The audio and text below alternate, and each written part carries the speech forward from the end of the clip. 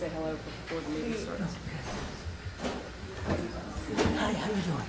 I'm fresh. Okay. I'll be on the agenda next month to be appointed to the Planning and Zoning Commission. Awesome. And I just want to introduce myself for the face too, because I won't be here for next month's meeting. So Okay. I'll make it here. Well, thank you. Yeah, that's awesome. Thank you for coming and introducing yourself to us. Very, very helpful. Yeah. Cool. Very good. Are you from Hammond? No, I'm from Metairie, but Okay. I moved up here about 6 years ago. Okay. And I've been working at Rezoning for Good. Very good. Michelle, I know Michelle Jr. pretty well. Yes, She's yes. hilarious. Yeah. Yeah, she's a funny lady. Hey, good to see you. Kept waiting forward to. Thank you for putting me up for this position. Thank you for being willing to do it. We're always like volunteers, right? Thank you. Thank you. Thank you guys. Thank you so much. Have a good one.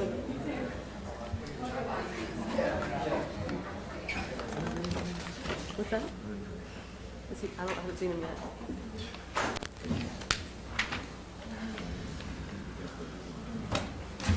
Yeah, we'll probably start the motion to. Yeah. That's what yeah, that's fine.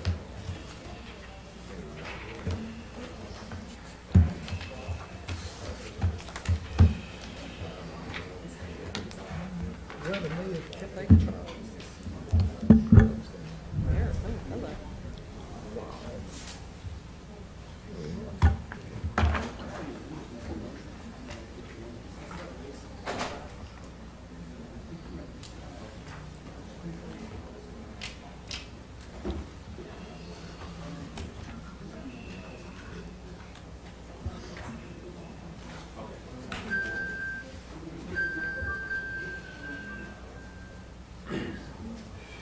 Hello.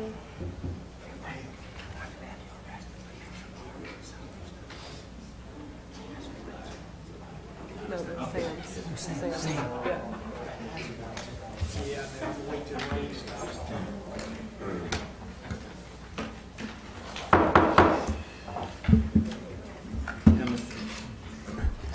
Hammond City Council public hearing agenda for this evening, June 22nd, 2020, 5:30 p.m. Roll call, please. 2021, I'm sorry. Roll call, please. Councilman Andrews. Present. Councilwoman Gonzalez. Present. Councilman Leon. Present. Councilman Wells. Present. And Councilman Booth. Present.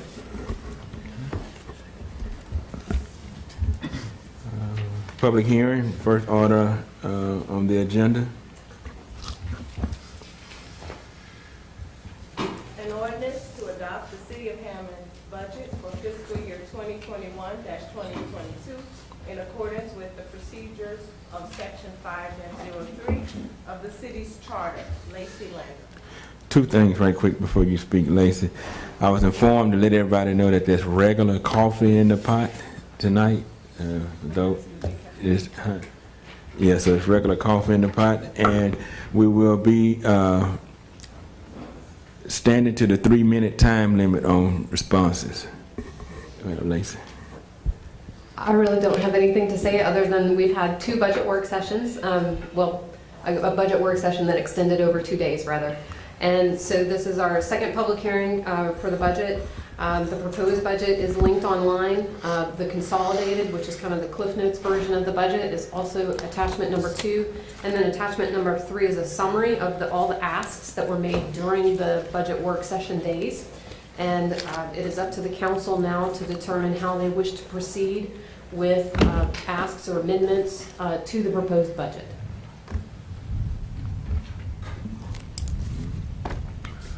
Okay.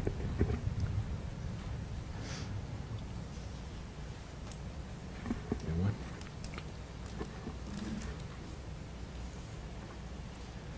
Anyone want to jump in?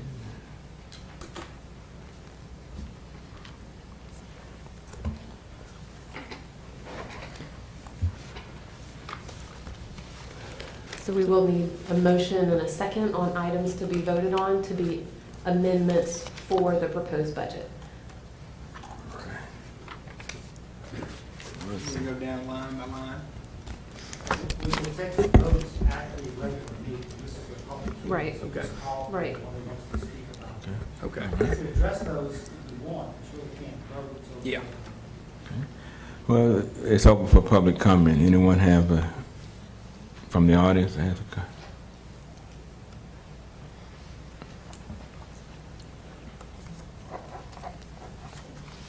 Good evening, council and Good evening. mayor.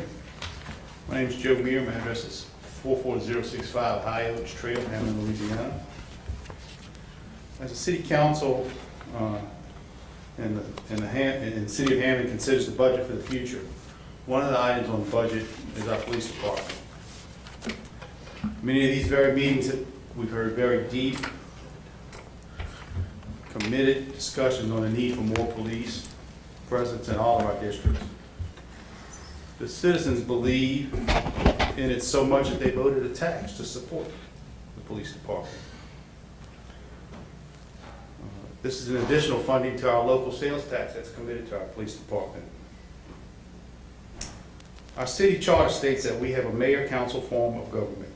It consists of an elected council that shall constitute the legislative branch of the government and an elected mayor who shall be the chief executive officer and the head of the executive branch. The council is the legislative body that creates the ordinances and proposes a budget for the city. The mayor shall be the chief executive officer of the city and shall exercise general executive and administrative authority over all the departments, offices and agencies of the city. Policy and administration are separate. All legislative and policy-making powers are vested in the city council. We're seeing a lot of cities talk about defunding and not funding our police departments properly. And now those same cities are turning around and doubling and tripling their budget back into our local law enforcement agencies because of the crime rates that are spiked in those neighborhoods and in those communities. So it's not just the communities, but the businesses are also pushing back because of what's happening to the businesses in those communities that are being looted, being destroyed, because there's not enough police protection and enough police presence in those communities. So I'm here tonight to ask you guys to be the council. Let our executive department be the executive branch of our government. Fund our departments and let our executive branch determine how those funds are applied to our employees and our police departments and such that's in our city. Because there's a lot of factors besides just money that goes into these decisions. Each employee has different tenure. Each employee has different experience. So it's not across the board, let's give everybody X amount of money. It's fund those departments and let our HR departments and our executive branch of our city government do the job that they're tasked to do, which is compensate the employees at a proper rate that they are qualified and deserving of.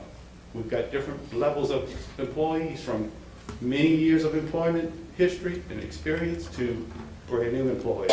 So I urge you guys, thank you guys for the work that you do. I know it's not easy, but I urge you to allow our executive branch to do their job and our legislative branch to do yours. Thank you. Thank you. Thank you. Is there anyone else?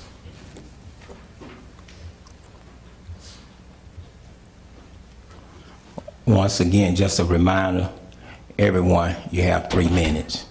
And I'm the timekeeper, so after your 3 minutes up, I will be letting you know. Thank you. Okay.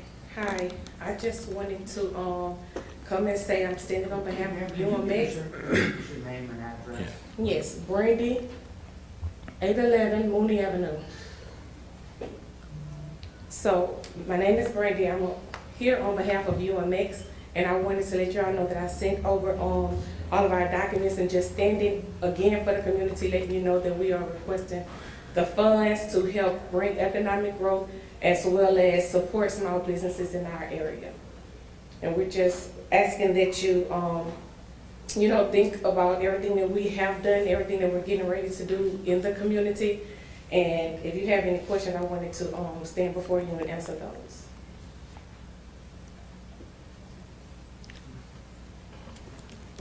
Thank you. Thank you for your time.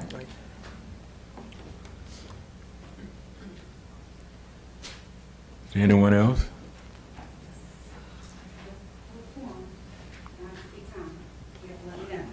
Okay. You ready? All right. All right, so it is about the money. Your name Carolyn and Carroll, 2208 Cherie Drive, Hammond, Louisiana. Thank you. All right. So cost is always a concern. Let's talk about cost for a second. The standard cost to hire, equip, and train a law enforcement officer from the time they submit their application until the time that they are on the road and ready is $100,000. This process can take up to 18 months. At HPD, that process takes 12 months. Once completed, it takes a law enforcement agency 3 to 5 years of service from that officer to recoup their initial investment of that hire. HPD is currently down 10 patrol officers. That's 10 patrol slots. So what does that mean for you and what does that mean for your budget? That means increased overtime costs to pay for shift coverage. It means decreased officer morale due to inability to take time off.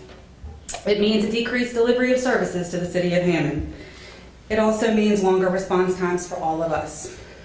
Each of you probably has an idea of the type of recruit that you would like Hammond PD to recruit for you to work for our city. The skill set you want, the temperament, the drive. The problem? The type of recruit that you want is the type of recruit that all cities want. These types of recruits are highly sought after by all law enforcement agencies. The competition for that type of talent is fierce, especially in this region. We're bleeding officers to those departments that are willing to pay more. Your unwillingness to support a raise last year is the reason that many officers have left HPD this year, because the salary is very nice in a very short distance. So as you all judge the type of law enforcement officer that you would like to hire, that officer that you are judging is also judging your agency and your city. That officer is also judging your support of that agency when they're deciding whether or not they want to apply here. Thus far, what do we, the city of Hammond, have to offer potential recruits that are judging us? Do you offer them a safe, reliable take-home unit? Because when I was here last June, those units were voted down. Do you offer them a competitive salary? You don't. Do you offer them a politically supportive environment? You don't. So how are you going to attract these recruits that you want? We want quality recruits. I think you do too. I think we all do, right? Okay. Well, we can do that. Our citizens would like to see us do that, and I think we have the money to do that, and we should have the political support and the political will to do that as well. So your job is to set aside your personal differences and support this department and their administration. We need a strategy to attract, hire, and retain quality candidates, and that strategy needs to be a competitive salary. It also needs to be resources in the way of units, equipment, computer programs, things that I can't believe we don't have, but apparently our department is under-resourced. Each of these officers would love to sell their department. Each of your Hammond police officers that work for you now would love to sell this department to other officers, to potential hires. Ma'am, your time is up. And I hope that we all want to sell our department too. Thank you. Thank you.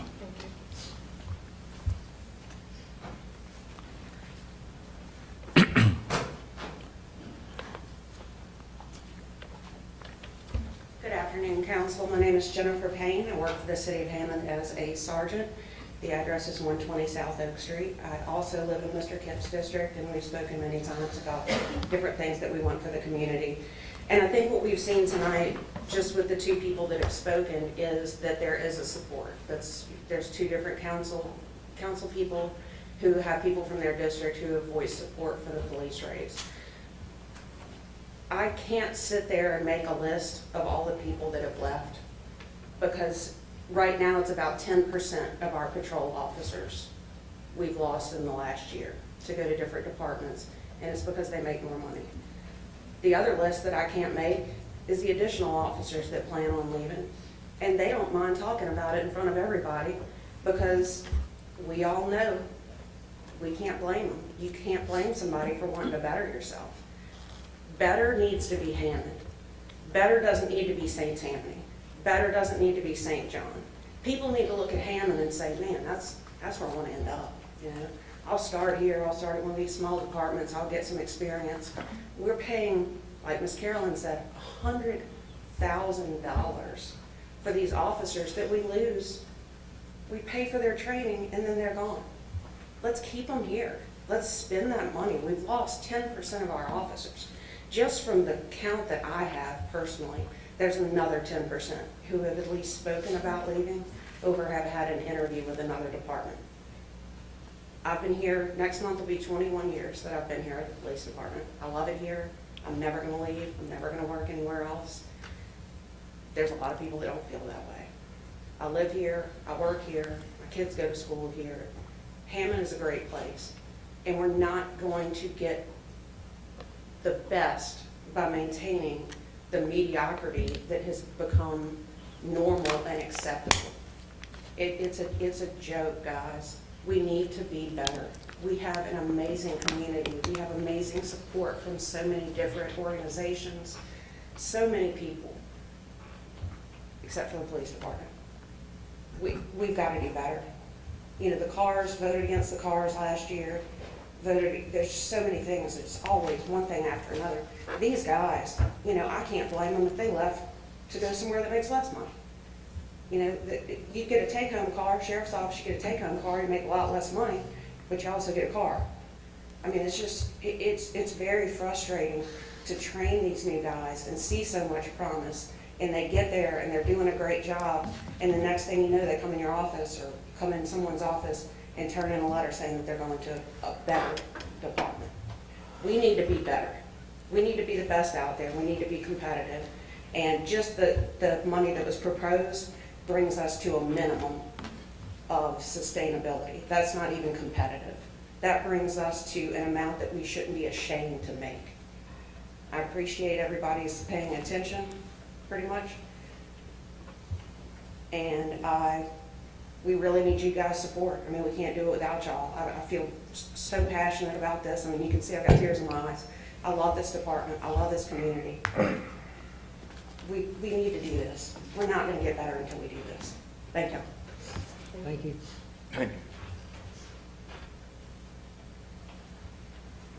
Is there anyone?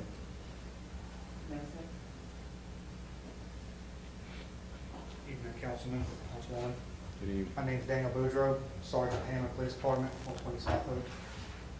I'm not going to need the full 3 minutes.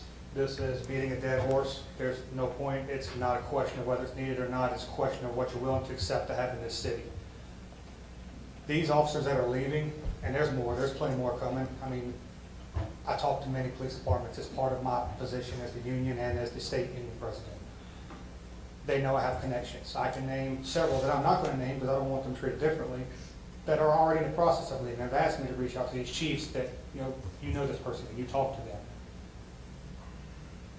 You have a problem now that people are leaving and are taking hundreds of thousands of dollars. We've lost 2 highly trained SWAT guys that have went to St. Tammany. And their reason is, I can't afford to live here anymore. If you follow the union page, if you start this job as a police officer, married with a child, you are eligible for food stamps through the state of Louisiana DCFS. That is insulting. That you can come here with a minimum family and expect food support or food stamps, the SNAP benefit card, to bridge the gap between the pay you receive to come out here and support this community. As Sergeant Payne said, I started here in 2002. I've been here just over 19 years. When I started, Lieutenant Angelo Monasteries, our assistant chief now, asked me that I plan on leaving because it's always been a running joke here that this is a stepping stone to a better department. Has always been. Because of our pay, we're always at the bottom. And I told them that I absolutely had no intention, at the time, state police. Everybody was worried about them going to state police. I had no desire to go to state police. Love them, but they're not police. This is police. They do a completely different job. I enjoy working in my community. I told them I would do my 33 years here, and I've said it my entire career, but I can tell you 25 is starting to look real good. These departments, not only is it the pay, it's the benefits. And I hear this sprouted every time, and the thinking has to stop. This, you make $100,000 a year mentality. We give you a take-home car, we pay your insurance. That is a standard minimum package. You cannot claim that a take-home unit is worth any amount of money If I do not have the option to park that car in that parking lot and drive a 92 Honda Civic back and forth here every day, and you pay me that difference, 99% of this department, we will gladly take whatever y'all propose it's worth to drive my personal vehicle back and forth here. This is not. That car is there so that when an emergency happens, Target, kidnappings, massive events, hurricanes, and that department calls and says, we need you now, I'm not driving 100 miles an hour in some raggedy car trying not to get in a wreck. I'm coming here in a departmentally approved vehicle to come and serve my citizens. Any department that has done defunding now, I'm sorry, apparently I'm going to use it 3 minutes. Defunding their departments are now refunding them. New York, Chicago, California. California's council just voted that misdemeanor theft is no longer a crime, it's decriminalized. CVS, Walgreens, some of the Walmarts, they have to shut their businesses down because they're just being raided. And that's what we're headed here. It's not that cars don't want to handle calls, they can't get to them. We don't have enough people. At the end of the day, take your emotion out of it. If you're mad at somebody, if you're mad at specific people, take that out. Look at the numbers. That's all you have to do. Make a rational decision based on numbers and facts. I mean, you can hate whoever afterwards. That's y'all's private business. Just look at the numbers. That's all I'm asking. Make a fair and impartial decision based on what's surrounding you. Sir, your time is up. Thank you, sir. Thank y'all. Thank you. I wanted to just say, so we're hearing about police pay raises.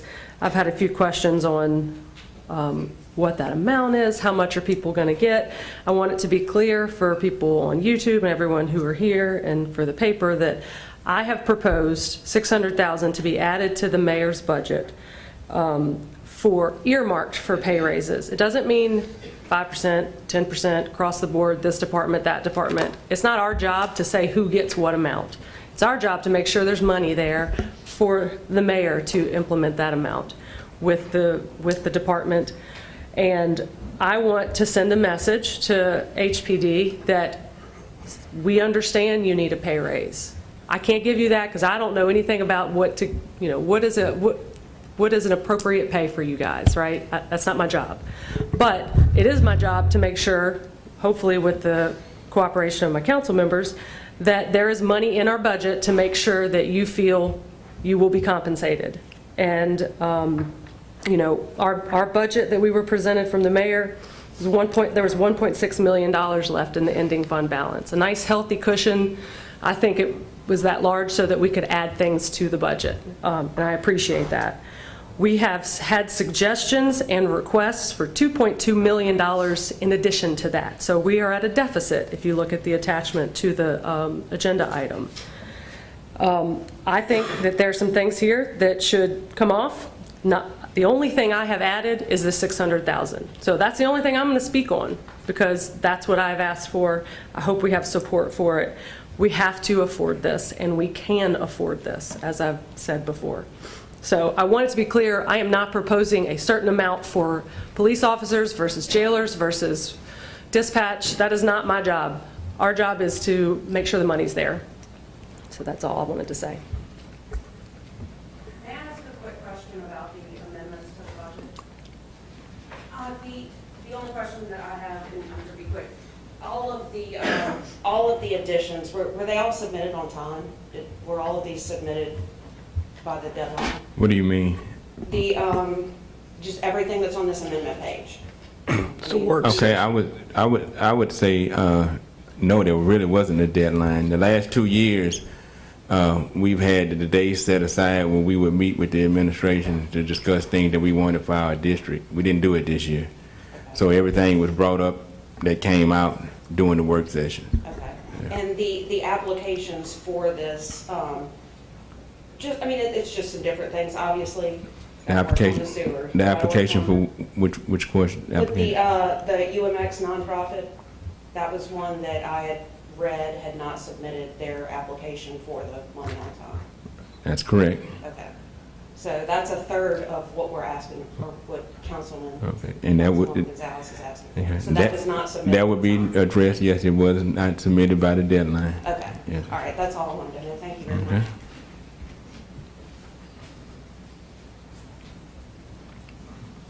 Anyone else? YouTube? Okay. All right.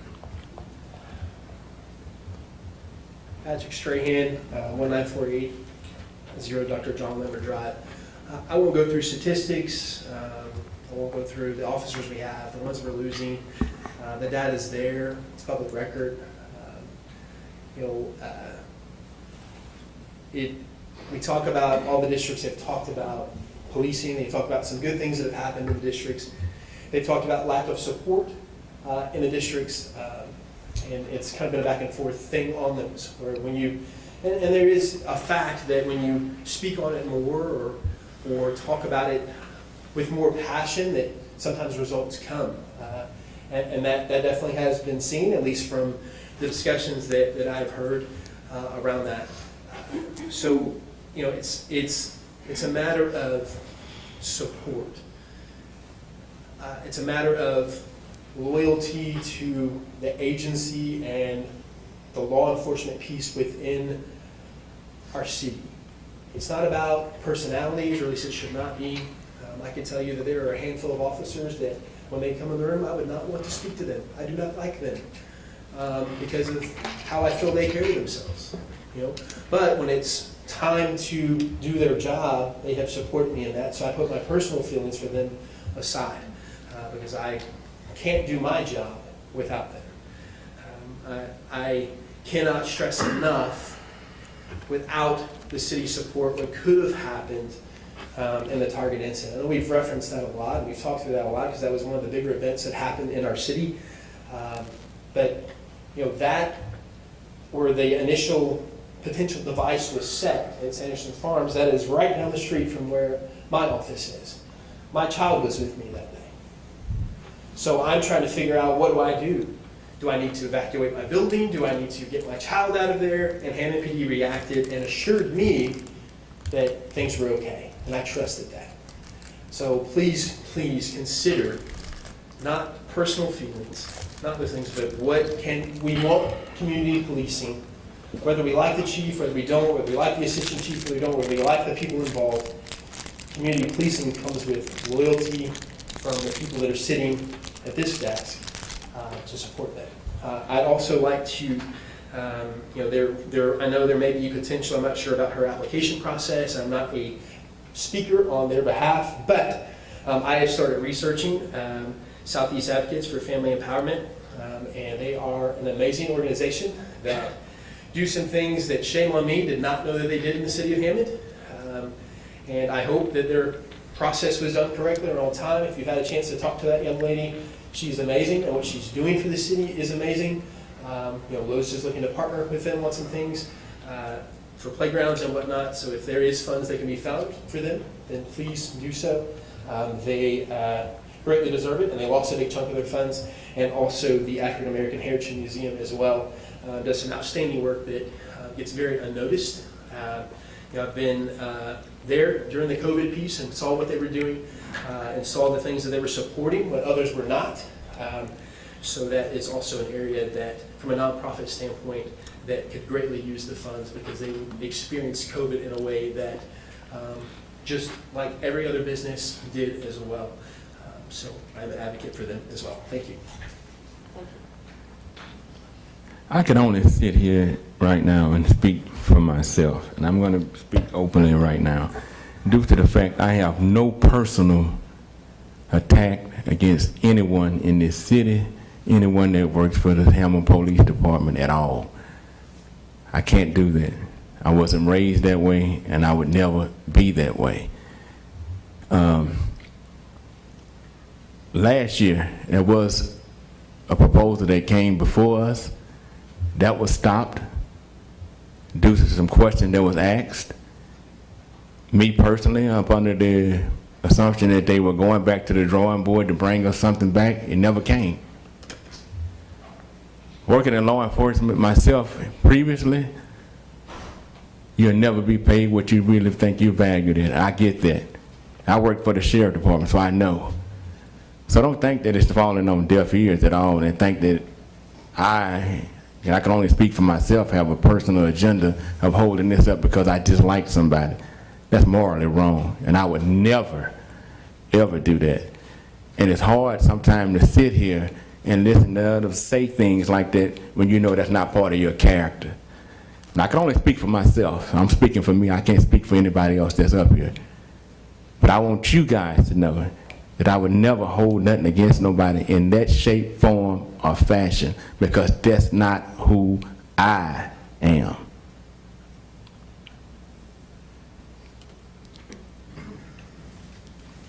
Anyone else, Illyria? I think that was well said, Kip. And that's the same here. I mean, there was all kind of rumors and lies made up about defunding and everything with the police department, just political agendas from whoever it may have been. That was never said.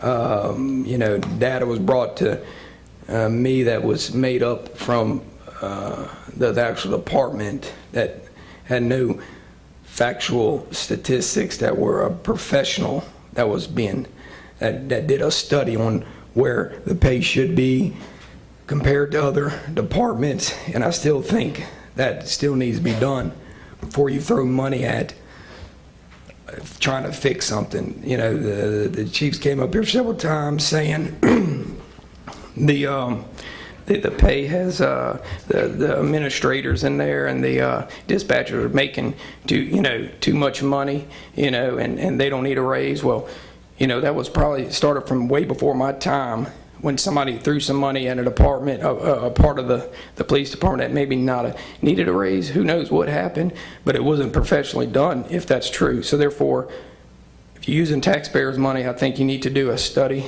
that's actually proven, somebody professionally, that evaluates competing police departments and see where we rate, and taking everything in consideration.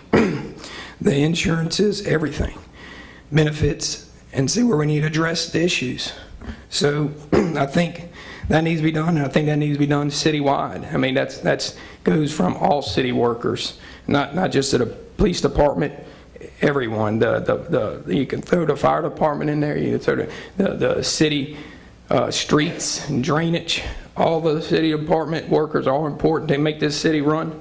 And there's been so many controversy statements made about this one not having the right job title in the department. This one's getting paid too less, and this one want more money. Well, you know what? Everybody wants more money. That's just the part of life we live in, and that's our life. Everybody wants to get paid more money, and that's fine. But let's get the accurate money and wages put on our employees as a whole, city employees, from the police department and from every other department. And the only way you do that is get a study. And that's what I'm for, to get a study done and then address issues, how they need to be addressed. And if they need to make, somebody may need to make more money, some may need a, be a rearranged job title. And I think, I'm not a professional in that, and I don't think anyone else is. So we need to hire someone that actually evaluates this and gets it right for here on out. So, yeah. Can I speak on that? I just wanted to provide to the council members. This is very informal. I'm not an expert, and we haven't hired an expert, but I have copies of the City of Alexandria's 2001 Police and Fire Survey, which lists the City of Hammond and where our base pay starts and how it's at the bottom of all of these semi-comparable. I will admit some of Alexandria and some of these other ones are a bit larger, but it's got some good information. There's also 2 articles, one for St. Tammany. They recently raised their pay. Slidell recently raised their pay, and the City of Covington all recently raised their pay. We're just talking base pay, not up the chain, base pay. And yes, other people have benefits. They have take-home vehicles, insurance, but we're talking about dollars that they can take home and pay their grocery bill or pay their child's tuition. So I'm all for a salary study if that's needed. I don't think we need to reinvent the wheel, since a lot of these other municipalities, parishes, and other governments have done this. And again, I'm not saying, hold on, I'm not saying what we need to give them, but I think this proves to us that we are low, and we need to send a message to HPD that we know we're low. We're going to give you more money. Bear with us. Let us give you more money. Do you know their process? Do you know their process? Do you know how they decided what to pay the raises out of the departments? Do you know what the city council did? What other Alexander, what the departments you're saying that increased rate? Do you know how they did? So that you can understand. Do you know how all the other cities handled No. The pay raises. Again, In I'm the not process that they giving- may have studied and took time If to you go actually to make the right decision. Alexandria, you and will do it. see that I'm trying to talk. You didn't let you talk. Well, you're asking me questions, so I'm just responding. asking. You're just showing me. Hold on. the You hold raises, up your but hand when don't- you're done you talking, don't know so the then I can process. speak. That's all I'm getting at. So it's a question. Do you want me to answer? Go ahead and answer now. Yeah. I'm saying that this is information for us to make a informed decision. Okay? I'm not saying it is the decision that is the answer to all of our questions, and I'm not saying how much we're giving anyone, but it is within the budget process, so hopefully officers don't leave us within the next fiscal year while we wait for 12 to 18 months for a salary study. It's not going to be 12 to 18 months. Are you a professional? You know how long they take? Well, I think when we're in a budget meeting, I'm not too sure if you were there, but mentally or not, but Lacey said it took about 5 to 6 months to get a study. No, she didn't. Yes, she did. No, not whenever you asked for insurance, take-home pay, 5 and or all the 6 other months. benefits. You that said it would be want. probably 5 to 6 I months. was paying It didn't attention. say to 12 months. I can promise you, you didn't say that over there. We have talked to several consultants, and it can vary anywhere from 9 to 12 months. I heard 5 to 6 months whenever you're in there. So, and then you also said the last study wasn't a good study, that we hired company, and so that we already discussed all that. But I'm one of 5. I'm stating my opinion. I think if you're going to go ahead and look at everything, not saying that the police department doesn't need a raise, but the city in general has departments that all are struggling and say they're not paid enough. So it's not just one department. So to fix it all at once, we need to address the entire city, all departments. And I think, see where the confusion come in at, the time frame from 5 to 6 months to 9 months to 1 year. That's why when we have these meetings, the budget, it need to be recorded. It need to be on YouTube where the public can know who said what. And that's one thing, and you hear me say all the time, I love the city council meetings, because one thing about it, anything that I say on this mic, 10 years from now, you can go back and see what I said. So, that's being said, that's one thing we need to take under consideration for now when we have these budget meetings, that it need to be where the public know about it, where the public can see it on YouTube, and everybody know who said what and why they said it. And where did the 600,000 come from? Was it with 500, We 700? could Did you look- just pull that number out? No, I explained it in the budget session. I'll explain it I again. never heard any explanation. You weren't paying attention. No. Or maybe you stepped out for some reason. But Maybe. the reason that I came up with that number, and then you can propose something different, it comes from the chart that we were given, which brings us to the minimum base salary that they need. We all understand and agree that that chart may be flawed and we might need to look at it. That amount was $423,000, and I'm not professional, but I just said, well, we got some other parts of the department that need money as well, so I just estimated 600. So again, we can negotiate that amount, but I think at the bare minimum, it should be 423,000. Chief? Ready for me? Yeah. Chief Evan Berger on Hammond Police Department. And I wasn't at all the budget meetings. Maybe the 5 to 6 months confusion was if it would have passed when we tried to get the salary survey done. If we recall, several months back, it came to the council to try to allocate the money so we could start that survey. This appears to be going down a road on what somebody believes we should be getting paid or somebody believes we shouldn't get paid. What we know is that the surrounding agencies are paying more. We know that we are losing people nonstop to surrounding agencies that are paying more. St. John, St. Tammany, Covington, Slidell, we can name them over and over again. I don't think that we need a survey to say that we're underpaid. I think everybody can understand that we are underpaid. $29,000 is what a starting officer makes. It's kind of crazy. It's kind of crazy to be able to support a family on that. $29,000. Let's compare it to the neighboring agencies that we're losing people to, and we're obviously behind.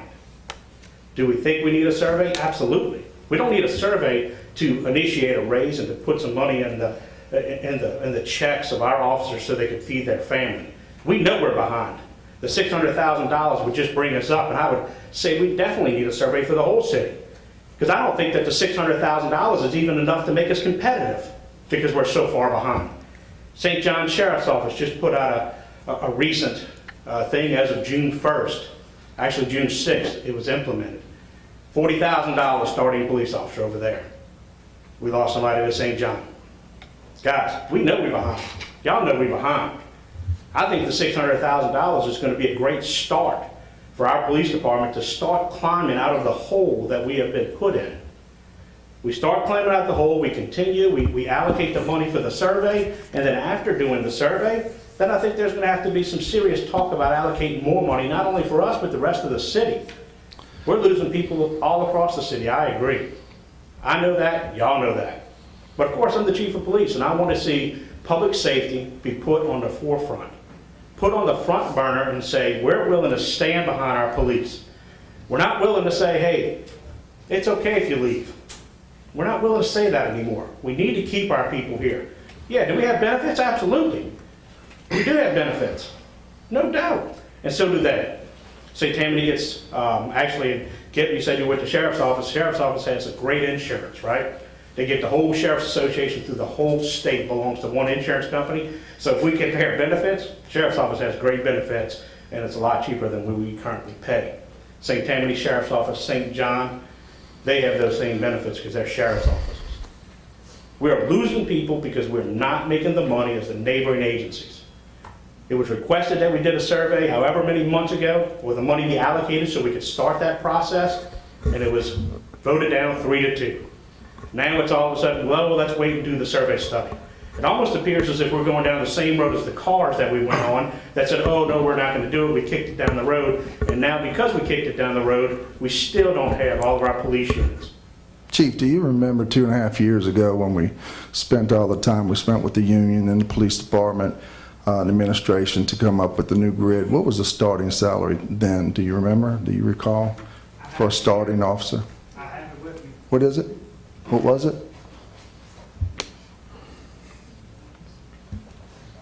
I'll find it in here, but $29,331. this was the original survey that was done, and the one that y'all are referencing is the one that I spent 3 days calling every agency in this department that would answer my phone call and asked them the simple question of how much do you start when you start here? And that was what was presented. Nothing else other than here's 47 agencies and their starting salaries. That's what was presented last time that was denied, before we fell another $6,000 a year behind that. We have benefits, we get benefits. Benefits doesn't buy diapers, doesn't buy baby food, doesn't buy dinner. There's no question we're behind. Please do what y'all can to stop the bleeding of the losing employees. We've got to send a message that we want to keep our employees and we value our employees. Not, oh, we'll look at it down the road again. Thank y'all. Chief, Yes, sir. how you doing? Great, you? Fine. I guess I'm gonna say a year ago, 2 years ago, you came to me and we talked about a raise. To be exact, we're gonna say it what it is. My wife and I, we even came to the police department and met with you about a raise for the police. Mm-hmm. And if you can recall, this is what I sat there and said. I have no problem giving the police department a raise. And I told you this here. We just can't get a police department a raise. You didn't want the dispatchers to get a raise. You didn't want the jailers to get a raise.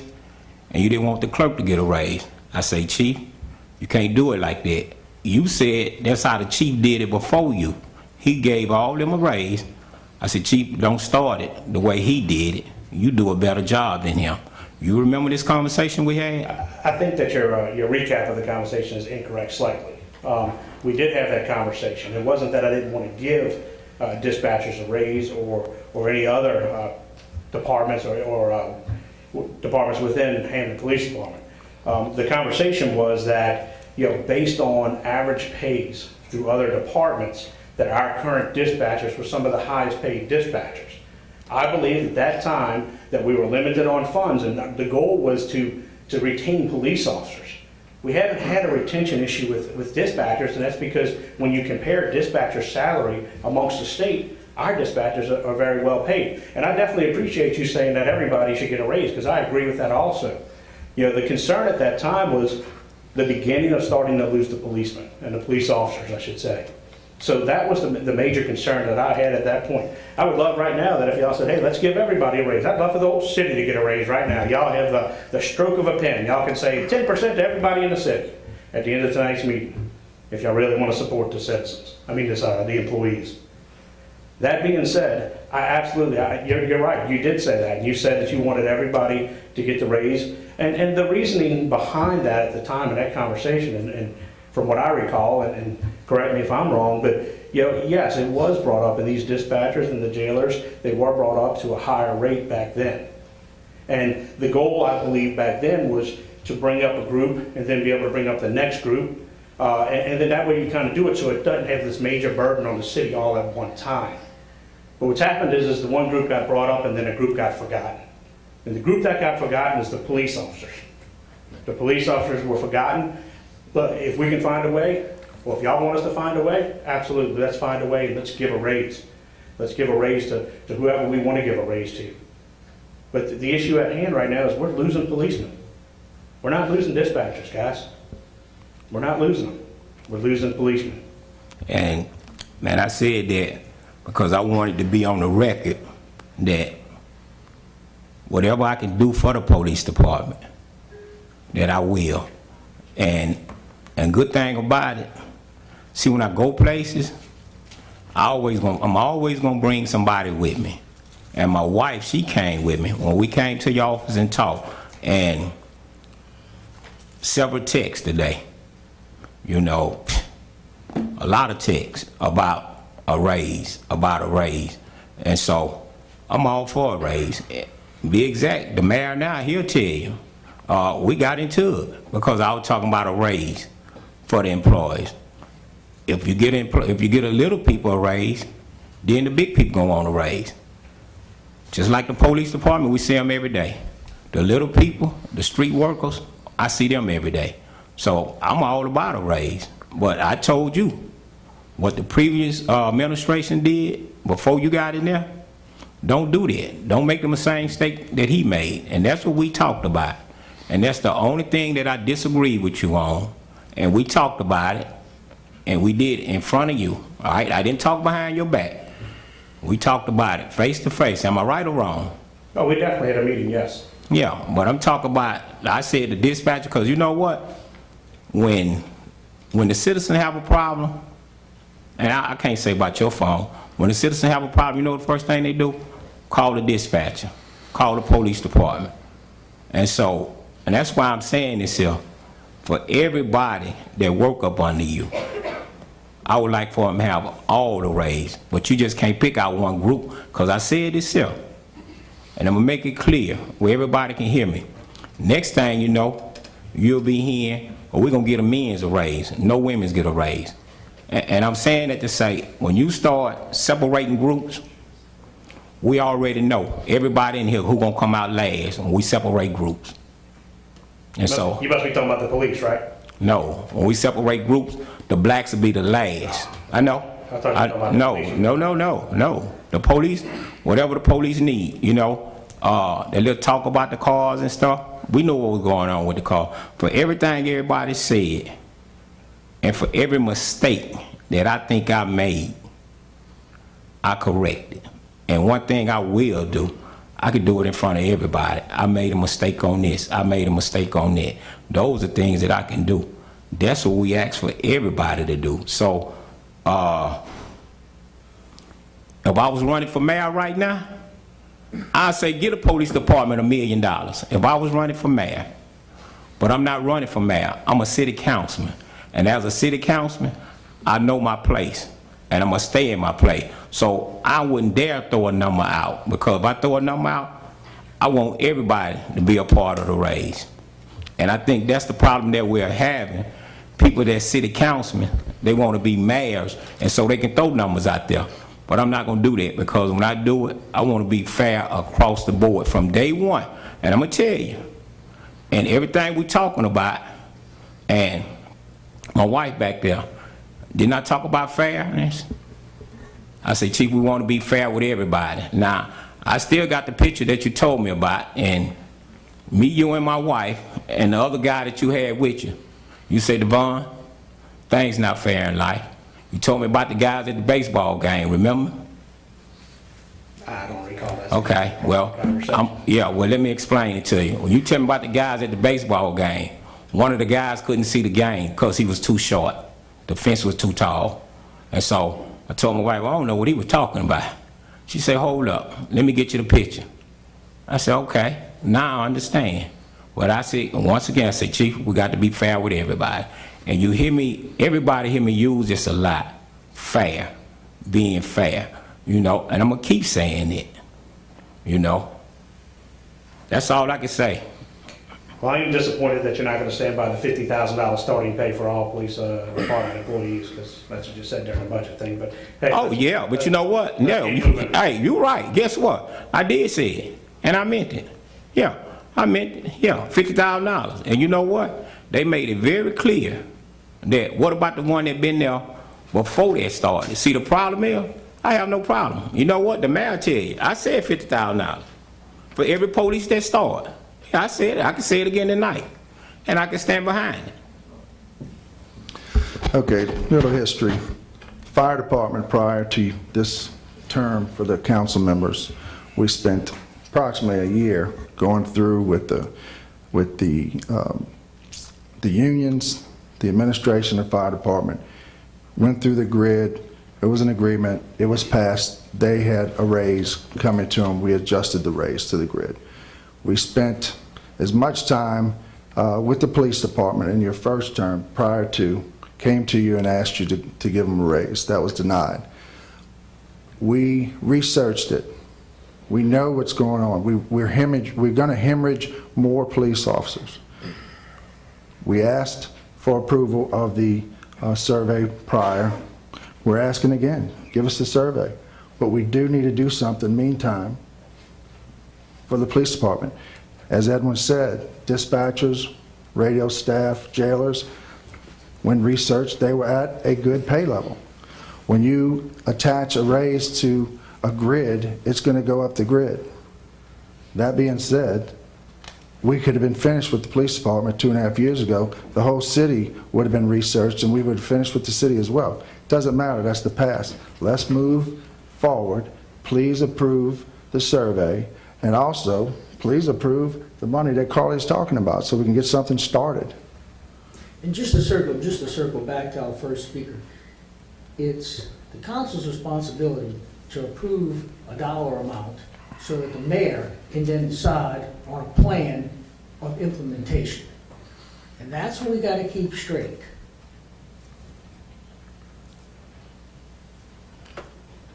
So, I wasn't going to say nothing, but I'm going to say this here. The reason the police didn't get the raise, Steve, that was because of you.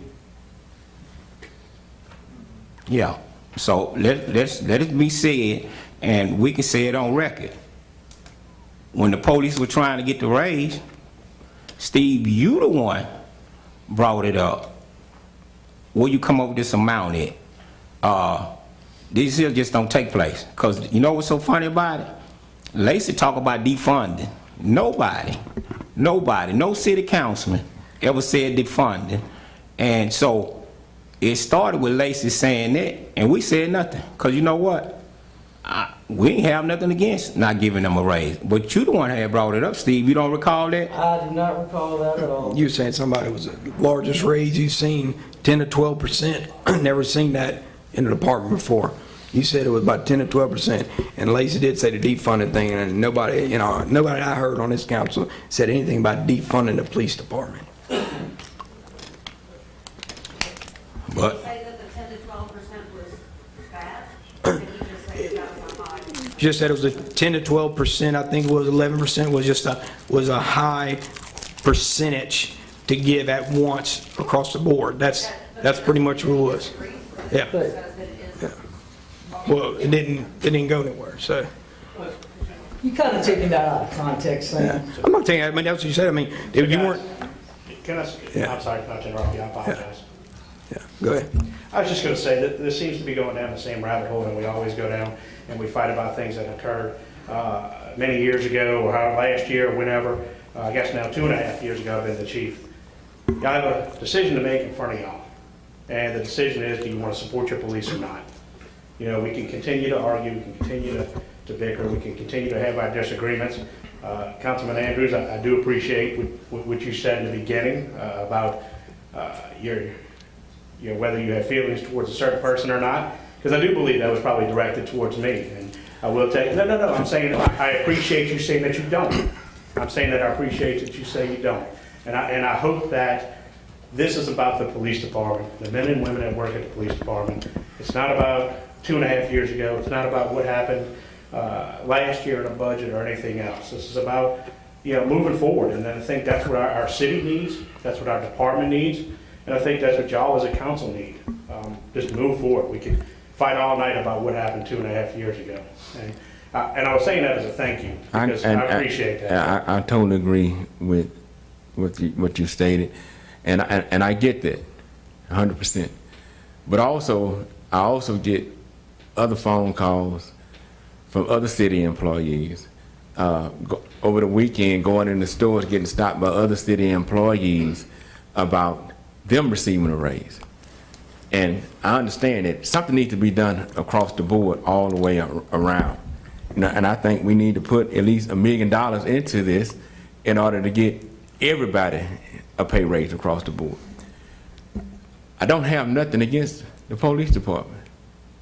This police department been associated with my family since the 1960s. So I look at it differently than anybody else that's probably sitting up here. So, and I understand 100%. And just like you said, I'm not trying to go down a rabbit hole. I don't want to go down a rabbit hole. I don't want to go in a circle. But to set the record clear that when it came before us before, and it didn't go anywhere, as I stated, I'm under the impression of why it got stopped then was because some questions was raised, and it was stopped. And I'm under the impression that they're going back to the drawing board. I even said this in the budget work session. This is what I was up under the impression of. So I understand it. I understand officers are leaving due to pay. I've even talked to some officers that said that they left because they didn't want to work up under your leadership. This is what was told to me. So I'm not going to sit there and say that everybody's leaving behind pay or they leaving behind that. I can understand that totally. A person should be paid what they feel that they're worth. I got that. And I think that we should do something about that. But we got to be fair across the board by trying to address everybody. I don't want to leave anybody out. And I know that we're dealing with the police department right now. I don't want to see the city fall down or fall behind on anything. I can only speak for myself from sitting up here.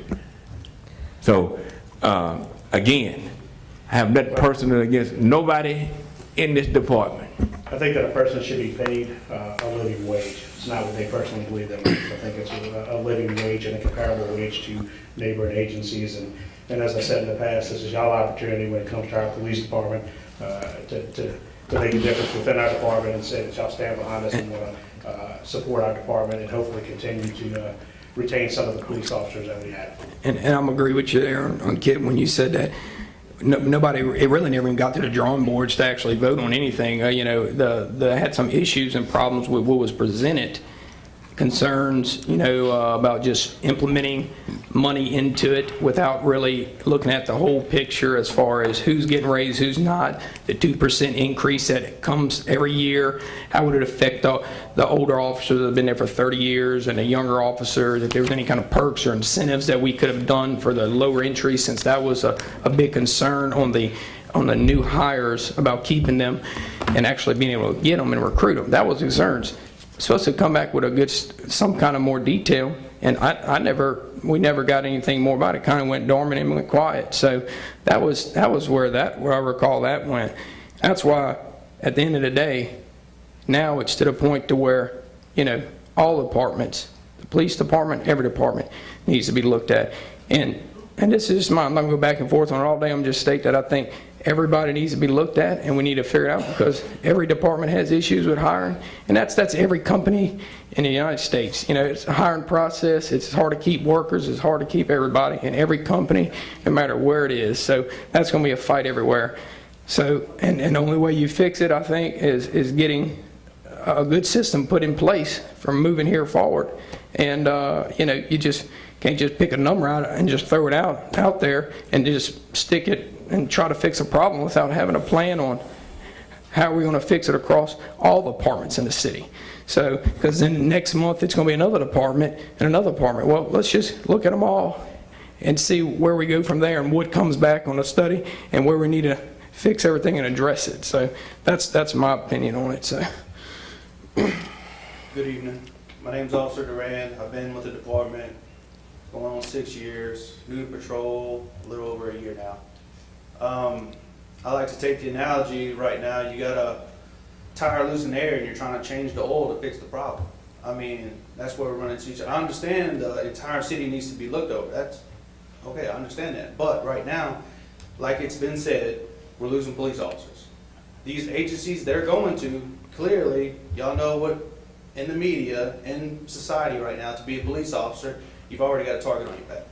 So these older guys who have been with those other departments are leaving because of this. So they have openings, they're taking our seasoned officers. So let's take it back to target. Had we had to issue a target and all new officers, do you really think it would have been dealt with as good as it was dealt with? That's all I'm saying. So that's just my opinion on the issue. Sir, ask you a question. Yes, sir. Sir, ask you a question. How many officers that Hammond have that are bomb officers? How many officers are Yeah, deal with bombs only. None of our officers deal with bombs, and the fact that our officers were out there trying to handle this situation and dealt with it the way we did should speak to that we would sacrifice ourselves for the city with no training in that area. But the fact that, hey, we need to evacuate these people, get them to safety, even though none of us here have any training in bombs. You understand what I'm saying? Yeah. No, because I keep hearing the word target, and I know target was a bomb threat, but I just wanted to know how many officers the city of Hammond have that actually know what to do when it comes to bombs. Yeah. Cut your radio off. Cut anything off that can get off a radio signal to prevent the bomb from going off. I mean, that's basically what we did. I was there targeting myself. I had to cut off my radio, cut off everything I had, and we ran in and cleared this building to ensure nobody else was in there. No victims, no more offenders, if you want to call them. I mean, I was there with it. Was I trained to deal with bombs? No, but I was there because that's what I took this oath here to protect the city, and that's what we did. All right, thank you, sir. Harold 2208 Cherie Drive. You don't have to answer. The responsibility of whether or not you were trained to deal with a bomb is not upon you, sir. It is upon your city council because your department is starved for resources. The money for that training is not there. It is really sad that Hammond, my hometown, is now being used as an example in research on law enforcement training of a suburban city whose local political leaders are starving them of training resources. That is embarrassing. What I do want to say, though, is I want to answer your question regarding communications and patrol. As a nationally certified emergency communications instructor, I can assure you that you're comparing apples and oranges. You cannot say that just because patrol is getting a raise, communication must get one as well. The base average salary for communications is lower on average nationally than it is for patrol. And so my question to you is, why do you see what Carly is offering you as throwing out a random number? Because the problem that I see is you have a fire that needs to be put out. She is attempting to put out the fire. Then yes, we can get the pay study done. I remember when Dr. Landrum stood here and I quote said, "I implore you to pass this study," and you did not. So here we are. We all want the study as well, but Carly is attempting to put out the fire. You cannot build the house all at once. It has to be built a brick at a time. So you cannot give everyone a raise all at once. That isn't realistic. No one's asking you to do that because how would anybody do that? But you do have a problem that needs a Band-Aid right now, and Carly's trying to give us one. So this whole dispatch needs something, patrol needs something, I'm here to tell you as someone who's worked in communications, the average salary for communications is not what it is for patrol. Certainly, if they would like a raise, they deserve one. The city of Hammond does deserve to pay, I mean, the employees deserve more. But you take that a piece at a time. You don't say, well, I can't build a whole house tomorrow, so I'm just not gonna build it. That's not how this works, okay? And so I just want to say, with my expertise and my knowledge as a certified instructor in emergency communications, we all know in that field that that base salary is on average lower than it is for patrol. Also just say that if we wanted to give everyone a raise, we have 1.6 million in this budget. If we add all of this stuff, we don't have any money to give anyone a raise in this fiscal year. So that's kind of the point of putting money aside, is we're showing, like, yeah, we want all these projects and we want to fund these different requests, but we also see that we got to have some money set aside so that at the end of this fiscal year, or in the middle of this fiscal year, somebody's going to get a raise and hopefully they won't leave. So if your goal is to give everyone a raise, and hopefully within this fiscal year, cut out all of this, every single thing. Leave $1.6 million at the end of the budget. And it's, excuse me, it's funny how you can say that, and I don't blame you. You can't. want that. No. Now, we're not gonna do this. It's funny how you can say that when the canal that you had done at the end of the fiscal year, $300-some thousand. Hold up. The sidewalks, so if you really look at it, almost $1 million and some dollars went in your district. And I'm yet, and just asked for a capital request in District 3. What have we completed? Capital request, what have we completed in District 3? Didn't get nothing. Nothing that was filled in District 3. And I'm saying that to say this here. I can see why wasn't nothing on here for you this year. See, I didn't know why at first, but I can see why. This is the first time I asked about a sidewalk and what they try to do. The city tried to give me a half a sidewalk. And see, I'm not gonna go back and forth with nobody on nothing, you know, because the good part about it, guess what? I do have a voice, and I am a voter. So I don't have to sit here and fuss and argue with nobody and go try to prove a point. One thing about it, I'm gonna say it again, I believe in being fair, and I'm gonna be fair. Thank you. No problem. I think your 3 minutes, we're almost up there. Okay. All right. So you said you wanted to avoid a rabbit hole and grind it to a halt. I think that's failed miserably, because from what I can see is everything but the kitchen sink is being thrown into Ms. Gonzalez's proposal. State your name, Thad. Oh, I'm sorry. Thad Gatier with the Hammond Police Department, 120 South Oak Street. I have a question for you, Devon. No, sir. Well, I'll just speak it. No, hold up. Real stuff. Go ahead. Officer, I'm always gonna give you respect. I'm sorry. Question for you, Councilman Wells. Thank you. Appreciate that. You talked about giving a raise to everybody. You mentioned the street workers, right? The city workers, everybody across the board. I'm wondering if you know or not whether those street workers are competitive with other city street workers or not at this point in time. I don't think we do. We've brought facts about how far behind we are being competitive to other agencies, right? But we're going to throw some pie in the sky up about, oh, this one needs a raise and this one needs a raise. You have no idea where those workers land in other communities as far as if they're competitive or not. Then I have another question for you, Councilman DiVittorio. You seem to be wrapped around the axle about this salary survey. The last time it was presented, you did not vote for it. So I'm assuming, because you're this upset about it, you will be voting yes for it this time. Is that probably correct? I'm for the salary study for the department, for all city, for the whole city, all departments. And the reason why, you got a lot of departments out there, open light. We're the councilmen up here, and we have to hear the voice of all the people of the city. So when that happens, You're a lot of just attention, like we are. a lot of attention gets brought to different areas of the city. Absolutely it does. Your job is to run the city. To I just fix, to asked try to help yes or no fix a if problem. Yeah, You that's talked about this survey, and it seems to be a good priority for Yeah. you. So I'm assuming that we can assume that when it's reintroduced, you'll absolutely vote yes for this. Yeah, I'm glad you were listening. You got it right on the head. Thank you. I mean, just hit it on the head. Thank you.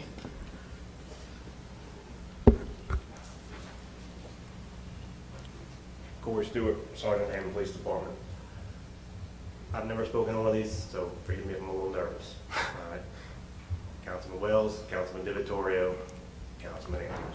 There was a survey done, a survey up for a vote. You three tabled it. You were the three that voted to table it, right?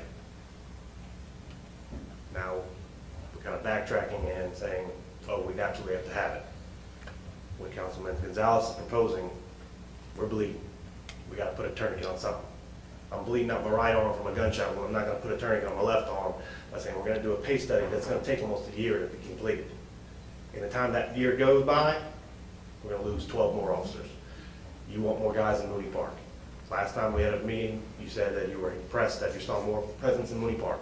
Am I correct? Yes. Okay.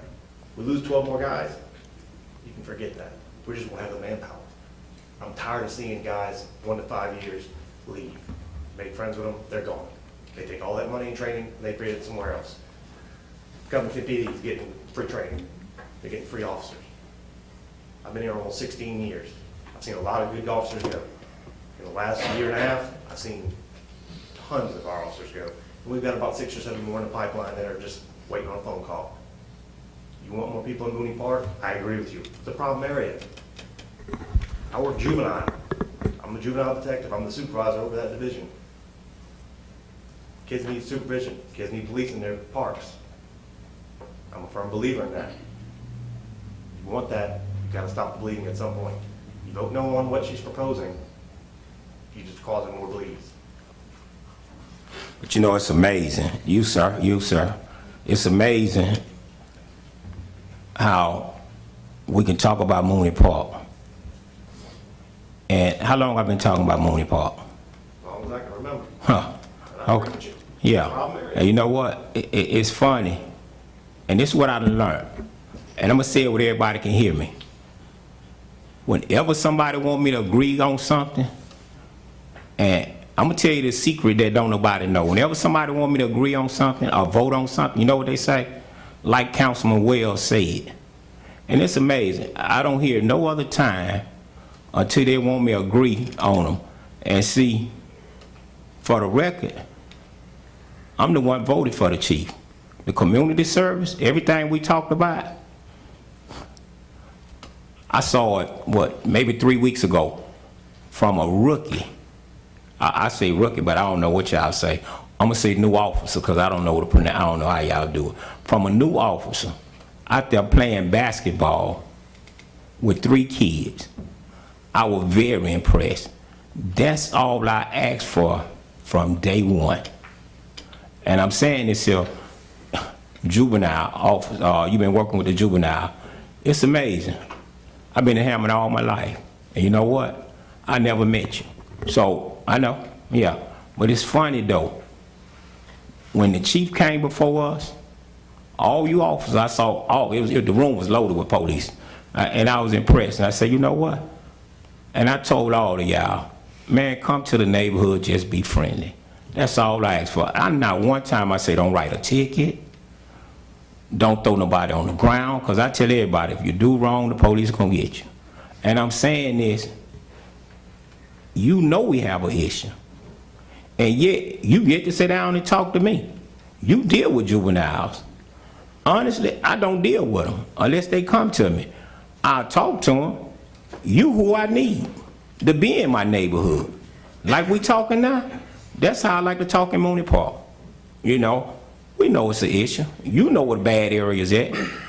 It's funny, you know where the bad areas at in Hammond, but don't nobody else know where the bad area. That's all I ask for. But We all know where the bad areas are. Trust me, we all know where the bad areas are, and we patrol them the best we can. yeah, We do it a neighborhood initiative, where we call it Safe Neighborhood. We patrol all the bad areas. We patrol every bad area in every district. 2 hours a day, every day. Detectives, we do that all the time. And response time is less than 2 minutes. Correct. We know that already. But here's the thing, and I'll say this to all of y'all, we keep losing people, it's gonna be hard. It's gonna be very hard, and I'm tired of seeing people leave. Councilman Andrews, you know that better than anybody. You were one of us. I know you understand that, okay? All we're doing is asking you to stop the bleeding for now. The pay survey definitely needs to be done. Why it was tabled the last time, I don't know.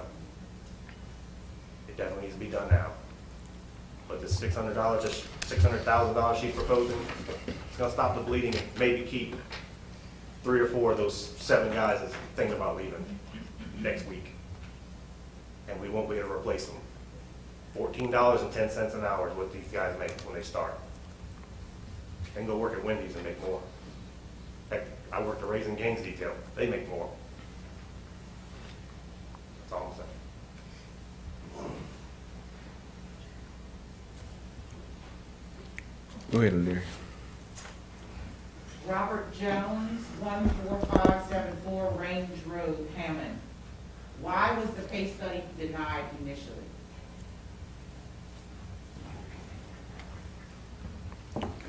Why was it tabled? Because I think it was $100,000 was set to the side for it.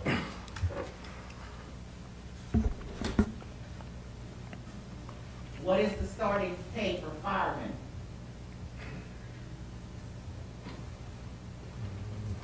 What is that?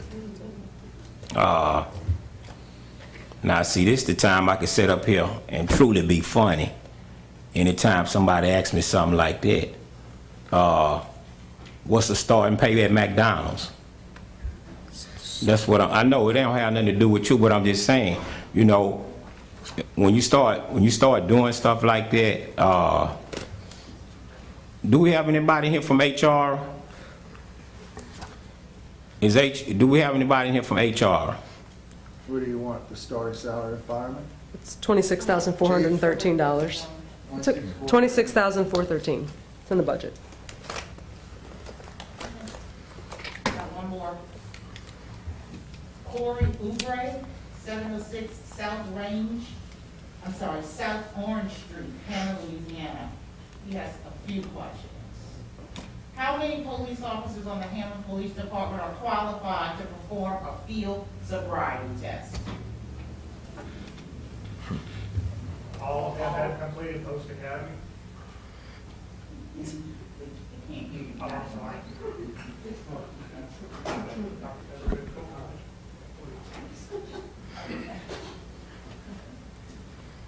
Offhand, I wouldn't be able to give you an exact number. It depends on where they attended the police academy and where they received certification, or what academy they actually went to, and if they received the recertification or retraining during the COVID time, which put a lot of training behind. Got another police question? Roughly speaking. I couldn't even go like to give a number. G, same constituent, Corey Oubre. Is it okay for traffic police officers to hang out at packaged liquor stores and restaurants an hour before their shift is over? I mean, is it okay for my officers to be at a business? Yes, it's okay for my officers to be at businesses. Okay, Corey Oubre again. Why can't we get the third-party study and be able to see the pay deficiencies in all departments? Then let the facts show and work together to fix the problem at hand. Let's stop the arguments. That's it. Tell them I agree.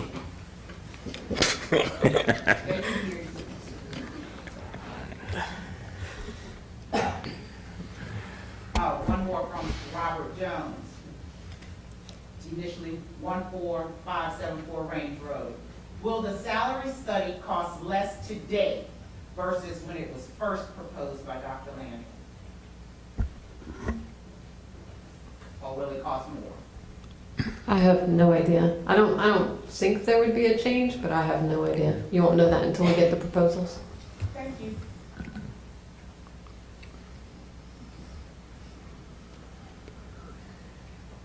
Victoria, 1 Marburg Circle, Hammond, Louisiana.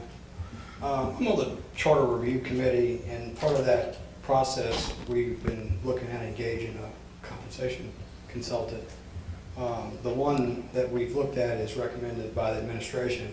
Reading their report, it says, Plaquemine City Government. The City of Plaquemine engaged SSA to conduct the city's first ever compensation and benefit review. The study provided data for the creation of over 100 job descriptions via a job analyst questionnaire, a detailed market analysis, and structure to put recommendation into place. The project was completed within 4 months of the start date. Just to give y'all some perspective on it. So what you saying, it ain't gonna take a year? Well, no, I'm not saying that. I'm saying SSA, the consultant that does this, said that they completed the one for Plaquemine City Government in 4 months. Thank you. That's what I'm getting at, is the playing the games with words every time, and then the public only hears one thing, and they twist the words. You know, it was 12 months, and then in a minute it's going to be 2 years, whatever it is to get whatever, you know, agenda that they have at the time. That's what's going on here. It's the lies and the little silly games that are playing with all the words. You know, it's just a shame, you know. It won't be 2 years. And I did talk to SSA, and they're the ones who said that it can range anywhere from 8 to 12 months. The difference is that we have 3 different systems that they would be studying. One is our police department civil service system, one is our fire department grid civil service system, and one is the unified, the rest of the employees. It's 3 different systems. It also depends on how much you involve in the study, in terms of there has been the request many times to discuss all of the different benefits, whether that involves holidays, whether that involves take-home vehicles. It's an entire menu of options, and the more complex the study, the longer it will take. Plaquemine's is a less complex system, that's why it took less time. When we're talking about our overall timeline, we're talking about time, probably 20 to 30 days to get proposals in from the different places. We're talking about bringing it to the council for approval of the contract. We're talking about the study. We're then talking about implementation, which would be another council decision to change the budget in that fashion. So it is a long time period. It will not be finished in 4 months. And then another thing is, you know, the last one was done was $25,000. Well, now we're budgeting $100,000. So, you know, those are the things that, you know, we hear, and we're trying, you know, I mean, if it was $25,000, I don't even know why we're budgeting $100,000. I mean, $50,000 should have covered it. But, you know, those are the things there. And I mean, we should have them all in line. We've been talking about pay deficiencies for a while now. So you should pretty much have everything pretty much together for the next meeting to roll with, you know, having companies submit proposals. Shouldn't take that long. It won't take long to put the RFP out because the RFP is already ready. Yeah, exactly. What we're waiting on is the council to authorize the funding. Yep. That'll work. Washington, 100 Snowball Street, Hammond, Louisiana. Y'all talking about surveys and proposals and all of this. Having someone to do a almost 12-month study, it shouldn't take but 2 weeks to a month to call all the departments and find out what they're paying these people, call these other people and find out what they're paying these people, and then just give everybody a raise. I mean, this is crazy. This is crazy. This is really crazy. And no police that's putting their life on the line need to be making $14 an hour. So y'all need to get together. This is foolishness.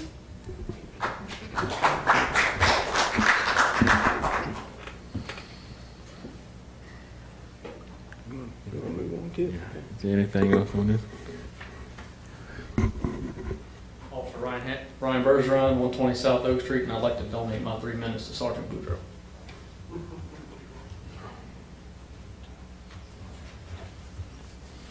Hold up, Sergeant.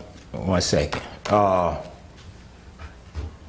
If I sit here and keep letting people speak, and if you notice, I done let several people speak before because I didn't want to be rude, but now I'm giving you 6 minutes. And I'm saying this here because somebody else give you 3 minutes, somebody else give you 3 minutes. So we're not gonna keep doing this here. If you spoke before, I'm not gonna let nobody else speak, you know. And I don't wanna be rude, but we can stay here and keep letting everybody speak all night. And I don't have no problem with it, because they'll tell you, the council meeting can last 6 hours, it can last 9 hours, because I'm never in a rush for nothing. So I just want to let that be known. Thank you, sir. Respectfully, I think that that's Kip's decision, just saying, as the president. Kip, the president said I was the timekeeper.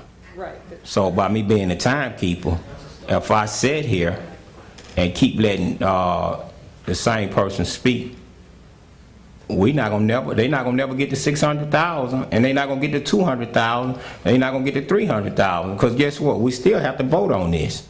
Agreed.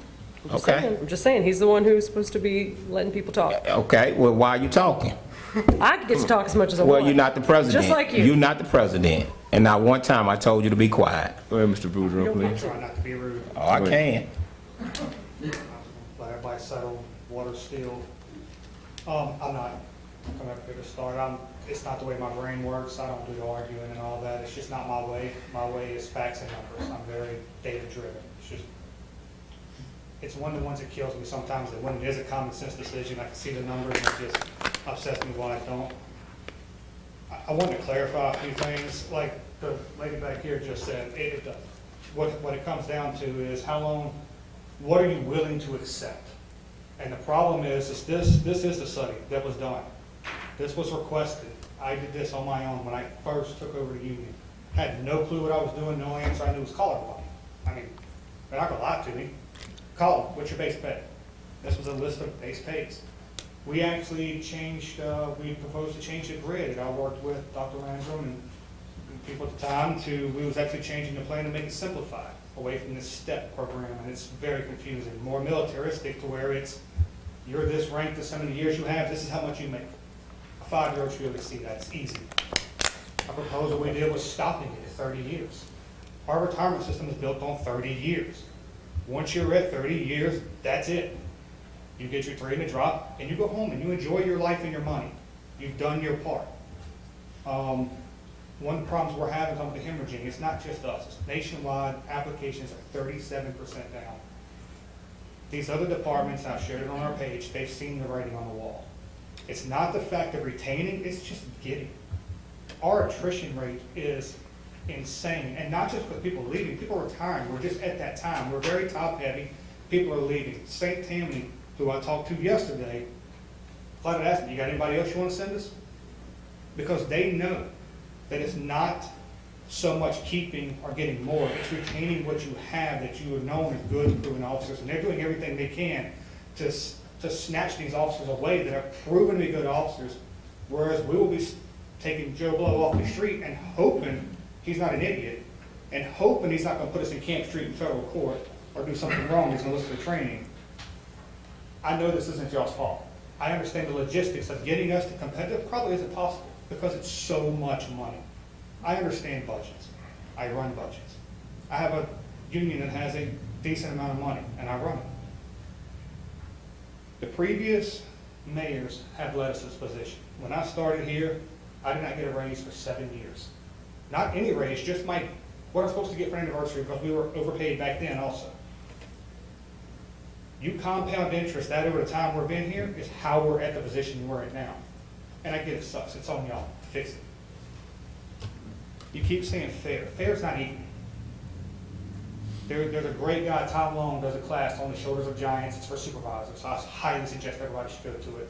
And his saying in it is, fair is not equal. What's fair for me is not fair for you. Just like, I don't remember the picture, I vaguely remember, I know what you're talking about, Councilman Wells, and it is a very good analogy. I know we keep throwing around defunding. I know everybody, several up here don't like, because I put it on our page. Not funding is the same as defunding. It's a play on words. Just because you're not taking it away and not giving, it's the same thing. I don't take starving people's food, if I don't give it to them, they're still in the same boat, aren't they? The study was stopped. We've covered that, beat that to dead horse. I actually had a writ of mandamus prepared, but we stopped that, hoping we'll get somewhere here. Personally, I believe that asking for the study to be done is a tactic to delay it. I think it's a tactic for this council to delay it past the point of the budget so that it is kicked down the road to January, which is the next, if I'm correct, The next time it's available to be brought up to a budget hearing would be in January to midway point. Because if we're missing this one, can't really bring it up in the middle of the summer. Response time is 2 minutes. It's only going to go up.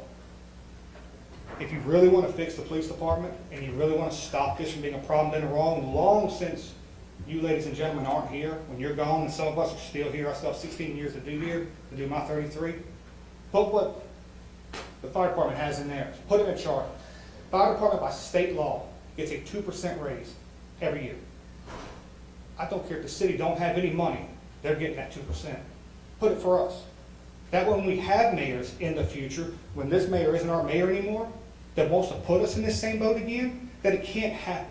That we can't have a raise or a guaranteed cost of benefit analysis given to us and then taken away because we're overpaid. And now, y'all are smart people. You know how compound interest works. 8 years down the road, all these other departments kept theirs. They're 32, 34, 36,000 starting. We're, in all honesty, roughly about 20% once you do the compound interest from the time that mayor left till now is roughly about that. It equals out. These guys starting now, Ryan Bergeron, when he retires from here, will make significantly more money in his retirement than I will, whether he gets a raise or not, because he won't miss all that compound interest that the rest of us that started here will. These are simple solutions. I am more than willing, have always been more than willing to talk to anybody. I'm not going to argue with you. I'm not going to scream. I will back and forth all day with you. I love to debate. It's in my nature. But I will do it with facts, numbers, and sheets, not feelings, not what everybody wants. Thank you. Any questions before I leave? Thank you for listening. Oh, sorry. I don't know if you moved your mic, sir. Oh, no. Oh, thank you.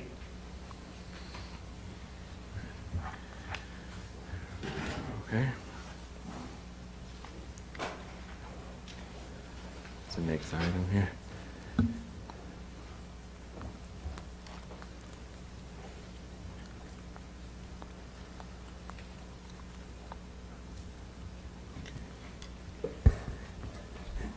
Anything else on this?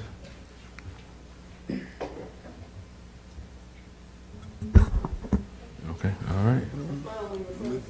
Anything to say about any of the other asks? Okay.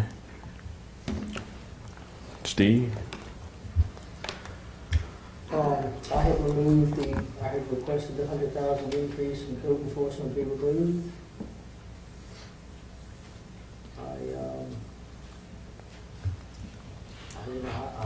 I can't speak for everybody, but I believe that last time we met, as it related to the nonprofits, we took out those that did not apply in time. And I guess at some point, as we get to vote, we'll go through these item by item. Steve, what number that was, please? What number did you say? Number 19, the building, 100,000 increase in code enforcement, I had asked that to be removed. Okay.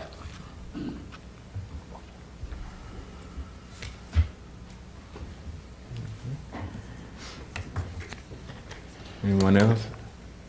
Can you remind everyone to speak directly into the mic clearly? Okay.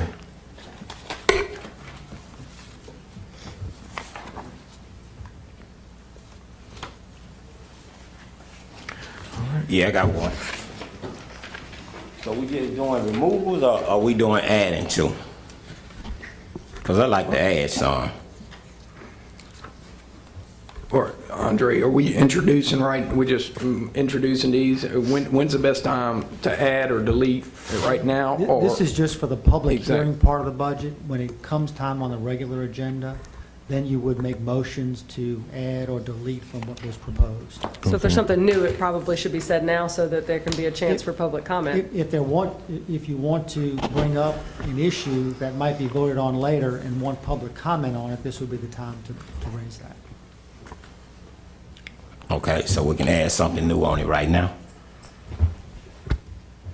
Yes, sir, you can discuss anything related to the budget. Okay. The canal on Coleman in Florida. I'd like to add that to the budget. $150,000 to that. The canal on Natchez and Skinner, I would like to add that to the budget, $100,000 on that one.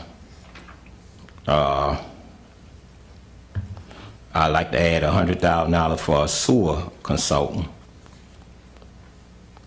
on the budget.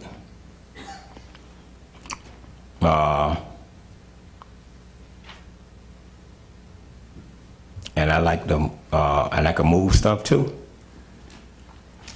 I think later on, I think we'll. Yeah. This is just This is discussion. just Yes. discussion. Okay. And that, I think, right? Okay, yeah, okay, because see, I thought it was going to come up later, but I didn't know we can do it now. What, I'm sorry, could you repeat, were some of these that are in the 5-year plan and we're moving them up, or are they brand new, not in the 5-year plan? I didn't catch all the things that you said. In the 5-year plan, everything we had in the 5-year plan has been moved back and back and back. So we got Lacey here, sent the email asking for the 5-year, have anything been completed within the 5-year plan in District 3? No, I'm just asking you to repeat your items. Yeah, okay then. Yeah. The canal on Florida and Coleman. Okay, sorry. Okay, let me ask questions. Is this something that's already in the budget, so I can see it here in the list? Or is this something that's new? Do you know if it's already planned for in the future, or is this a brand new? This is brand new. Okay, gotcha. Yeah, the canal on Natchez and Skinner, this brand new, 100,000. A sewer consultant, this brand new, Right. 100,000. So pretty much everything I have is new. But I haven't asked for nothing in the district, period. And the only thing I asked for was the park. And we can see the budget that I have for the park, and we see what's going on with the park right now. And I think I stated at the last council meeting, from this point on, I'm not gonna cheat my district no more. So whatever the district need, I'm gonna ask for it.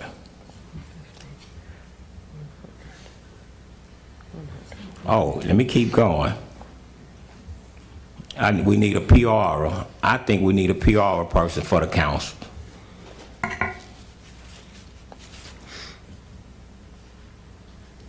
So I'd like to ask for that.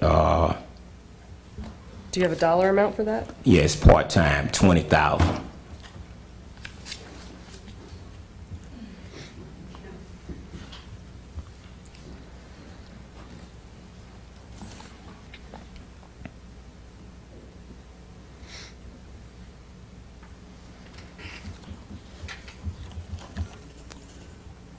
Councilman Wells, is the Natchez, the canal on Natchez and Skinner, is that number 28 on drainage improvements? They don't. Now hold up. We talking about this here sheet or in the book? No, in the book. I'm just trying to find out if we're moving forward a project or if we're adding new projects altogether.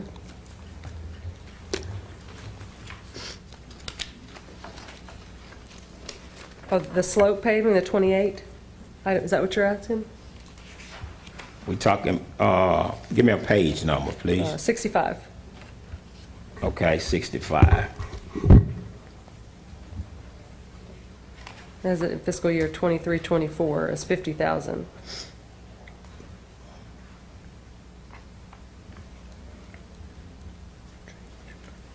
Yeah, I see that, but the engineer said it's gonna cost more than that. Okay.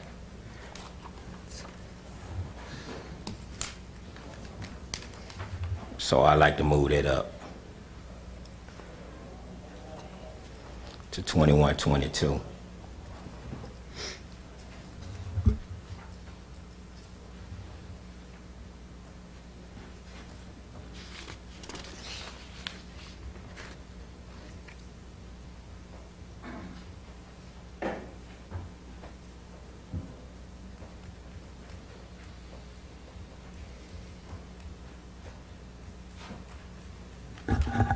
So you want me to keep going? Moving up and moving back, or what? Well, we could start the whole process of having a meeting to figure out what we're gonna do, because now you're changing everything and you're blowing the budget. Oh, my bad. That's why we have budget meetings prior to. You're sitting here and you're changing the budget, and you're gonna increase the budget well over $1 million, more than likely. This has not been discussed, it's brand new, and it's ridiculous. Okay, I'm glad you said that. I am too. Okay, I see for the water and sewer project for the airport, number 4 on page 63. The lift station? Yes, the lift station. I'm just saying water and sewer. Okay, I see $1,385,000 there. It's brand new. $1,385,000. Because it's a priority. Yeah, We're having problems. Yeah, but you know what? Bypass It's amazing. the lift station. It's amazing. And go It's straight a to the problem plant. out there. You're not but paying we don't attention, know. man. No, yeah, you're right. It's amazing. It's a problem out there.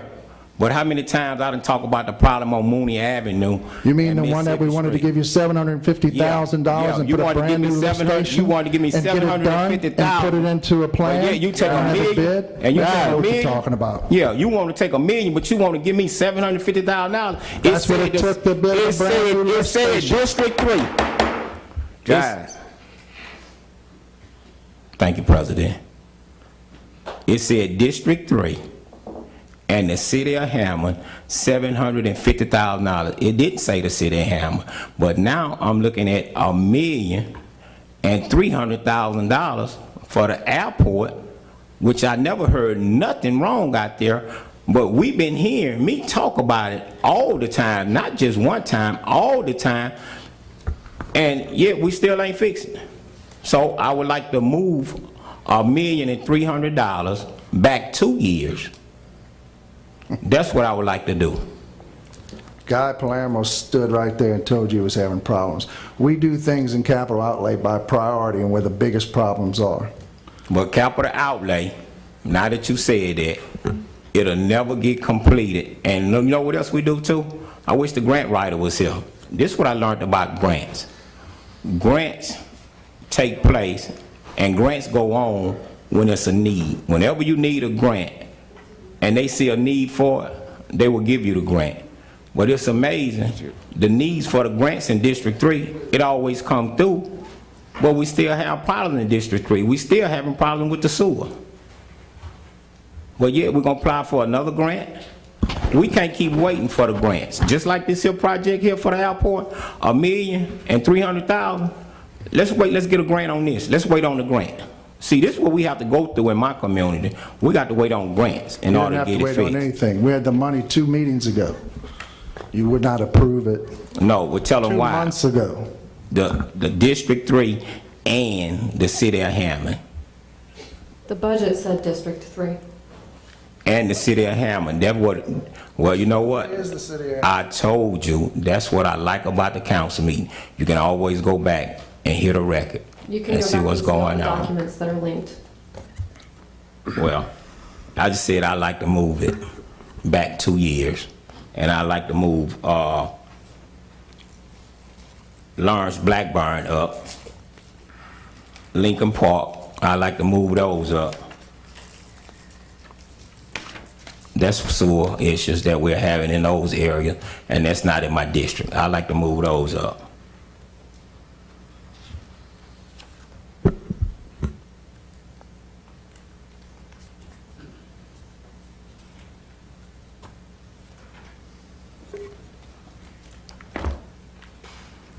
So to be clear, we're moving forward, items number 7 and 8. Is that,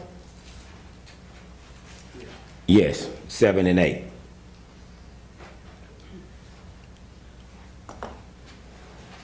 And they had 10 on here too, but I don't know if they want 10 moved or not.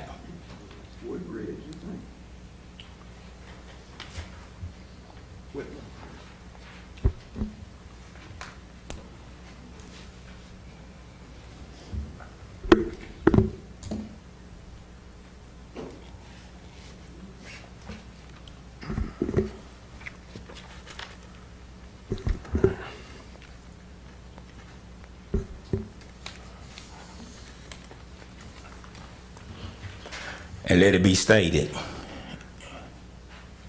if we can sit down and talk before the budget come up, we wouldn't have these issues now. And I say this here because I sit here and made it clear, the mayor, Chuck, we can sit down and talk, and I can tell you what's needed. But we never had that meeting, so I can say it now. So that's why these are surprises that you're gonna get. They're gonna come up now because we never sat down and had a meeting. Let's make it clear you never asked for one. Let's make it clear that I'm not gonna let you break the budget and I'll veto it.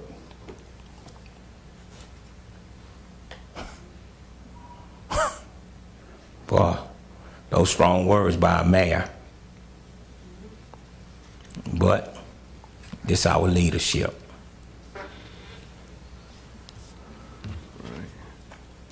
So do we continue with the meeting or is it vetoed?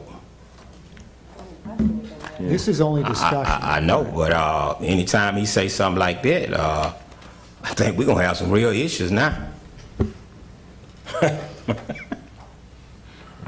Anything else with the budget? Oh yeah, since ain't nobody saying that, I do all the talking.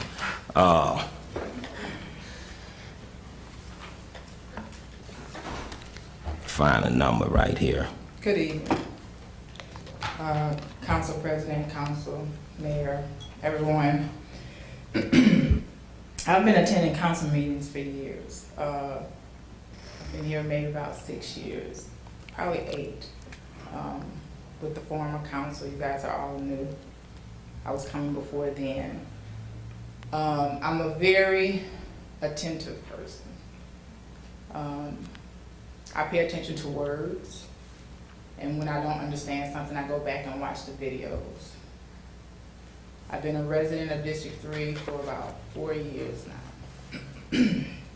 This last past rain, I would compare it to a country I visited, and I won't name the country because I don't want to put a country in with what I'm about to say. But in this country, it was a sewer system where when they used the restroom, they could not put the tissue in the toilet because of the sewer system.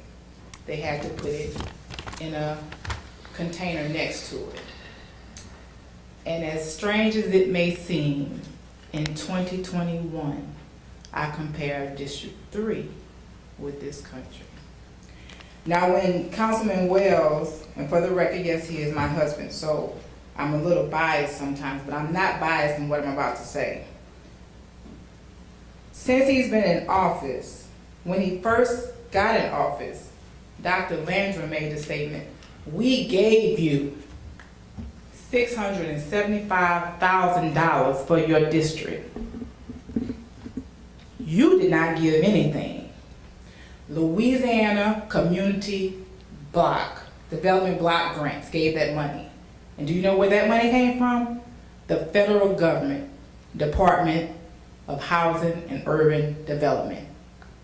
There was federal money that came down through the state legislature down to the city of Hammond. So this is what I suggest.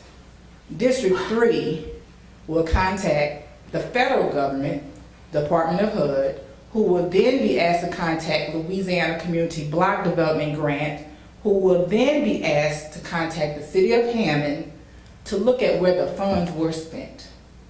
Because according to what I pulled up from the grant, the city of Hammond requested this, the beneficiaries, and I quote, the project will primarily benefit approximate 384 households, 1,120 residents of the project area.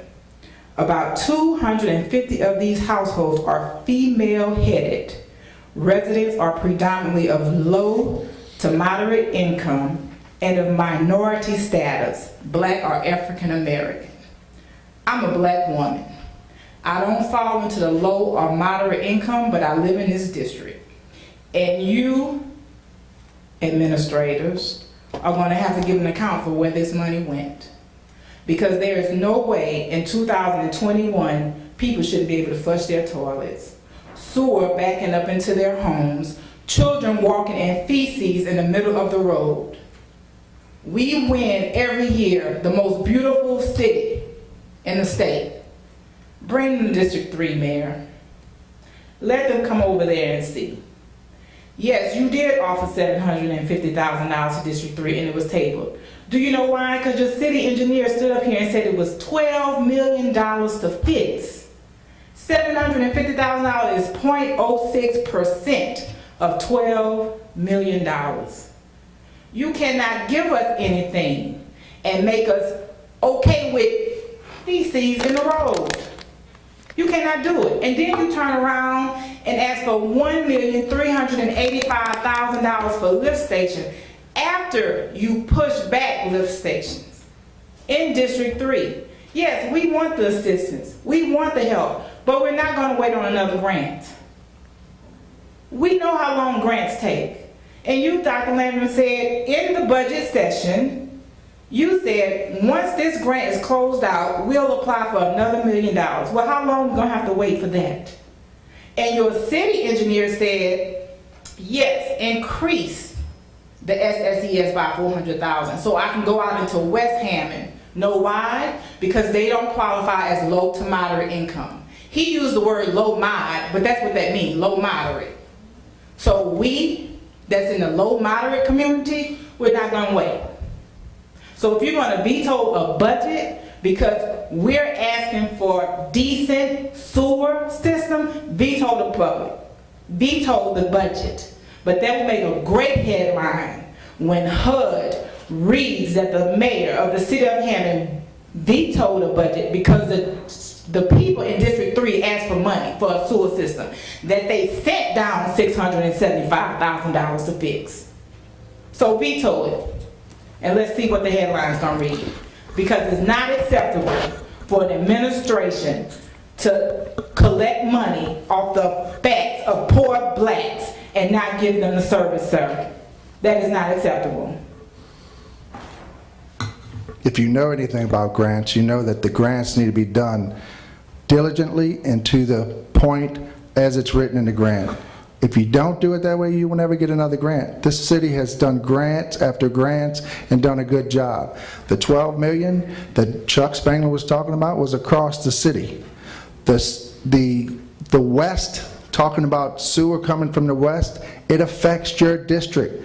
All they were doing was doing smoke tests to the West and checking the lines.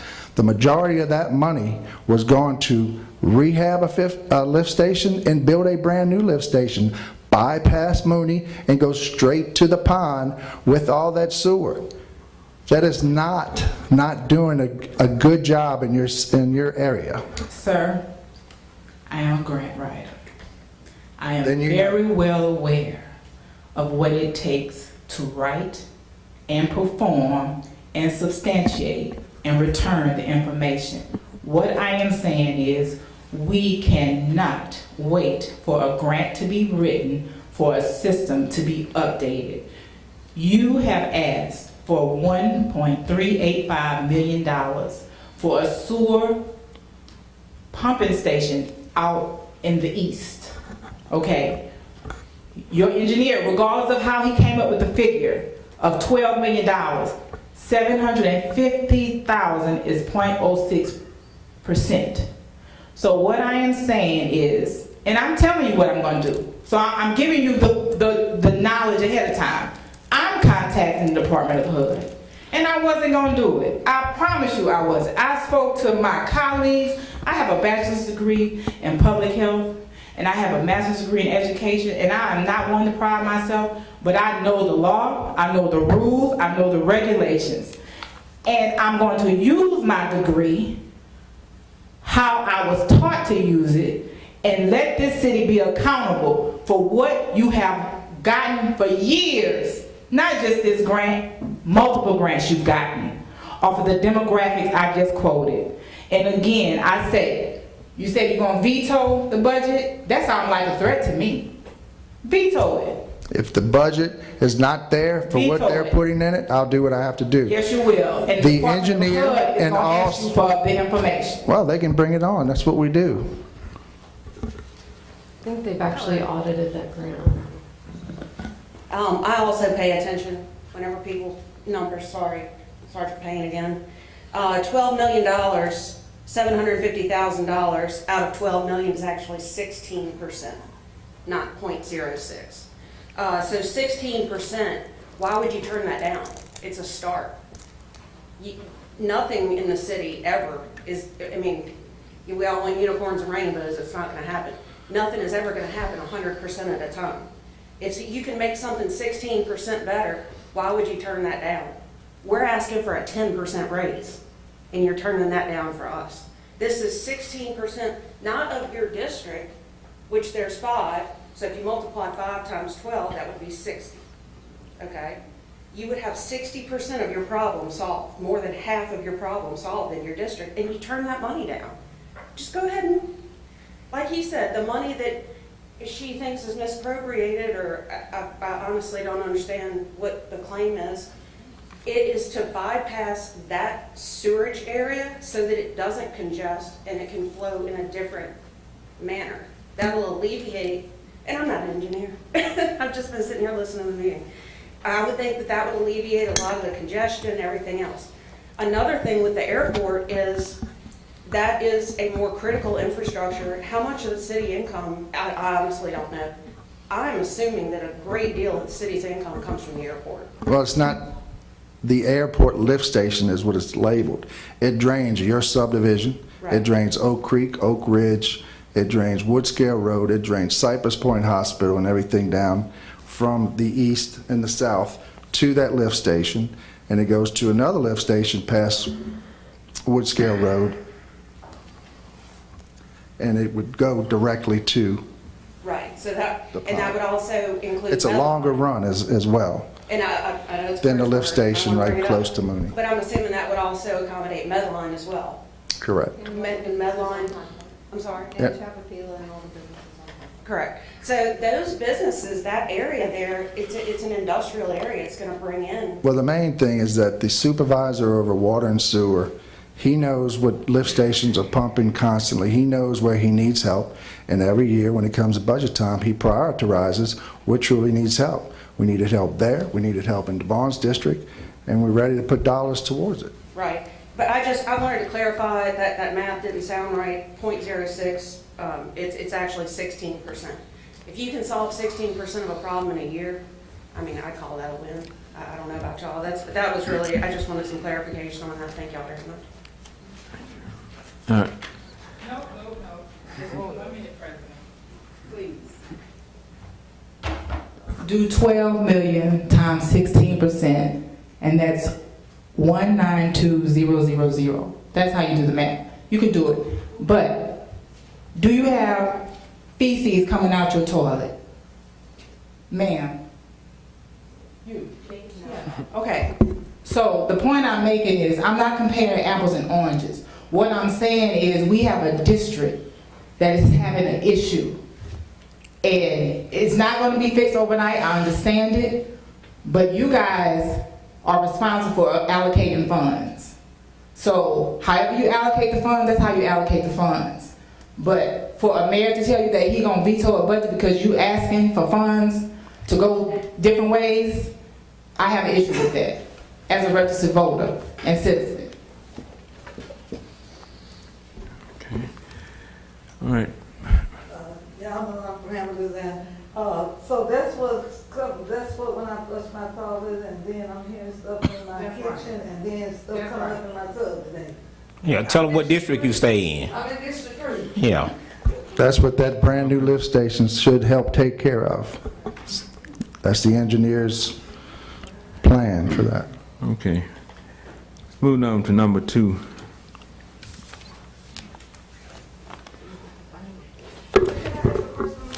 Yes, ma'am. District 3 don't have none of them major businesses like they do out there at the airport. District 3 does, and the businesses come, a lot of them come from the west. Two. 2, yes. In rezoning. An ordinance for a rezoning request by Starwood Management Company to rezone 0.225 acre parcel 67 by 146 located at 505 West Coleman Avenue from RM-2 to MX-C in accordance with survey by William J. Bowden Jr. dated 11/12/2018, Z-2021-04-00091. Lacey Landrum. Miss Lacy, 1 minute, please. You had told me before, Tracy, she no longer work with the city, right? That's correct. Do we have anybody taking her place? Not yet. Okay, thank you. The packet is linked up with the background information on this case. This is currently residential zoning, and they are requesting to go to a mixed-use commercial. The zoning that surrounds this area is all residential. The case was presented to the Zoning Commission actually last year, January 3rd, 2019. Was the first time this came up, and the Zoning Commission recommended denial. It later went before the City Council on January 8th, 2019, and for final adoption on January 22nd, 2019. And it was also unanimously denied by the City Council. The reasoning behind those denials was because it is considered spot zoning to make this request, since it is surrounded by residential and park space. It is also not consistent with neither the master plan or the future zoning in the Z. Murray master plan. The plan is to convert all of this space into park space and to eventually remove the social services building and the other places there to buy up all that property and convert it all into Z. Murray Park, as outlined in the master plan for the park. This recently went to, you can see at the top, the dates in June 3rd, went to the Zoning Commission for their public hearing, and once again, it was denied unanimously to rezone. Okay. Anyone here from the public? Anyone from YouTube? No, sir. All right. Thank you, Ms. Landrum.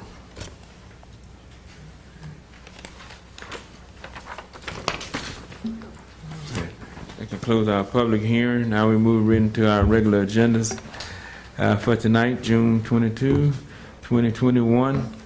Roll call, please. Councilman Andrews. Present. Councilwoman Gonzalez. Present. Councilman Leon. Present. Councilman Wells. Present. And Councilman Dibiteri. Present.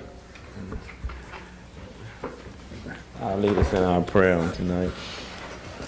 Before we move into our prayer on tonight, I'd like to take a moment of silence to acknowledge the passing of our city judge, Judge Gassaway. Continue to keep her family in your prayers.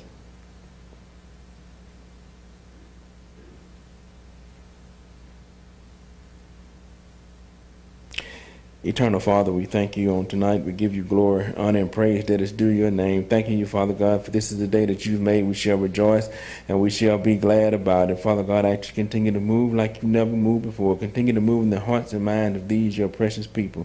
Father God, if there's ever time we need you right now.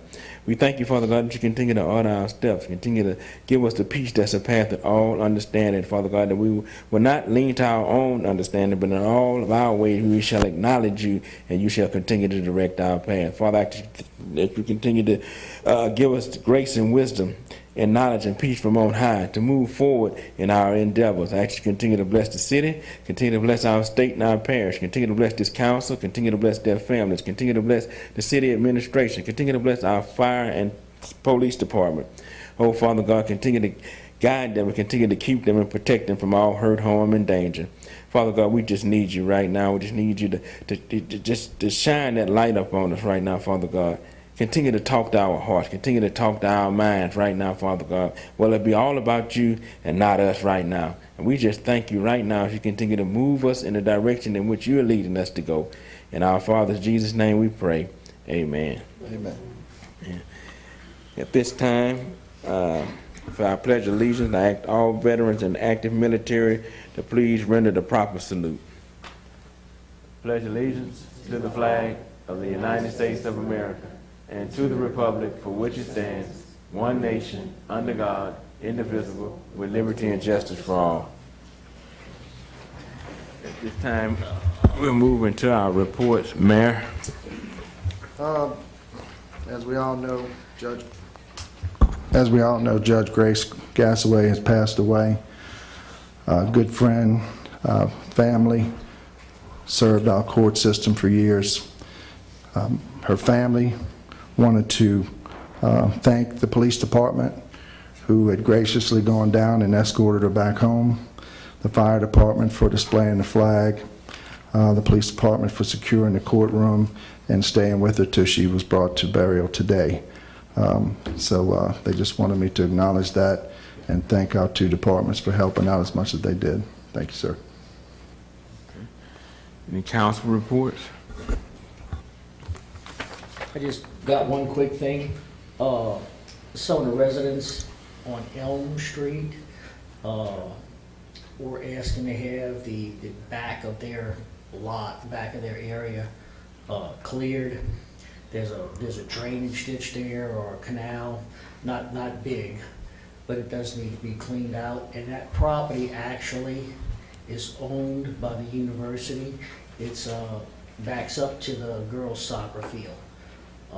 I did talk with the university and they are aware of it and they're making a plan to correct that action. They may get some help from the parish, I'm not sure, but they committed to me that it will be taken care of. So I just wanted those residents to know about that. I met with the university today out there and we walked the property and as you said, they're on top of it. Thank you. Any other reports? Sam? I'm good right now. Councilman Wells? I'm gonna say mine. All right. Well, I got a quick note right quick. Again, I would like to thank the city for everything that was shown on yesterday here at the City Hall with the passing of Judge Gassaway. Everything was done decent and in order.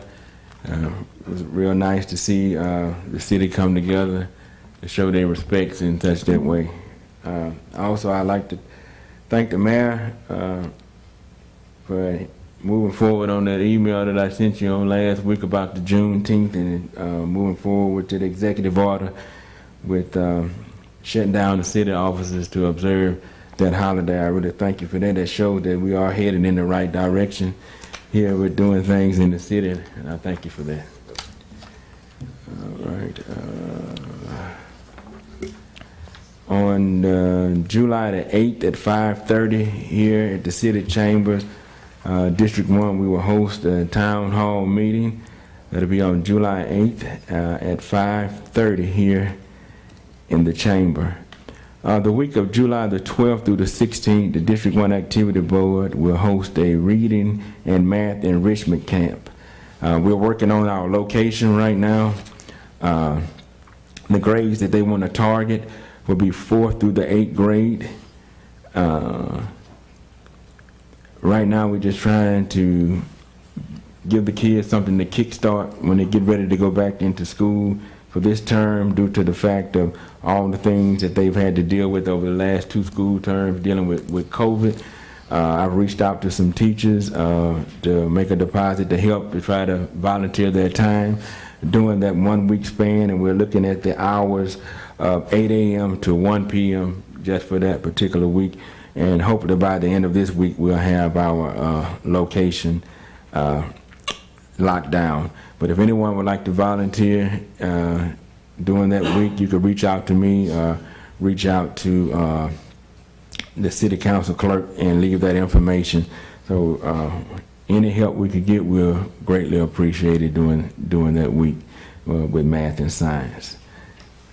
Also on the 17th of July, we will host our family day in the park. Last year we didn't get to do it due to COVID. And this year, we will do our District 1 Family Day in the park on July the 17th. And I think that's all of my comments, yes. All right. Could I get a motion to approve our June 8th, 2021 minutes, please? Make a motion. Second. It's been motioned and second. The roll call. Councilwoman Gonzalez. Aye. Councilman Leon. Aye. Councilman Wells. Aye. Councilman DeViterio. Aye. Councilman Andrews. Aye. Resolutions. Mr. President. Yes. I'd like to make a motion on the amendment on the agenda to discuss retaining professional service for a citywide pay study. Andre, tell me how would I do this? You just make a motion to amend the agenda to add the issue of funding for a pay study. Councilman, is that what you're? Yes. So you a motion to amend the agenda to include A pay study for this, for all the city workers citywide. To be paid from what? Do we have to say where it's paid from? If you're going to ask for funding, Yeah. you'd have to determine that, Councilman, where you want the money to come from. Okay, it could come from sales tax. The present fiscal year ending fund balance, I would presume. That can't be by resolution. Yeah, if that's a change of the ordinance, of the budget, then that would be by an ordinance. That would take an introduction, Okay. a public hearing, and then a final. Yeah, because we hearing a lot, and so that's what I was thinking about. I think we need to do So what you could do is amend the budget coming up and for next year to include that item when that comes up for the budget. That item It's already in the budget. Or you could put it in as an ordinance to stand on its own. Introduced as an introduction So- at so the end of the meeting, at that point of the meeting. Okay, so we could save a meeting if we introduce it now, and if it gets on there, then we can actually engage the following meeting. Yes. Not quite. So at this meeting, you would introduce the ordinance, and then at the next meeting, you would have a public hearing, and then you would vote to adopt that ordinance. I think that's a good idea if we can try to expedite that however it needs to be. Just a suggestion.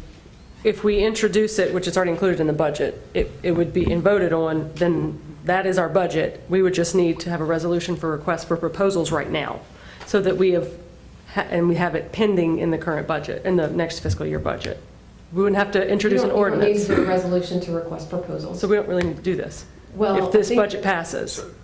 I don't want to put words in your mouth, but I think what you're trying to do is secure funding for the pay study. Yes. Which is in the budget. I like to do the, And it sounds like you're trying to do that separate of the budget to make sure that it gets secured. Well, I don't even know if it's in the budget or It not, is. because what number? It's under capital improvement, or capital requests. It's under capital requests, under personnel for 100,000, On page 62.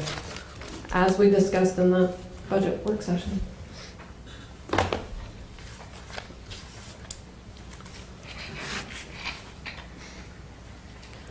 Orange tab towards the very back. Okay, I got 62. I know it's a long budget, it's kind of confusing.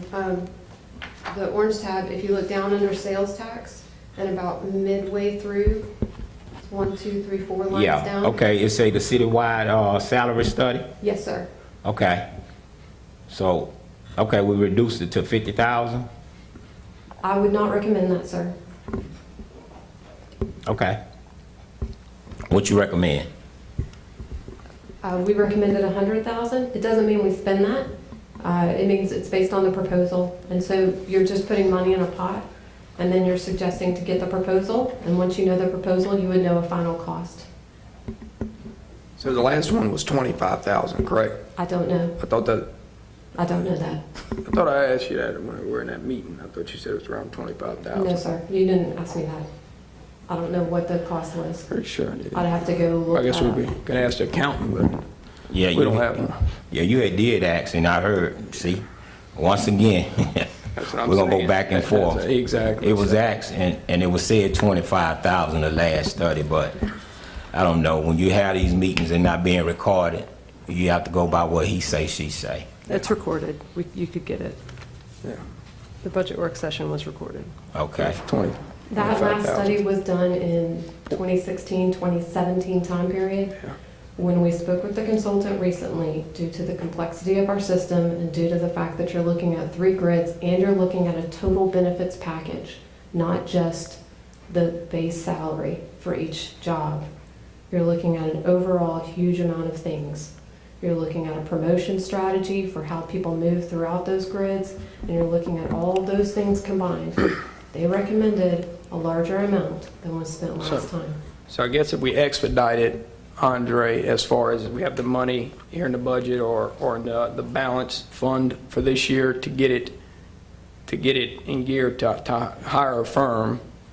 But you can't change this year's budget by resolution. Okay, That so has to be you- by an ordinance. okay, so You're that's what we already need. there. Yeah. Right, so if you want to increase or decrease the funding the administration's proposed, you can do that when it comes time to adopt the budget. If you adopt it as is, then the funding's there and those RFPs can go out immediately as soon as it can get put together. Because you don't need a resolution of the council to put out a request for proposals. You'll need council approval to approve any contract with whoever is recommended to receive the contract. So I don't know that you can really jumpstart that today. You don't really have to. The first thing is you've got to have the money available, and you can do that tonight. Okay, we're gonna have the money available. We're gonna have that. That ain't gonna be a problem.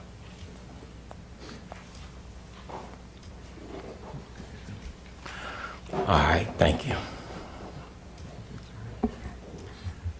All right. Old business. Resolution number 1 up under. A resolution authorizing the mayor to enter into a memorandum of understanding between the Louisiana Department of Public Safety and Corrections, Office of Motor Vehicle, and the City of Hammond to maintain policy tag agency in the city limits. Lacey Lane.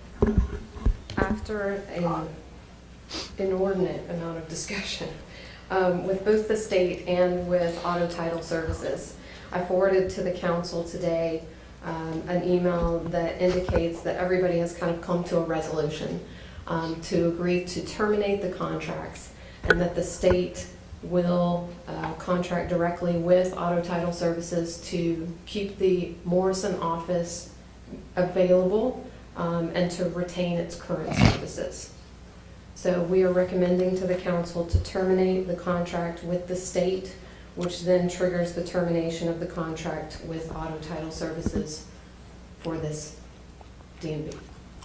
So you want this denied or just remove it? Well, I think we need to authorize the mayor to terminate those agreements. But Lacey, what about the lease? Was there discussion that we should also terminate the lease? I think anything that's associated with it, I think when you and I reviewed that lease, there was that clause in it that was forwarded to the council with all the different questions that triggers that clause is the council basically saying we do not have funding or the desire to go forward with the DMV office. Yeah, there is a right to terminate in the lease. So my recommendation would be that the council authorize the mayor to terminate the agreements with Auto Title Service, State of Louisiana, and Times Square. All of that's related to this public tag agent agreement. So you're basically getting the city out of the middle of the public tag agency business. So, so the city not gonna have nothing else to rent? Cause I wanna make it clear before I vote. So the city don't have to worry about cleaning the building no more. Correct. We're going to terminate that lease. Okay, so everything from this point on, it's gonna be on the person that own the business. The city of Hammond gonna be out of it completely. Correct. And Once we terminate these agreements. I just wanted to make, so beforehand, what were we doing? Collecting $3 pretty much, collecting it and then paying it right back, pretty much, right? Yes, We were just being a profit. middleman. We weren't doing really That's making correct. money, and we're not taking money away from them. You're correct. It's It was just- simply it's just- facilitating. Exactly, it was just another to-do That was for how no the reason, really. state, that was how the state set up all of these. Originally. Exactly, yeah. And how long the city of Hammond been having agreement with this? 2014 is an agreement I have signed with the Auto Title Service, the title tag agency. There's also a lease that was entered into, April 1st, 2011, it looks like. yes, 2011. So that was at a time where, for convenience, instead of going to A-Meet, you had a spot in Hammond. Now the state's changed its protocols, and we don't need to be in the middle of this anymore. So how many years the city of Hammond been having this agreement? I heard you say what year it was. How many years? Well, the lease originally was 2011. The contract I'm looking at now that you're being suggested to terminate is 2014. I don't know if this was the first agreement or not. I'm just looking at the one that's current. Might have been a renew or And then something. the- A and then the renew in the contracts- 14, yeah, 14 renewal probably The started in contracts with the 2011. state were every 2 years. then. Okay, well, I just want to say this here. I'm glad that we terminating this lease, this agreement, because in my opinion, this wasn't a good idea. This taxpayers' money that we've been using all the while, and the taxpayers wasn't aware of what was going on. So we can fix it and word it to make it sound good, but I just want to thank the administration for you all sitting down, coming up with this agreement, for the city of Hammond can be out of it. Thank you. You're welcome. Okay. So we need to get a motion on the floor. Yes, sir. So if that's Connect- the will of the council, the motion would be to authorize the mayor to terminate the agreements with Auto Title Services in the state of Louisiana and Times Square. Call for public comment, but Is there anybody here like to make a comment on this before we move forward? Larry, anyone? Hold up, somebody.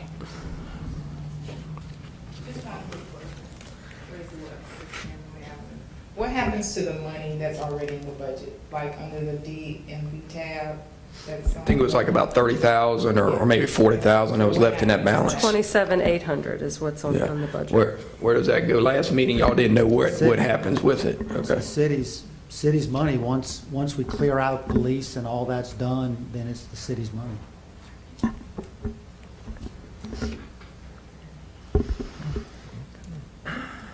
It's a good question. It is. 27. Only part one. All right. I make the motion, as Andre stated. Second. I gave it to Councilman Wells, it's closer.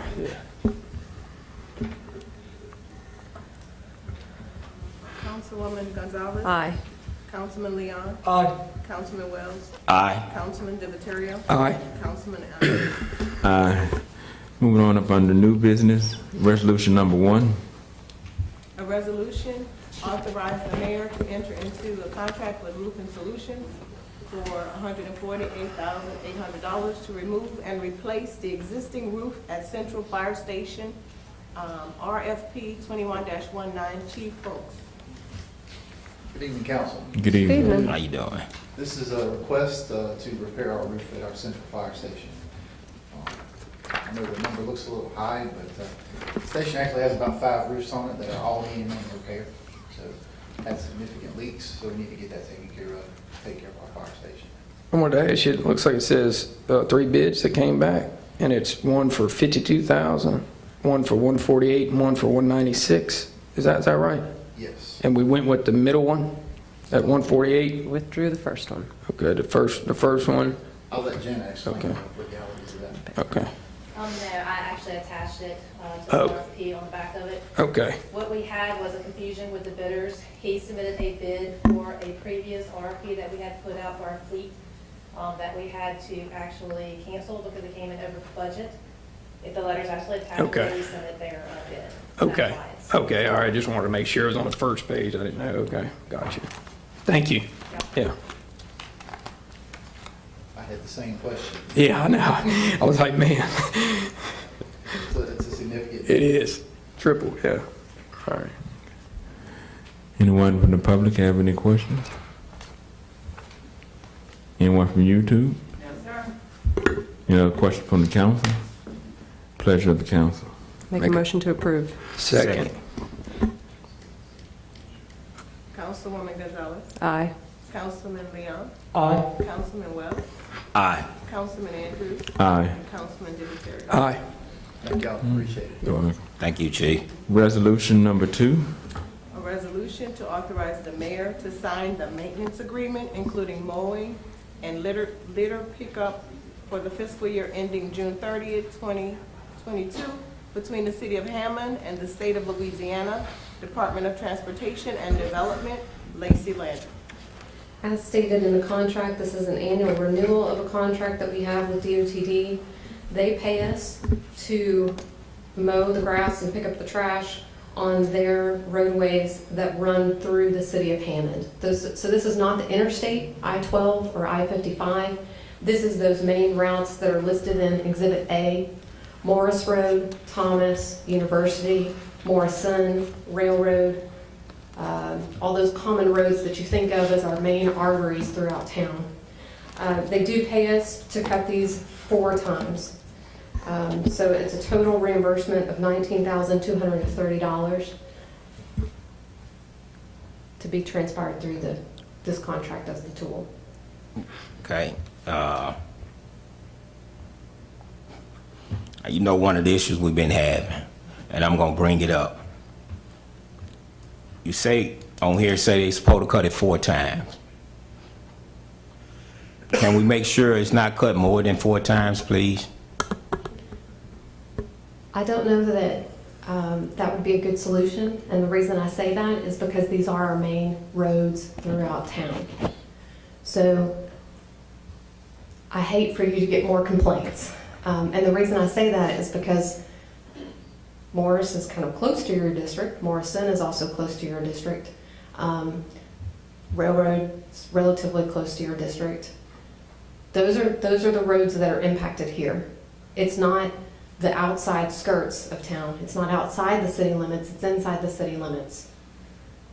Yeah, but we're looking at a contract, so if you sitting here telling me this, we don't need the contract, or we're gonna cut it more than 4 times. And you know where I'm going with this here. We're gonna cut this here more than 4 times, and District 3 coming up short on getting the grass cut, the paper picked up.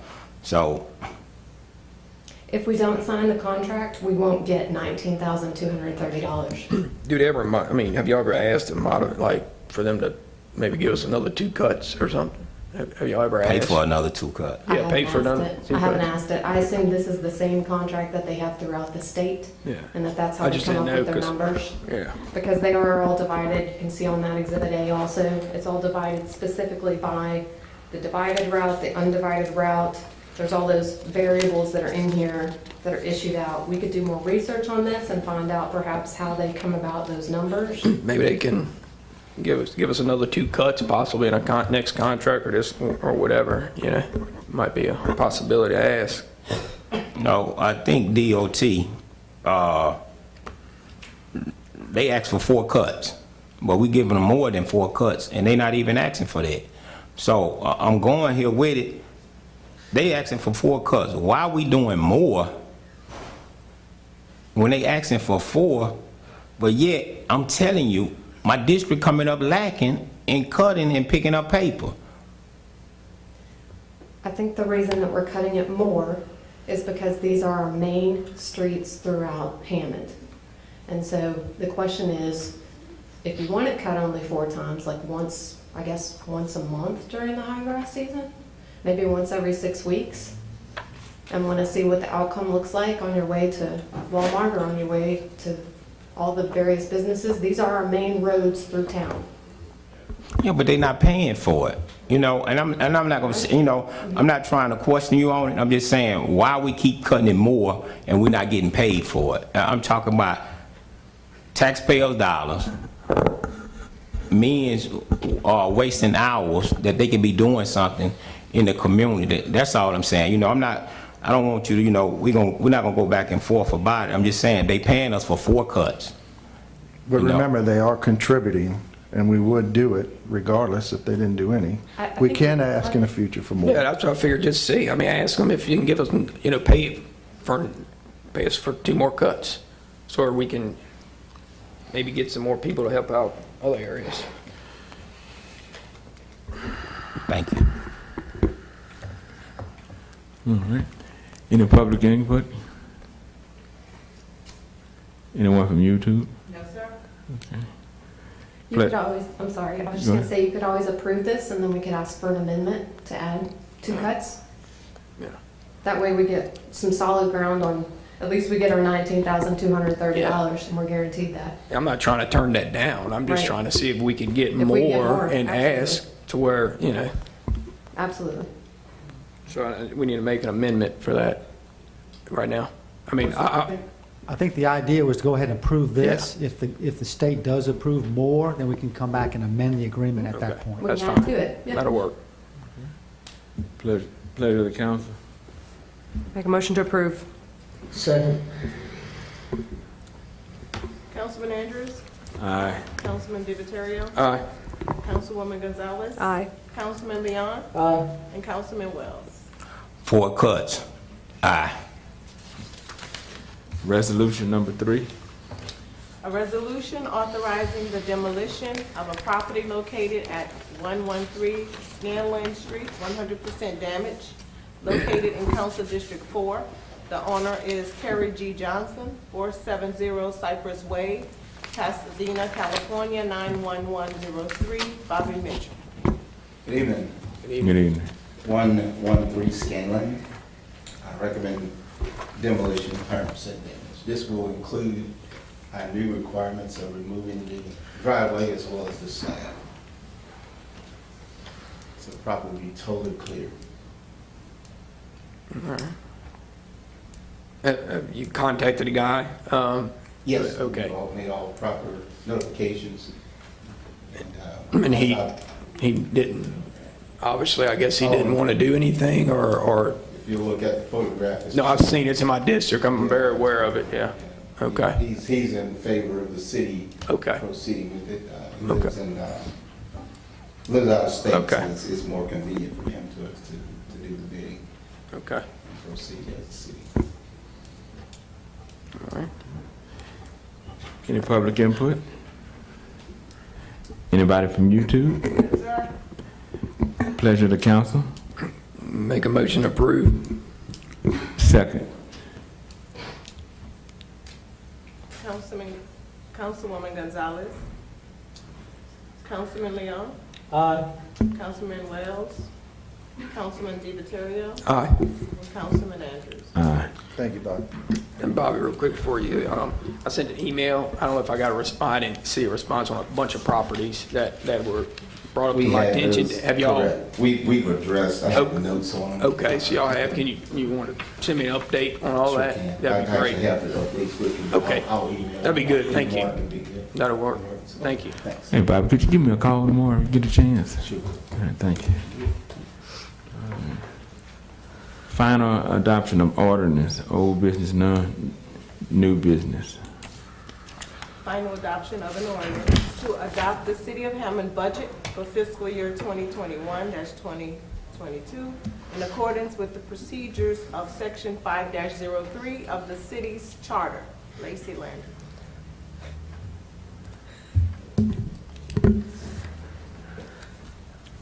I think we just need to decide what y'all want to add or change or delete from the budget. Back to that.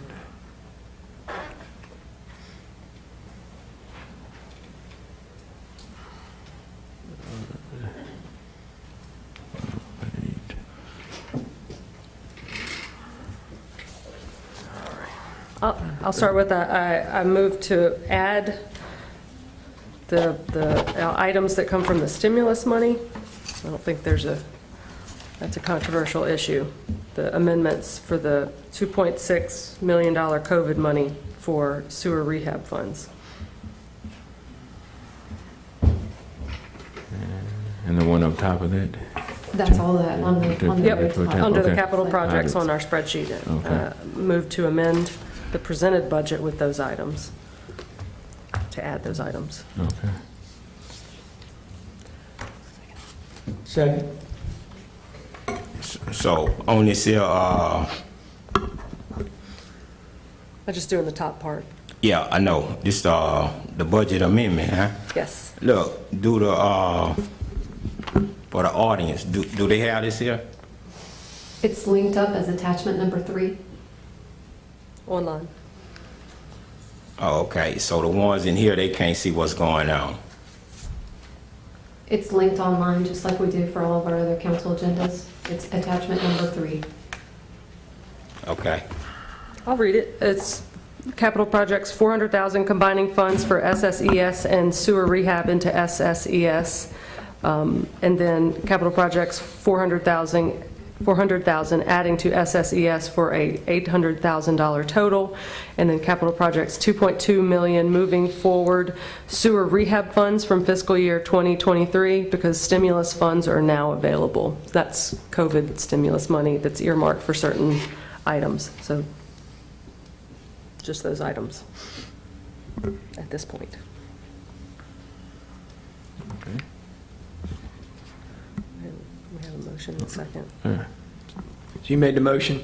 And Yeah, Steve Steve seconded. seconded. We call for Call. any discussion. All right. Any public comment? So just to be clear, that's 2.6 million in addition to the 2.7 million that's already proposed to be spent on water and sewer for this fiscal year. A lot of good rehab. Yes. 2.6 million.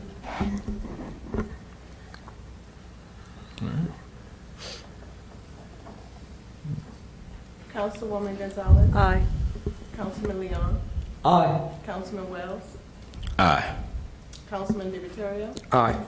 Councilman Andrews. Aye. I make a motion to add $600,000, excuse me, to a project fund earmarked for police pay raises once determined by the administration or a salary study. Second. Ask a question. Shouldn't we start with, number 1? And we can go whatever order we want. Yeah. Shouldn't we start with number 1 and work our way down? That's where I won't get We confused. got a motion in a second, I believe.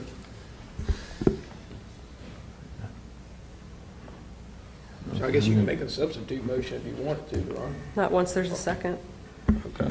right? Is that, No, I think you could make a substitute motion if you wanted to make a table substitute this, motion or- to stay in the order? I make a substitute motion to stay in the order that's on the budget worksheet. Second.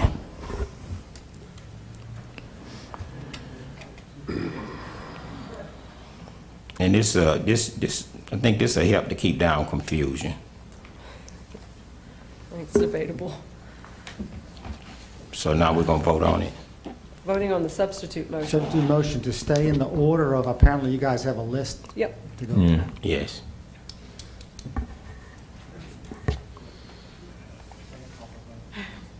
Councilwoman Gonzalez. No. Councilman Leon. No. Councilman Wells. Yes. Councilman DiViterio. Yes. And Councilman Andrews. Yes.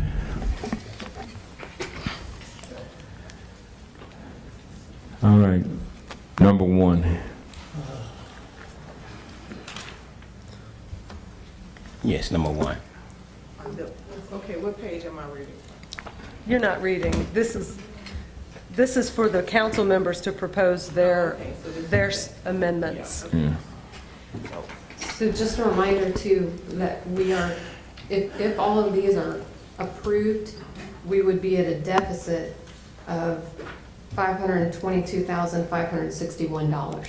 But does that include the new things that No. Councilman Wells added? That's correct. It does It's not add what was discussed. So I don't want everybody on a fair playing field. We've talked a lot about fairness, just to make sure we're clear about the numbers as we go through. So will we leave it like it is right now? we're gonna be in the red, right? Well, 500. from these numbers right here, but I don't know any council that has ever passed a deficit budget, and I don't know that that is allowed by law. Okay, well, we'll go through it and we'll cut and add and cut and add as we go through it. So we want to start at number 1.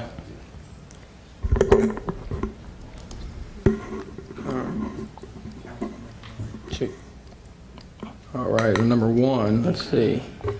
Adding sidewalks in Washington, let's see, through Washington J.W. Davis. All right.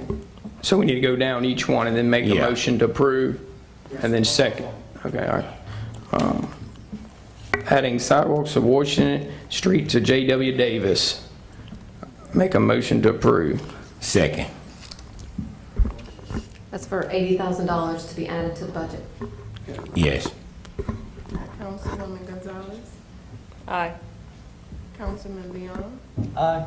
Councilman Wells. Aye. Councilman DiViterio. Aye. Councilman Andrews. Aye. Number 2, ma'am. This is, we have to make these amendments. It's not for Miss Lisa to read them. Okay, then. Moving forward. FY 2025 drainage, Phase 1, MC Moore Road, widening. Sales tax, $300,000. Let's see. No, it's 220 or So we're asking for 220. Yeah, 220. Make a motion. Second. Motion for what? For moving forward with the Motion to drainage. add it. So all of these, we need to say whether we are adding them or motion to deny them, motion to add them. I think we need to Okay, be so. specific. We'll make it real detailed. Yeah. So look, okay, so it say moving forward. So why number 1 got adding sidewalks? I'm talking about, see the wording, and that's what I'm so scared of, that y'all gonna have some words in here and have me tricked up. That's why I gotta take my time. So why it's not the same, study moving forward, why it's not adding? I guess this one right here, moving forward from, that was in 225, I guess that was projected to happen, and then they're trying to move that forward to, moving forward to this present year. Right. And then adding sidewalks, that was an addition, I think that's what we're looking at, that was an addition to the capital outlay projects. So we're at number 2 right now. I don't have the budget document in front of me. Okay. But if it was in the budget for funding in 2025, Yeah. then what you'd be doing is ask Moving that it it be- forward Yes, to now. this year's budget. Exactly. So it'd be $220,000 moving forward from FY fiscal year 2025 drainage Phase 1 MC Moore widening. 21, 22. Yes. And that's a motion, 220,000, yeah. So I just made that motion. Second. Councilwoman Gonzalez. Aye. Councilman Leon. Aye. Councilman Wells. Aye. Councilman DiViterio. Aye. Councilman Andrews. Aye. Miss Lisa, let's alternate the roll call if we could. I mean, Hold up. we've always alternated until. she Hold became up. allowed. She's new. Right, She's it's a learning. request. It's a request. Yeah, but no, hold up. We got a president here.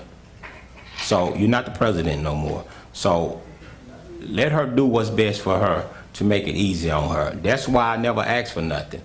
Oh, okay. Thank you, ma'am. Yeah. All right. Number 3 on the capital projects. Number 3, let's see, 64,000 moving forward from fiscal year 2023 drainage Phase 1 Western. Make a motion. Second. So what you're doing is you're going to Move. move it from the proposed budget in 2023 Yeah. to this 2021, 2021, 22. 20. Yes. Okay. So, so what you're doing is you're going to move it from the proposed budget in 2023 to 2021, 22. 2021, 20. 22.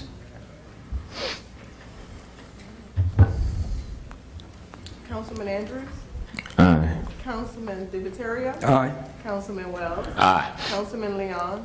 No. Councilwoman Gonzalez. Aye. Capital projects number 4.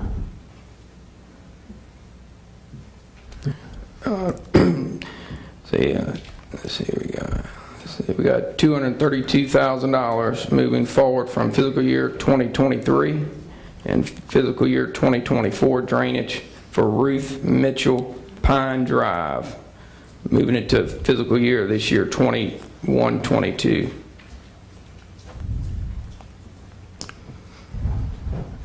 A motion? Make a motion.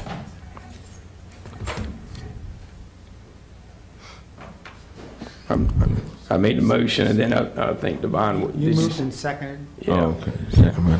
Who second? Devon second. Second. Councilman Wells second. Councilman DiVittorio made the motion. Councilman Leon. Aye. Councilman Wells. Aye. Councilman Andrews. Aye. Councilwoman Gonzalez. Aye. Councilman DiViterio. Aye. Make a motion to move $175,000 Jackson for Jackson Park basketball cover to year 2021-22. And that would be this physical coming year, right? Yes. Okay. Make a motion. Second. Councilman Wells. Aye. Councilman DiViterio. Aye. Councilman Andrews. Aye. Councilman Leon. No. And Councilwoman Gonzalez. No.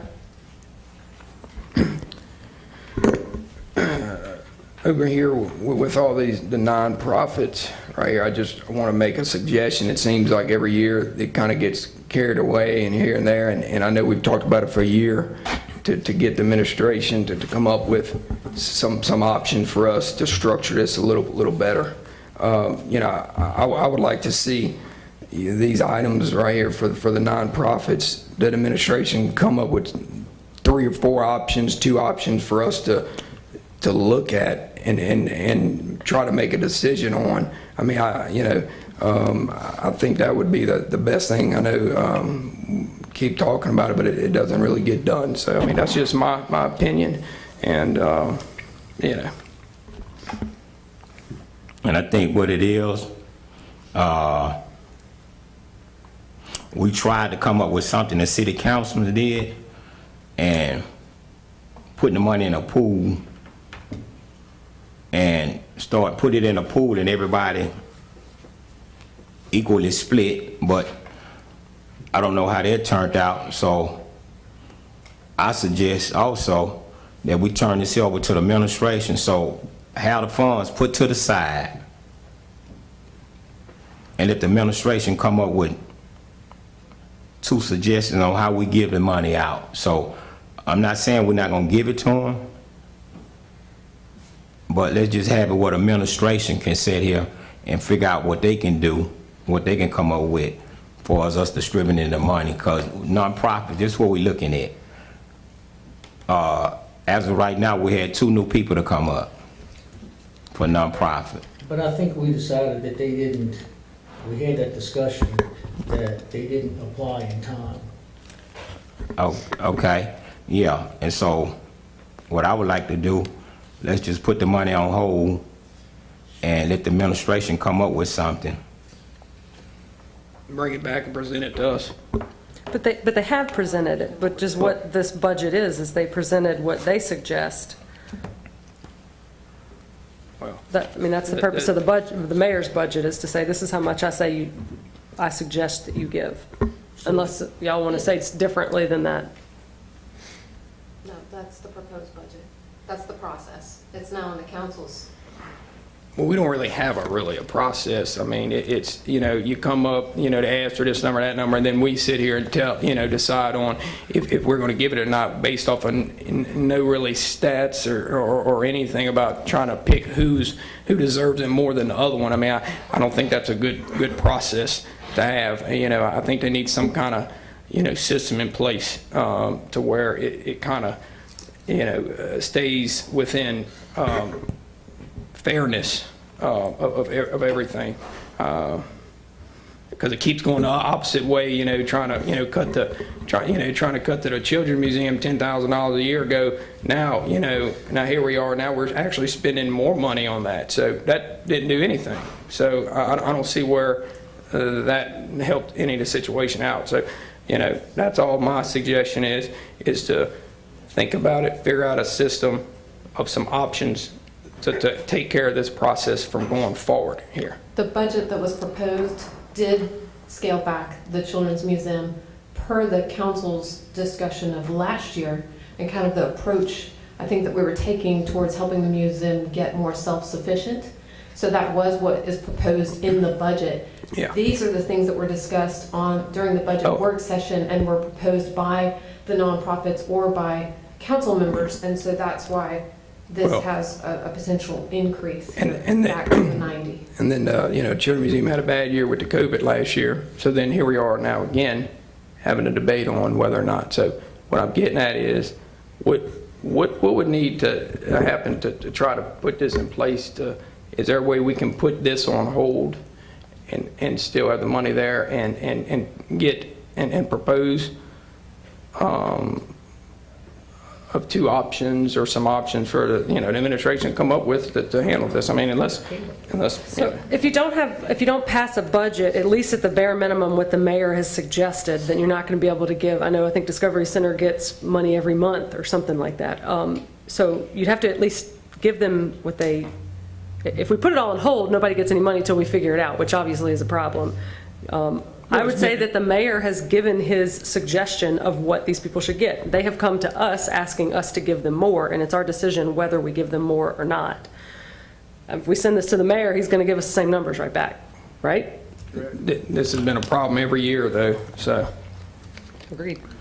And I think it's that's not going why to get any the better. council had a special meeting to discuss It did. Well, that was a year ago. I want the administration to come up with some options that has the tools and the time to get together and the staff to figure out some better options. Do some research on it and bring it back to us. What do you what research are we doing? Okay, I mean, how does every other municipality do it? They just go ahead and just set a pot. They say, okay, well, I like this nonprofit better than this one, so I'm gonna give them 10,000. I'm gonna give this one 20,000. Some may not partner at all with nonprofits. Exactly. Yeah, so see, I think, What we're trying to do is what we see. I'm sorry, I didn't mean to cut you off. you're fine, I'm just trying to explain. So what is in the proposed budget was what the administration's solution was to that. And it was based on the discussion that we had had prior. It was based on the discussion from last year. It was then based on the special meeting that was held by the council to discuss specifically funding the nonprofits. That's where we spent time as the administration, me personally, developing the application that was requested so that you would have a uniform form. And that's what was sent out to the nonprofits. That was the process that we discussed using. That's what's part of your budget binder, is all the information and the facts and the statistics and the financial information that was given back to us as applications from those nonprofits to support their ask. Okay, I have one question, Lacey, on this. Up under this section, we're moving forward. I know we have a standing, obligation or whatever that we have to do. I don't see them on here. They didn't ask for more. They didn't ask for any changes. So under your general administration tab, I cut you right there. I'm sorry, go ahead. My question is about the Crime Stoppers. Yes. Okay, I don't see them on here at all. And the reason why I'm asking, I'm a board member of Crime Stoppers. I don't want to vote on anything dealing with the Crime Stoppers, and I didn't see it on here. That's why I'm asking. They're in the administration. So under the red tab, all the folks that we have been funding all this time, their allocation and then their packet of supporting information is in here. Crime Stoppers has $10,757 allocated in the mayor's proposed budget. Okay. Well, Andre, this is not listed here on this what we're going through here right now. I just want to go on the record that I abstain from anything dealing with the Crime Stoppers. When the time comes to vote on the budget, you can make that statement and Okay. just, now your question, your issue is going to be, are you going to abstain as to the whole budget or just abstain as to that item? I'm not sure if it's a voluntary board position for a nonprofit and you're not getting any personal benefit from it, you may not have a conflict of interest in voting for it. You still may not want to vote. But the difficulty is that's not going to be a separate vote just for that item. So you'll have to run the choice of either abstaining from the entire budget vote. That's your. Do you receive anything from being on the board? No, I don't, but Okay. I'm going to, You could ask that vote be taken separately, that you just pull that one item out of the budget, have a separate vote on that, and abstain for that. okay.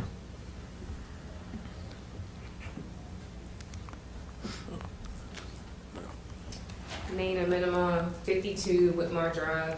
I just had, questions of point of clarification because you were talking about nonprofits, and I attended my first budget meeting last Friday. It was very educational, and I had to leave early. But I appreciate you all letting me come speak and ask the question, asking, one, how does one become a nonprofit partner in the process with it? I didn't hear at that time that there was an application process or anything. I was informed that you reach out to one of your city council members and, talk to them, maybe put, some type of proposal or something together with them, and that's how you could potentially become a nonprofit partner.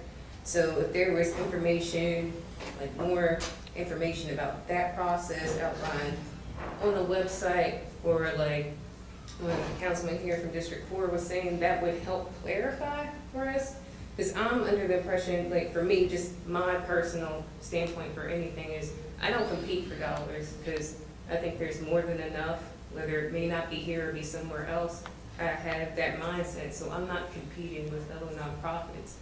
Like I'll go to an organization, maybe ask them for money. If they ask them, if I say, well, okay, you're hurting for money, maybe I'll ask for a little bit less because you're hurting in this area, but the community still needs to be served with that, and I can't provide that need. So if we can get clarification on that process, number one, two, and it allows us as nonprofit organizations to come correctly to you all and any other organization saying, hey, here is the maximum that you can request and what we need backup to provide stats. I can do all that for whatever organization that I'm asking for money from. And that's what I do in other grants that I write. But this process, if you can have it outlined, that would be helpful for me as a director of a nonprofit. So thank you for allowing me to speak. But how much you had asked for, ma'am? Well, you asked me what can I use? Yeah. Councilman Wells, and I'm like, 70,000 would be good, would be great. But I can also work with something less and try to ask in another, another avenue if you all can't get 70,000. But that's a part of my job is to seek out funds in other places. So if one place is, hey, we can't give you that much or can't give anything at all, then it's like, okay, I have to go elsewhere. But it would be wonderful for that, but if we didn't have that application, I didn't do that, then I totally understand why I wouldn't be able to be on here. But I wasn't informed of that, so I'm happy to take my organization off here because I didn't follow if that was a process, which I didn't know about. So who turned in theirs late or past the deadline? Which ones are these? On amendments, Lacey? 8 and 9.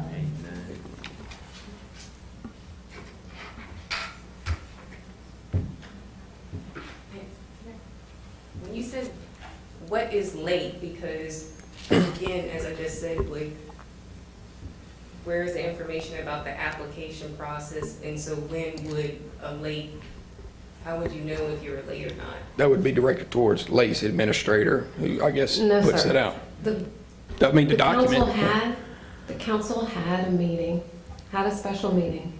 I don't know if anybody remembers the special meeting. Yeah, but they don't turn the application to When me, you they turn it to discuss- you, right? Correct. Exactly. When you discussed what process you wanted to use for this year.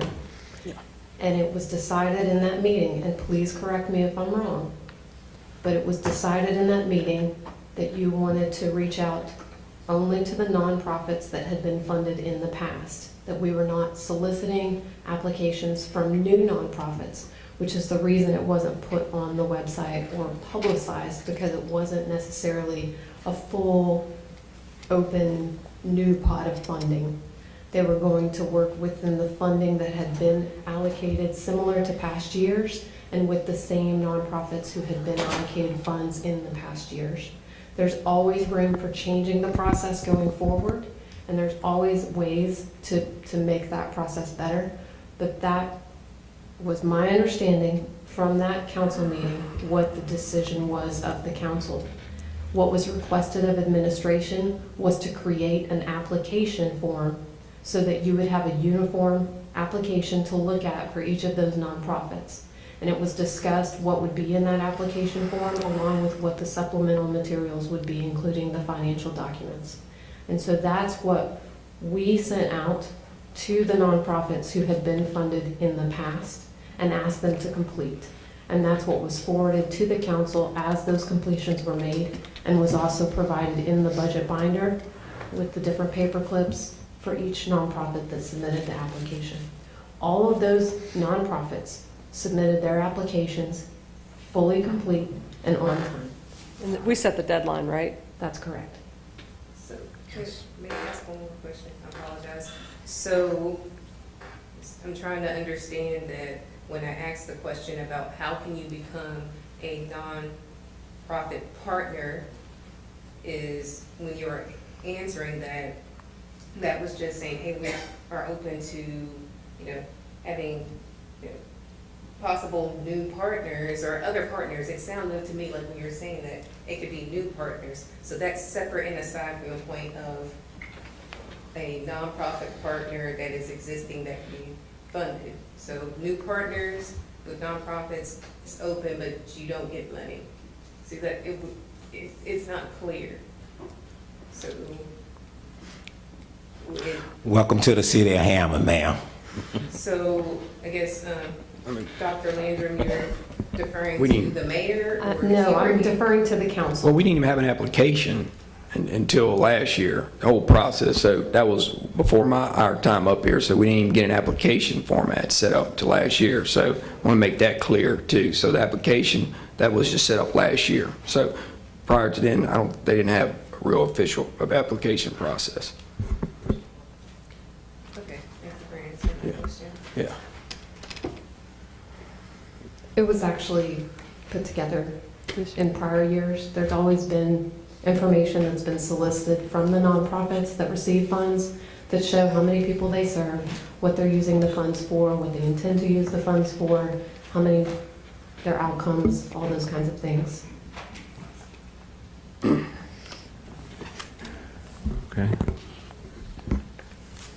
Well, we'll pick it back up with, We're at 10,000 increase in Louisiana Children's Discovery Center from $80,000 to $90,000. So that's, all right, so I make a motion to increase the Louisiana Children's Discovery Center from $80,000 to $90,000. Second.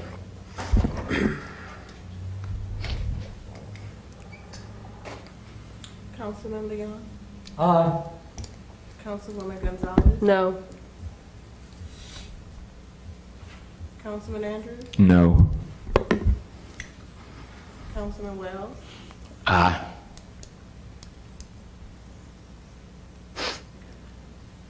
Councilman Diviterio? Aye. All right, moving to the next one. Number 7. Increasing the Tangible African American Heritage Museum from $35,000 to $100,000. I guess the proposed amount here is $65,000. But Steve suggested give him $50,000.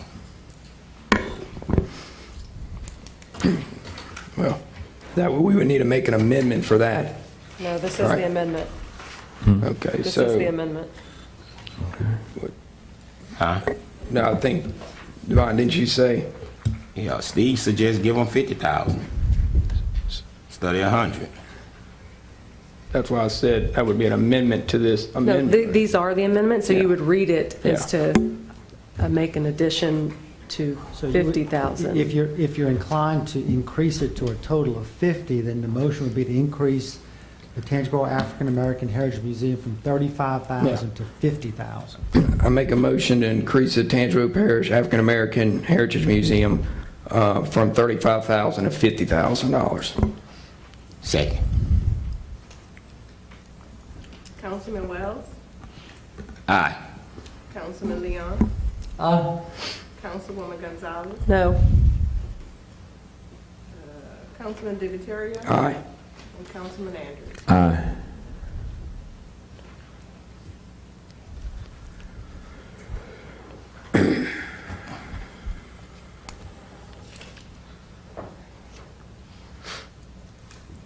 So number 8, we taking off, right?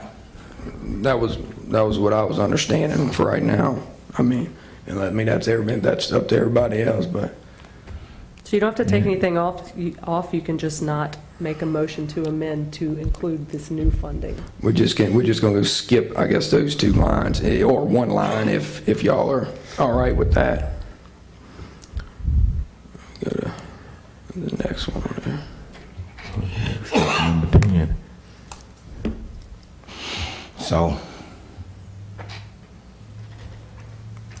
So number 8, we skipping it or what? How we gonna do this? Well, If someone wants to add it, they should do a motion, and then it would need a second for a vote. If no one wants to do it, no one needs to do a motion. Okay. Number 8, I would like to add it.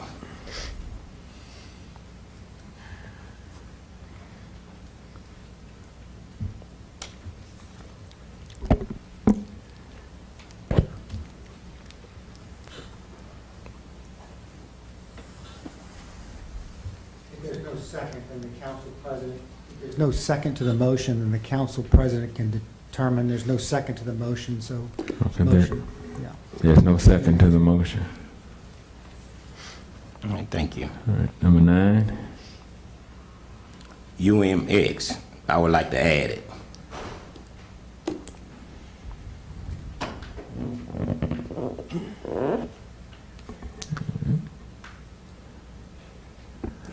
Same thing, Councilman, there's no second. to the motion. There's no second to the motion, motion fails. All right.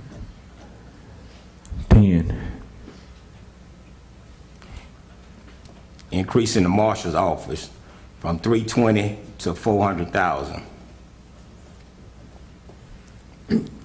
I make a motion to approve. Second. Councilman Wells? Aye. Councilman Leon? Aye. Councilwoman Gonzalez? Aye. Councilman Diviterio? Aye. And Councilman Andrews? Aye.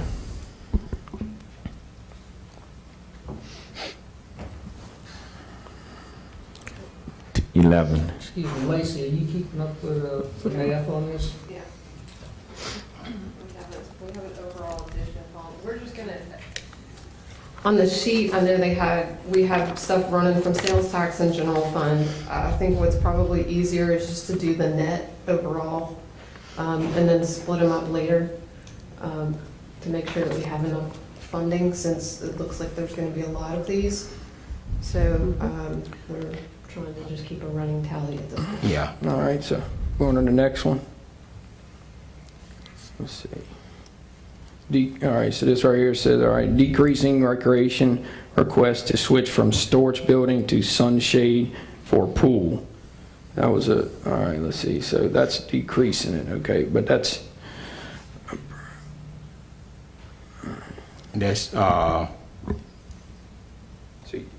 yeah, that's for number 11, capital request. Yeah, I would like to deny this. This here for the sunshade for the pool, the new pool we just built. so how much is that since y'all decreasing it 50,000, how much would that be actually left? What are y'all decreasing it from? It says minus 50 from 100. So then, all right, so you're taking all of it out then, so you can actually open up another 50,000. Yes, I'd like to take that off.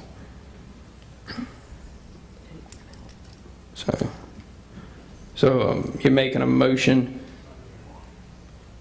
to amend, so now that would be to remove Number 11. the 50,000 and the additional 50,000. The balance that was already budgeted. So you're proposing to decrease it by 100,000 rather than 50,000? Yes.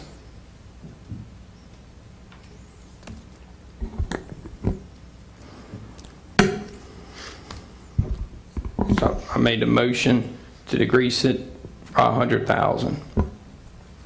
Second.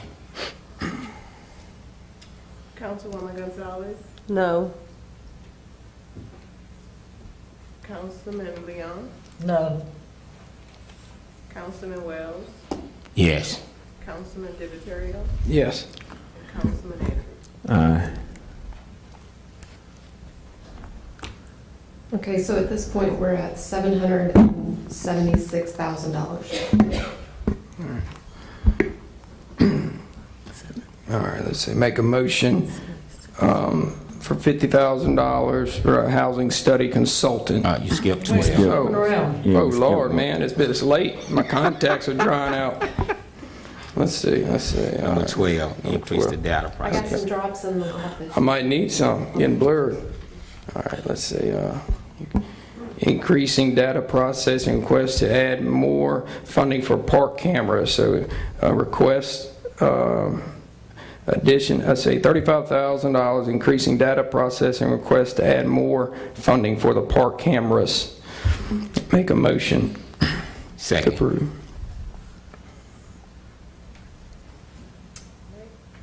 Councilman Leon, No. Councilwoman Gonzalez, No. Councilman Wells, Aye. Councilman Divatario, Aye. and Councilman Andrews. Aye. All right. Let's see, $50,000 housing study consultant. Make a motion to approve. Second. Councilman Wells, Aye. Councilman Leon, No. Councilwoman Gonzalez, Aye. Councilman Divatario, Aye. and Councilman Andrews. Aye. $60,000 Jackson Parks resurfacing and picnic table and benches. I think they might have trash cans in there too, supposed to have been trash cans. Make a motion. Second.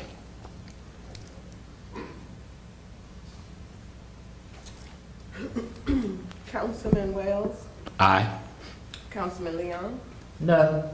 Councilwoman Gonzalez, No. Councilman Divatario, Aye. and Councilman Andrews. Aye. 15. I don't have to read all of them. Somebody can jump in. City Council. So at this point, just to remind, you're $921,000 added to the budget. All right.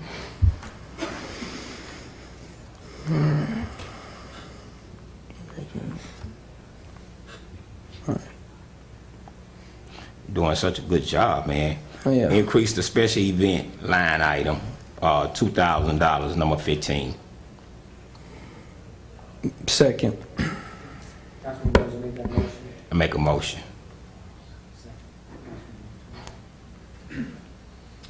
Councilwoman Gonzalez, No. Councilman Leon, No. Councilman Wells, Aye. Councilman Divatario, Aye. and Councilman Andrews. No.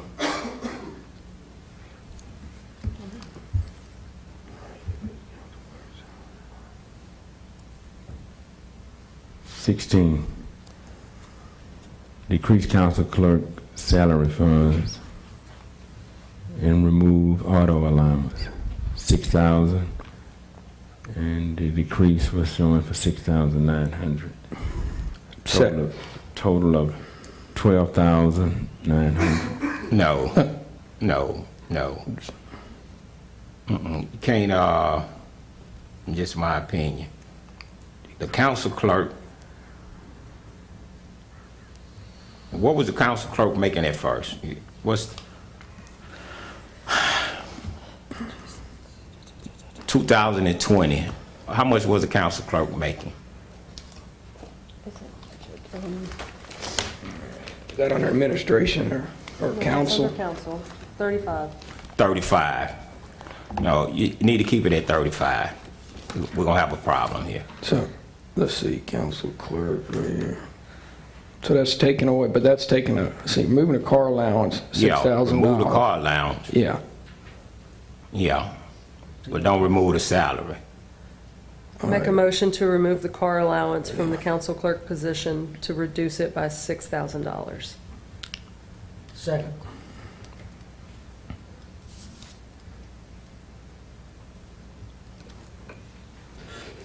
Councilman Wells? Aye. Councilman Leon? Aye. Councilwoman Gonzalez? Aye.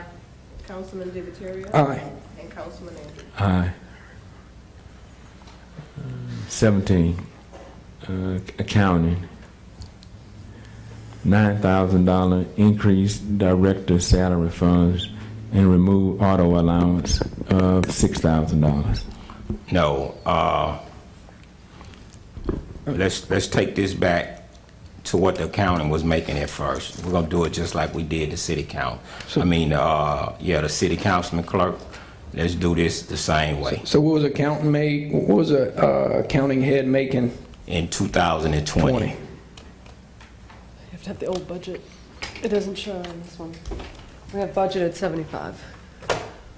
No, let's go from 2020, not 2021. Yeah, see what that one was. Do you have your old budget, Devon? Yes, I got it. The administration, y'all don't have the old budget book? Not in front of me.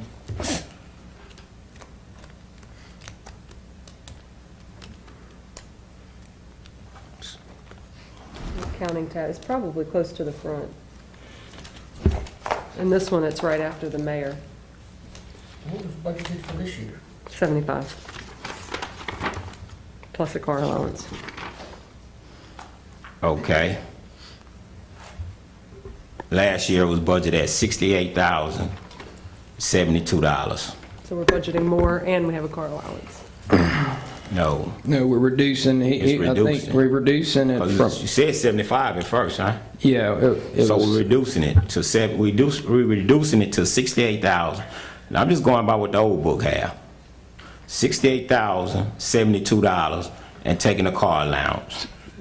So like before when we did that $100,000, we had a $50,000 reduction. This one right here actually is going to be taking the car allowance out. Did she have a car allowance? Yeah, she had a car allowance. We're taking the car allowance Okay. out. So then, and then that would be, you can do double, I guess. Let's see where we at. So what was discussed at the budget work session, we're not doing that now?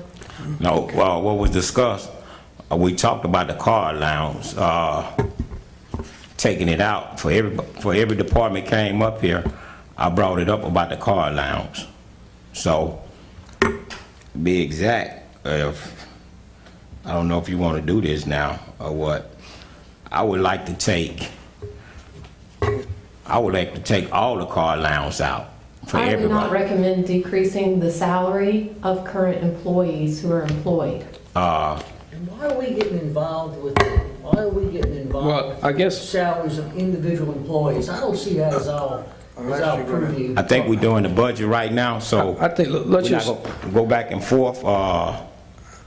I figure we can stay on track right here on this line item, decrease count. Let's see where we at. Increase director funds from okay, we're accounting. Yeah, that's So why I don't want to jump the gun. So going back to the last director, I guess was making 65,000. Was that was the budget? What was that number? 68. He said 68,000. Okay. 68. So That'd be, Are we trying to go higher than 68 or stay at 68? We're trying to stay at 68. So you want to reduce what we have budgeted by close to 8,000 and take away the $6,000 car allowance? Yes, that's what I want to do. We're going to lose employees. But we talked about at the budget, hold on, Lacey, sorry. We talked about at the budget being able to afford a qualified person for this job and what they are supposed to make.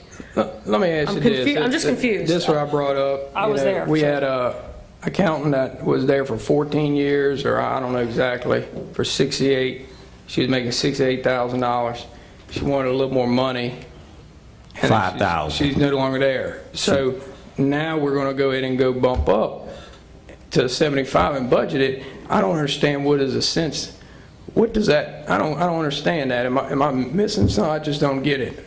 Yes. So we're going to start over and add it $5,000-$6,000 and try to retrain, find somebody that has 14,000. She's sitting right there. But the other one, we couldn't figure out the money. We could figure it out.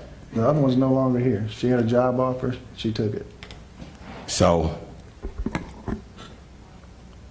I'm gonna suggest again that we start out. Aren't we doing a study plan? We're gonna do that, right? Right, so if we're doing a study plan, leave these in place until the plan comes in, because we did the study plan on these. This says increase it 9,000 because you're decreasing the car allowance 6,000. Be reasonable about what you're doing so we can negotiate and get good people in these positions. These are leadership positions. Okay. Please think about what you're doing. Okay, I'm glad you said that. Okay, the one that we lost, how long, accounting, how long we been without somebody in accounting? January 22nd was her last day. January 22nd. All right, when we fill that position? We haven't technically filled it. We have an interim and we have shifted duties.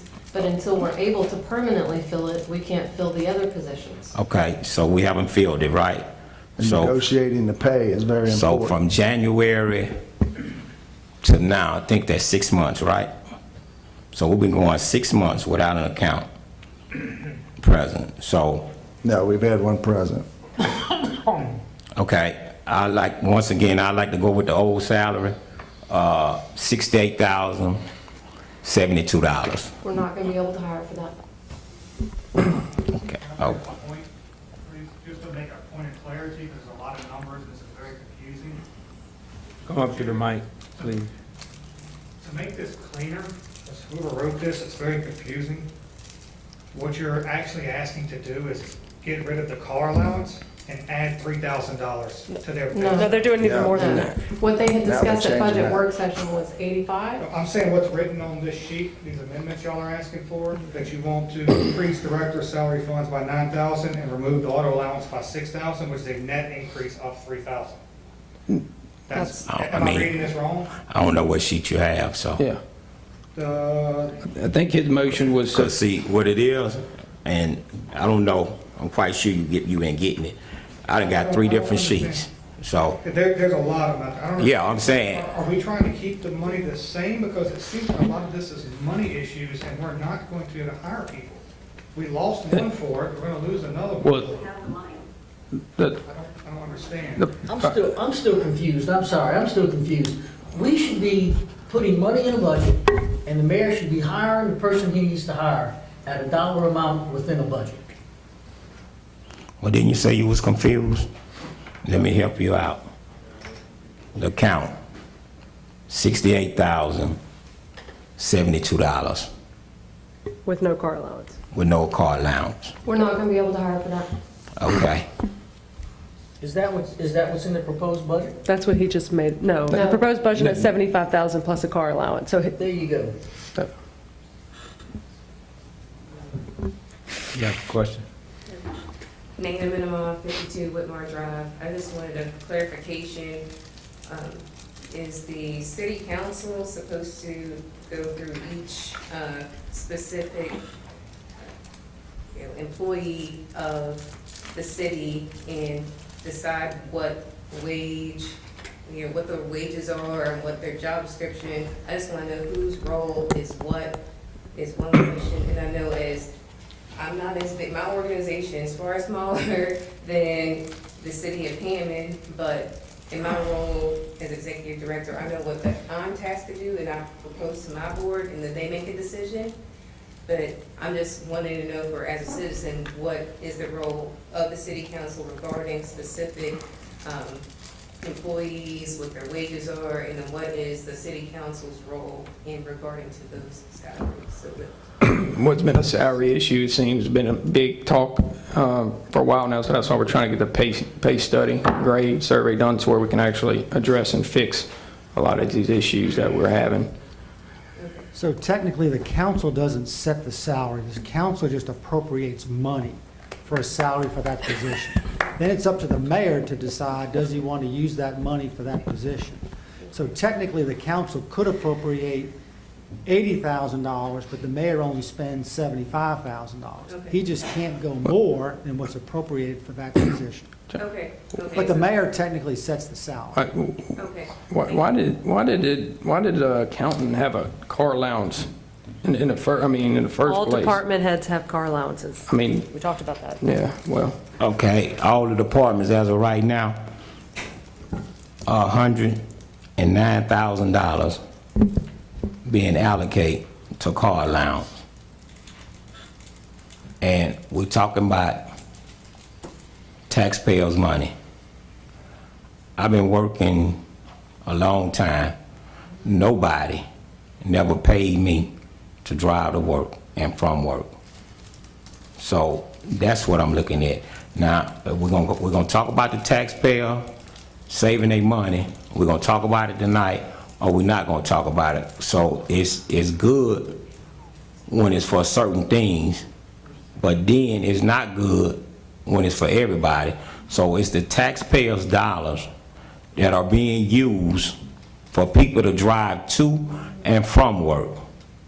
I never heard of this in my life, and I've been working a long time. That's incorrect. That's not what the car allowance is for. What the car allowance is for? The car allowance depends on each department. The car allowance for, let's say, an HR department, that is for the HR director to drive around in a vehicle that that person owns and go to the different departments, go to the different job sites, go talk to workers wherever they may be, meet with workers, go to training, deliver training, go to all those different sites all across the city and handle that. That's what the car allowance is for. In accounting, the finance director could use the car allowance to go and audit businesses to ensure that the occupational licenses are being followed, to look at different aspects of what's coming into the city, to meet with those new businesses and say, hey, what can we do to help you get through this process faster? That's what the car allowance is for.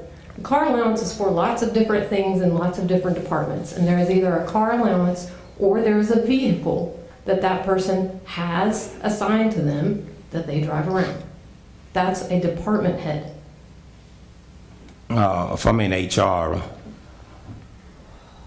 yeah. If I'm in HR, I think it's easy for somebody to come to me. I have to go to them. But There's oftentimes we go to departments, HR is there to speak with employees. Listen, seriously, we've done a study on these four, the mean of what these people make for these positions. If you want to take the salary for allowance, car allowance away, then make it up in salary, but don't lose a good fit for this city and as a department head and a leader. Well, Mayor, you spoke. I'm gonna respect what you said. Now I want you to hear me, please. HR, not HR, IT. We know who IT is. He been having problems for the longest.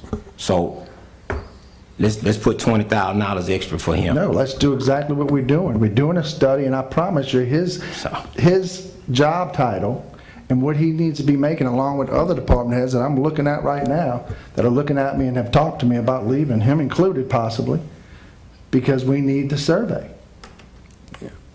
So, he understands that, but right now we're hiring 4 people that we need to have in place immediately.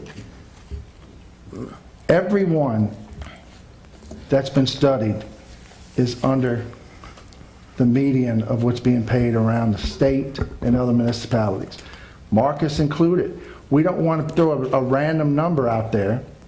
Let the study dictate it. We talked to these people and said immediately, when you pass that survey, they go right into surveying the department heads. You can say what you want citywide, I understand, but they need to start somewhere. Say once again. Police, department heads. Once again. Our employees, everyone's important. Okay. You're taking money away from people that they count on. These jobs that they do are leadership positions. Consider what you're doing. You're sitting here randomly cutting people's pay that they take home. Now, I don't think we cut nobody pay when they don't know what they're getting in all these new positions that they're coming in. So I'm gonna say it again. IT director. And I'm saying IT director because we know what happened with the virus going on and the city of Hammond was shut down. And I'm saying this here, how much he done helped the city out and don't get paid overtime, just a regular salary. So I'm asking, I'm talking about all the city councilmen. They saw what took place.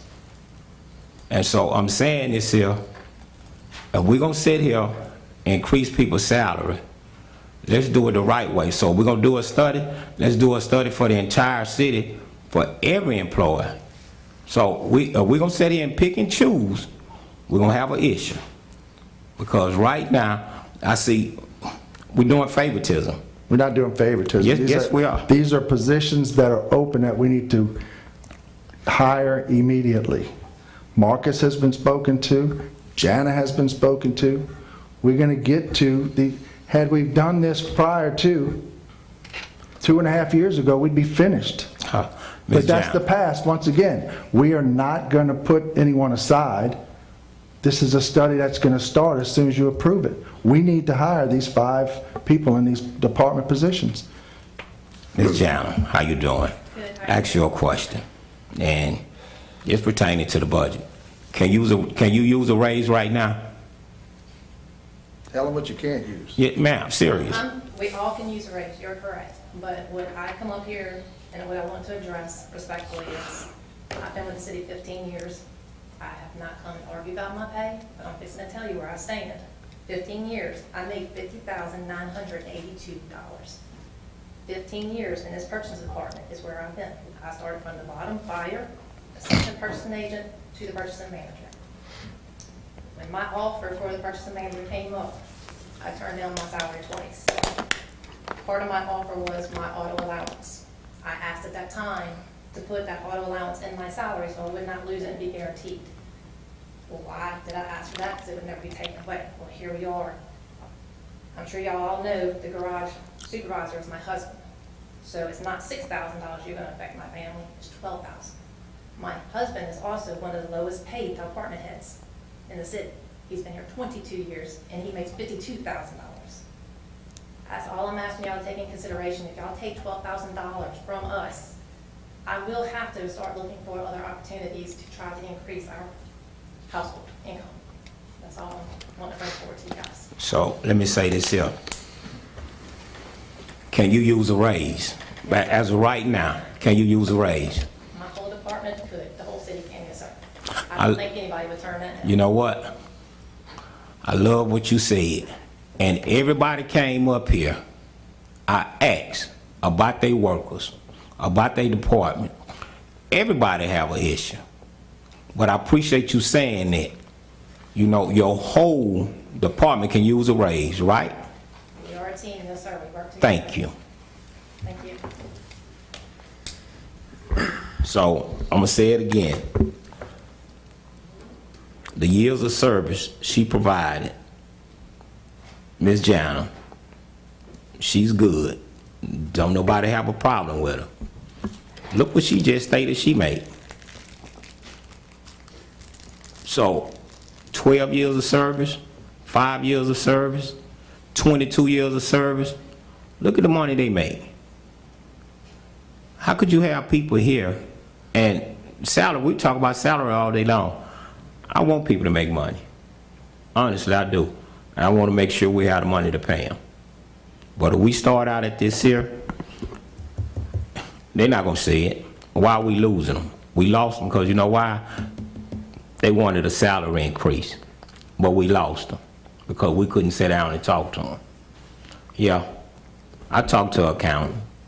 We talked, and she told me $6,000 what she asked for. Now you ready to give it away, and you knew her. She been here for how many years? 14 years.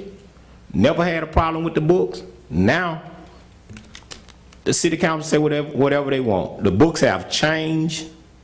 The numbers have moved. We don't understand the book. We really don't.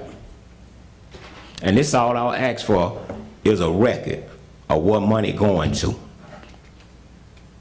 How money is being moved. I mean, this is what I be asking for. You know, I can't keep up with it. I'm not an accountant. I don't even keep up with my own money. So, but look like every item here we're gonna have a problem.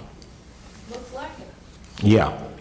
So you want to decrease the position for the director of accounting to the salary that the old one was making, but also take away the car allowance, which the old one got. So therefore, the new one would have even less compensation than the old one. Just making sure if that's what you're proposing. Yeah, I want to increase it and take the car allowance. Increase to what? No, I don't want to increase it. I want to put it at 68. So you want to decrease it and take away the car allowance? I want to decrease it and take the car allowance. So we're going to decrease what somebody left to go take another position that paid higher. We're going to doubly decrease that pay. All I want to make a comment is, I think you had a lady there 14 years, and then she wanted $6,000 more, and then we couldn't afford it, I guess, or whatever the reason was, don't care. And now we're going to go ahead and budget what she actually wanted to stay when you actually had somebody there. So I just think that's silly to do that. That's just my opinion. And, you know, I mean, I think you said. Are we punishing the administration? Yeah. I mean, I'm confused. I never said anything punishing. I never said that once. No, but if you're making it harder to hire someone who not making it harder, they left. I just want to make it clear. Yes, it's going to be more difficult because instead of paying that person $68,000, we're going to be starting them at $62,000.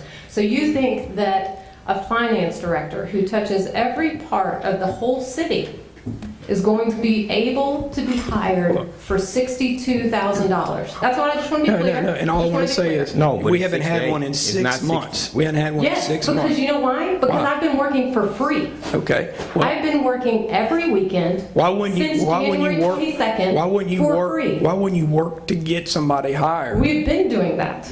We consulted. We did the study. We got the professional consultant. We looked at all the salaries of those positions that were open. So if it was a priority, if it was priority and you were short at $68,000, why wouldn't you have came to us then? Since I think accounting is an important job to have, and I wouldn't want to go 6 months without a department head in accounting. So therefore, I think that should have been a priority to try to figure out, hey, let's get another applicant. Or not get rid of the one we had in place and give her the money that she needed to stay. I don't think we need to discuss the person who left. I don't think that's fair to that person. I'm going over the budget. I just want to make sure that, you know, we're increasing it now, so. Well, no, we're not increasing anything. What we're doing is we're decreasing. We're saying that somehow in the magic unicorn land, we're going to be able to hire a finance director for $62,000. That's absurd. Yeah. You're listening to someone that stood up a minute ago and asked what the responsibilities were, and now the accounting director market minimum is $77,977.60. It's the minimum. That's where we start from when we negotiate. You're trying to give them 60 what? 62. We're talking about doing the study. We've done the study on these 5. We know where we are. Now we're putting it out there when we negotiate with these folks, because you're sitting up here doing what we do as the administration and negotiating their pay, and you're pulling pay from people that are paying their bills. You want to pull a pay, wait till the study's done. Leave this alone or add it, like you did do, took away the car allowance, but don't take away pay and bring them down to 62. When you know you're going to come back and a director of finance is $78,000. That's the minimum market Okay. rate. Okay. I'm gonna say this here. Just like we speaking on hiring this person, the IT director. Why I can't have this same fire for the IT director? You will as soon as we get the market study. You see, to the market study, but yet we ready to do this now. The IT We director. didn't have a choice. We have vacancies. Marcus understands. I don't know why you don't. We're not happy about I it. think they said, and if I'm not mistaken, you never heard me call nobody's name.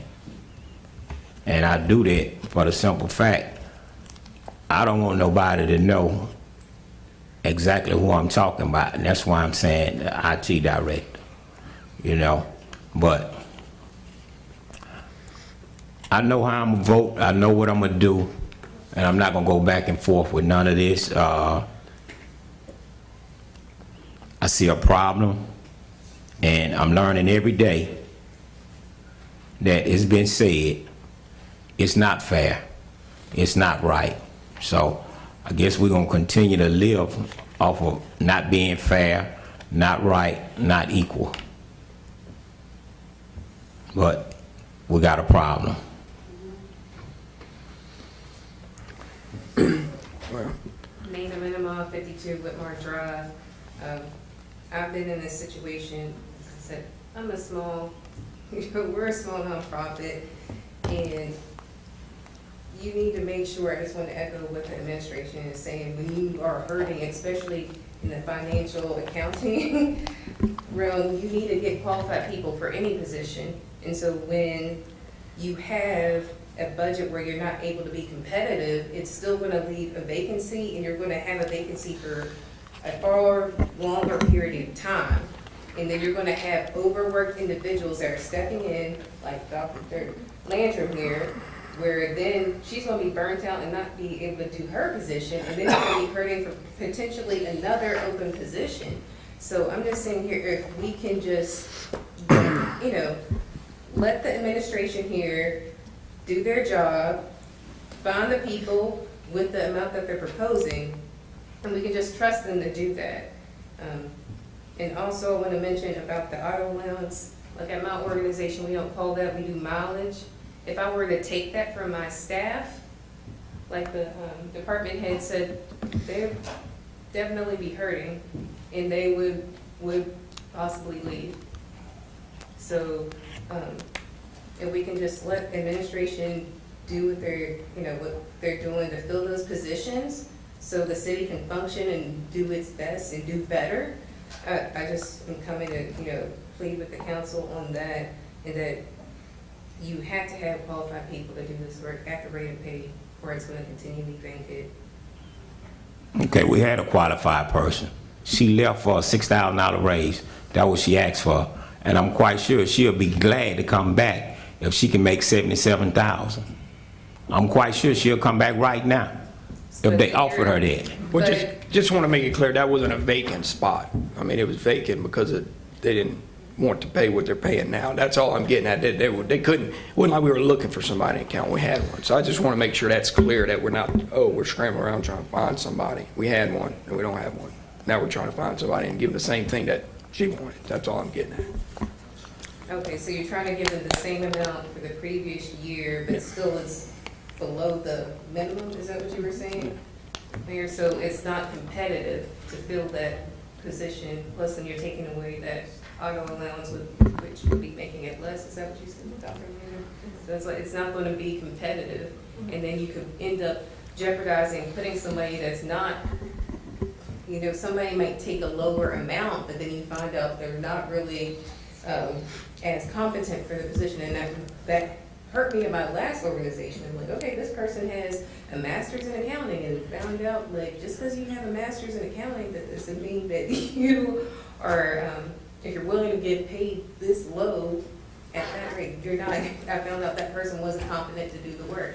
I had to go to my board and increase the salary for that if I want somebody capable of handling that. So I'm just putting that out there, so thank you for letting me speak. Thank you. Can I just pull on the public record, because I'd like to have this on the record. I didn't know Dr. Landrum, Speaking to Mike, please. I didn't know Dr. Landrum was doing this, and we've already are feeling the repercussions of this. Our payroll is really messed up, and I didn't know that we were doing it just at this level. Just one person trying to fill in. I honestly had no clue how it was working with the vacancies there. We have, and this is a very small, like when I speak on my side of my department, we have 2 guys right now that if they want to bring a lawsuit against this city, they're owed money because not being paid for work done, but because of the system they're in. And let me explain that, because I think somewhere down the line, when we really start looking into this, the repercussions going to come of the mistakes that are made that are just mistakes because it's not somebody permanently there. Our department has 40-hour employees and 80-hour employees. If you work patrol, you're an 80-hour. It means that you cannot earn overtime until you cross 80 hours. My position, I'm a 40-hour employee. That means Monday through Friday, I make 40 hours. Once I cross 40 hours, I get overtime, right? So right now, we have 2 guys that have been moved from 40-hour employees to 80-hour employees. However, they are still in a 80-hour pay period. By fair labor standards, because I called and asked, and it's not my job to fight for them, it's their job to fight for their own pay, but by fair labor standards, they are entitled to 20 hours of overtime for every 60-hour week they work. That's something that if we had a director, once my department head sends that over to them and says they need to move from 80-hour to 40-hour, somebody could do that. Both of our captains have emailed, but nobody knows who to send it to. This is just small problems. I don't want to snowball, and I just kind of want to put it out there that this is something that we need a full-time person for. The money, that's y'all's wheelhouse. Yeah, I'm glad you said that. We had a clerk doing 2 jobs and was underpaid. And now we just hired another clerk doing the same job she was doing, making a big difference. So, you know what? She can sue too then, right? That's in her, but I would also like to thank y'all for making our entire point for our police department proposal of the losing people for lack of pay and lack of raises. Yeah. I'm glad we're having this entire discussion since it very much highlights the entire problem of the entire department, not just the department head. That's what we've been saying all night. It's the whole citywide right now. Yes. Citywide. Everyone. However, the same problem we're also saying is let's fix the problems that are blatantly obvious. I'm not a fireman, I don't know what they do, but I know when there's a fire, I go put water on it until I can find a way to stop that fire from coming back.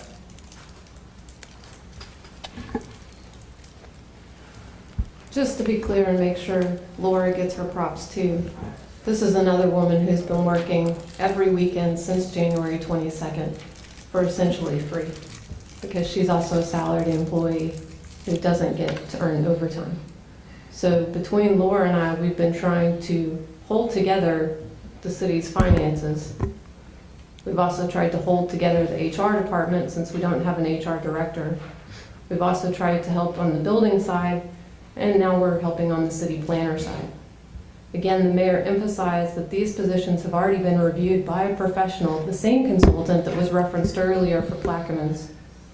The minimum salaries are recommended, and that's what's budgeted. And that's what we discussed at the budget work session. So I don't know why we continue to go back, and now we're going to go way back and try to remove not only to the old salary, but then try to remove at a much lower salary of $62,000. Very confusing.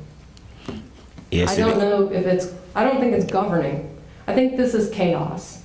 And I think that may be the overall goal, is to just put everything into chaos, toss it up in the air and see what happens. Because this is not governing. So when y'all looked into it, I'm just gonna talk about the IT director. What do you owe the IT director right now? Since you looked into it and saw HR, how much HR need to get, how much IT director need to get right now? The same thing you just said. Did you not hear me earlier? What? How much you need to get? 5 people, 5 positions that are needed immediately. That's what was surveyed. How much the IT director need to get right now? We need to survey it. Marcus knows that. And to be frank with you, Tanya didn't leave because of pay. Yep. Let's get that straight. It's amazing. That, and I said this, that Tanya was doing 2 to 3 jobs. And I just asked why she didn't get paid for it. That's all I asked. You know, she didn't have to do it, but she did it to keep the city moving forward. And I say this here, this for any employees that work for the city. I thank them for everything that they do, but we're gonna have to pay them. And you gave Tanya a car allowance And a salary increase. and a salary increase. She did not leave for pay. So, So on item 17, the proposed budget, $75,000 in salary plus a car allowance. If you want to change that, then just make a motion for whatever it is you want to do. If not, you leave it as it is and just move on to number 18. all right, my question here is, I'm kind of all over the place right now. I'm not laughing because I'm really not feeling too good right now. I don't know, bad, but to get some clarification here, with the salary, it was 70 what? 75. Okay. That's what he's proposed. It was, yeah. Okay, so it was proposed. 2020 was 68.2, and then now the new proposal's up to 75. So the proposed is 75 from the studies and everything that has been done.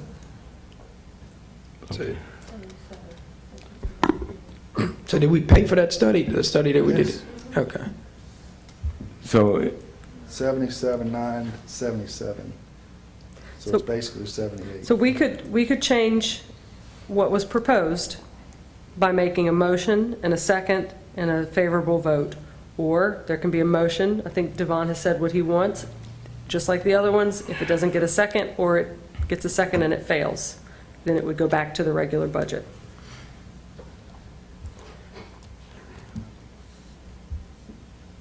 okay, so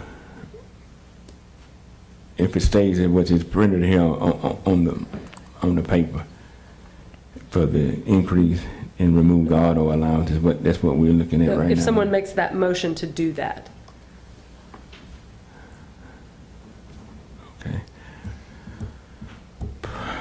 All right. To move forward, I make a motion that we move forward with what's printed here on this paper. Thank you, sir. Number 17. So it's to increase the director's salary funds and remove the auto allowance? All right, what's printed here, yes. Yeah. Okay. $9,000 overall increase to that budget.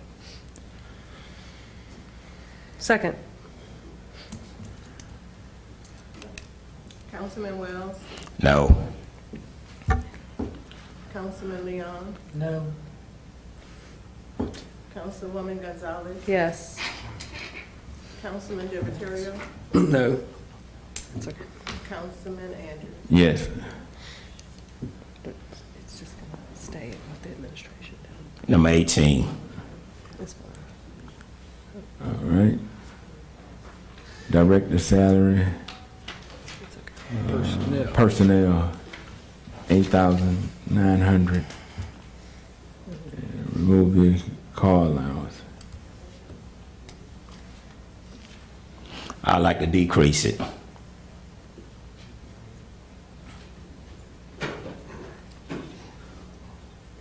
I'd like to decrease it. So what they had it at last year.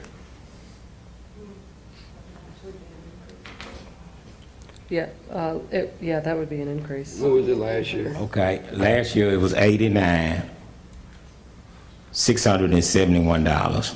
So that'll be an increase. What it is right now that you did a study plan on. They have it set at 75. So if you put it, if last year, you would increase it by 14,000. Leave it. Well, then we could take away the auto allowance or auto allowance.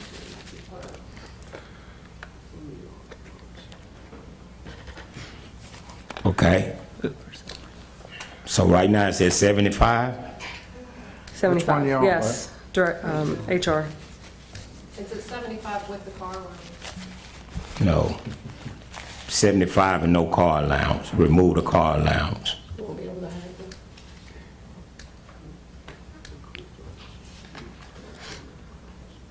Again, what's the minimum? The minimum is 7.4, the mean, the market mean, the middle is 93,520. So we said 75, right? So we're increasing it, $8,900? No, that would be if you were doing what you had discussed at the budget work session, which was 85, I believe.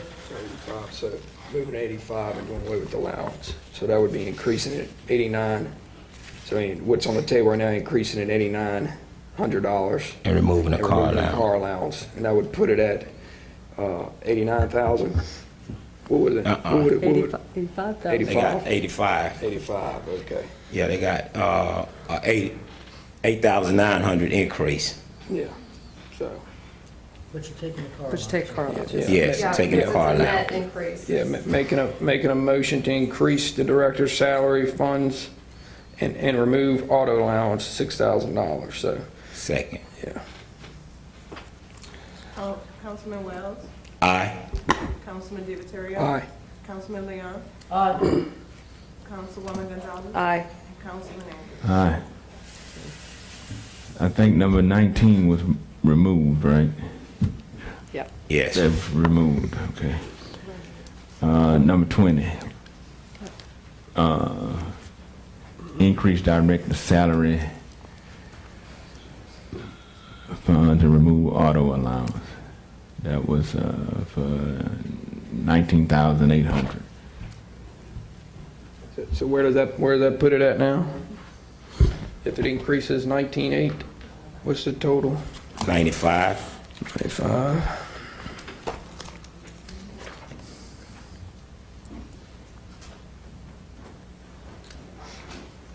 The market mean, the market middle is 93,850.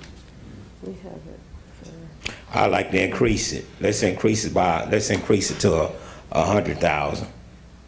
That's what was proposed. It was to increase to 100 and then to take away the car allowance. Yes, let's increase it to 100 and take away the car allowance. The net difference is $19,800. Yes. So what's proposed on this paper accomplishes that. Yeah. Would have done it for county. So yeah. So let's do that. Take the car allowance away. So that would be a motion to increase director salary funds. Let's see, to increase the director salary funds by 19,800 and remove auto allowance, which would be decreasing by 6,000. Motion. Second. Councilman Andrews? Aye. Councilwoman Gonzalez? Aye.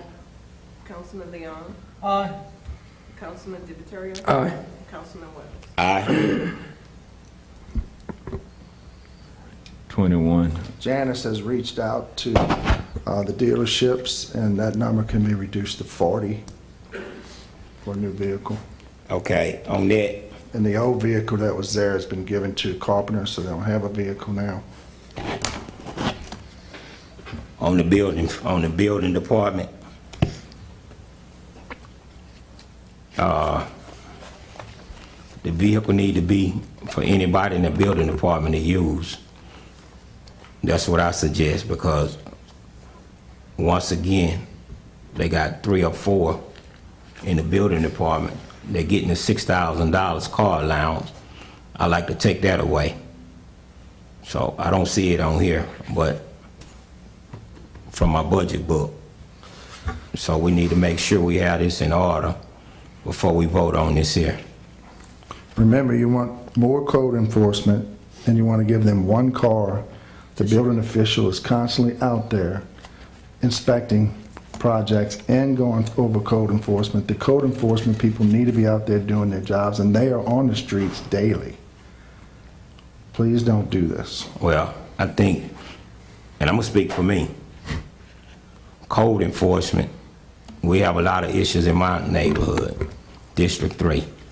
And so we can say they out there doing their job, but we all having issues.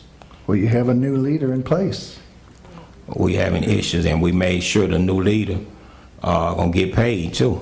So they need to be able to get out there and get about. You're gonna take $6,000 away from these people. So really, I don't even think, and I'm gonna say it. You wanna buy 3 cars? No, I really believe that the city councilman, you don't want us to do the budget. Whatever you put on the book, that's what you want us to agree on. But I'm not that type of city councilman. If I have an issue, I'm gonna talk about it. And so I say I would like to take the car allowance from everybody. That's what I said earlier. So we sitting there taking the car allowance, and we turn around giving a vehicle, a new vehicle. So the vehicle is for everybody in that department to use. Just like the guys cut the grass. Ain't nobody assigned to no truck. Whoever need the truck, they get, I'm quite sure they sign their name saying they gonna use the truck for that day. Yeah, again, if you take the car allowance from people who currently work for the city, not new positions that we're hiring, because we can negotiate that. We can never tell them there was a car allowance, so they won't have that.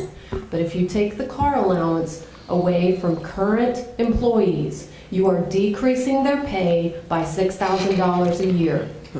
I mean, does the code enforcement guys right now, do they have a car allowance, or do they have a car? What do they have? They have car allowance. Okay. That's All right. listed on your All right, car allowance, page, yeah. on your people page there. All right. And I don't think you want to take that away. Yeah. Well, no, but that's, that needs serious work. I mean, as much help as they can get. So, I mean, you know. Yeah, reducing their pay by $6,000 is not going to do that. Yeah. In fact, that's why the new code enforcement official just left. We only had him for about 6 months. Yeah. Because it wasn't enough money. Yeah. Marcus wants to talk about car allowances, is my guess. I want to talk about it all.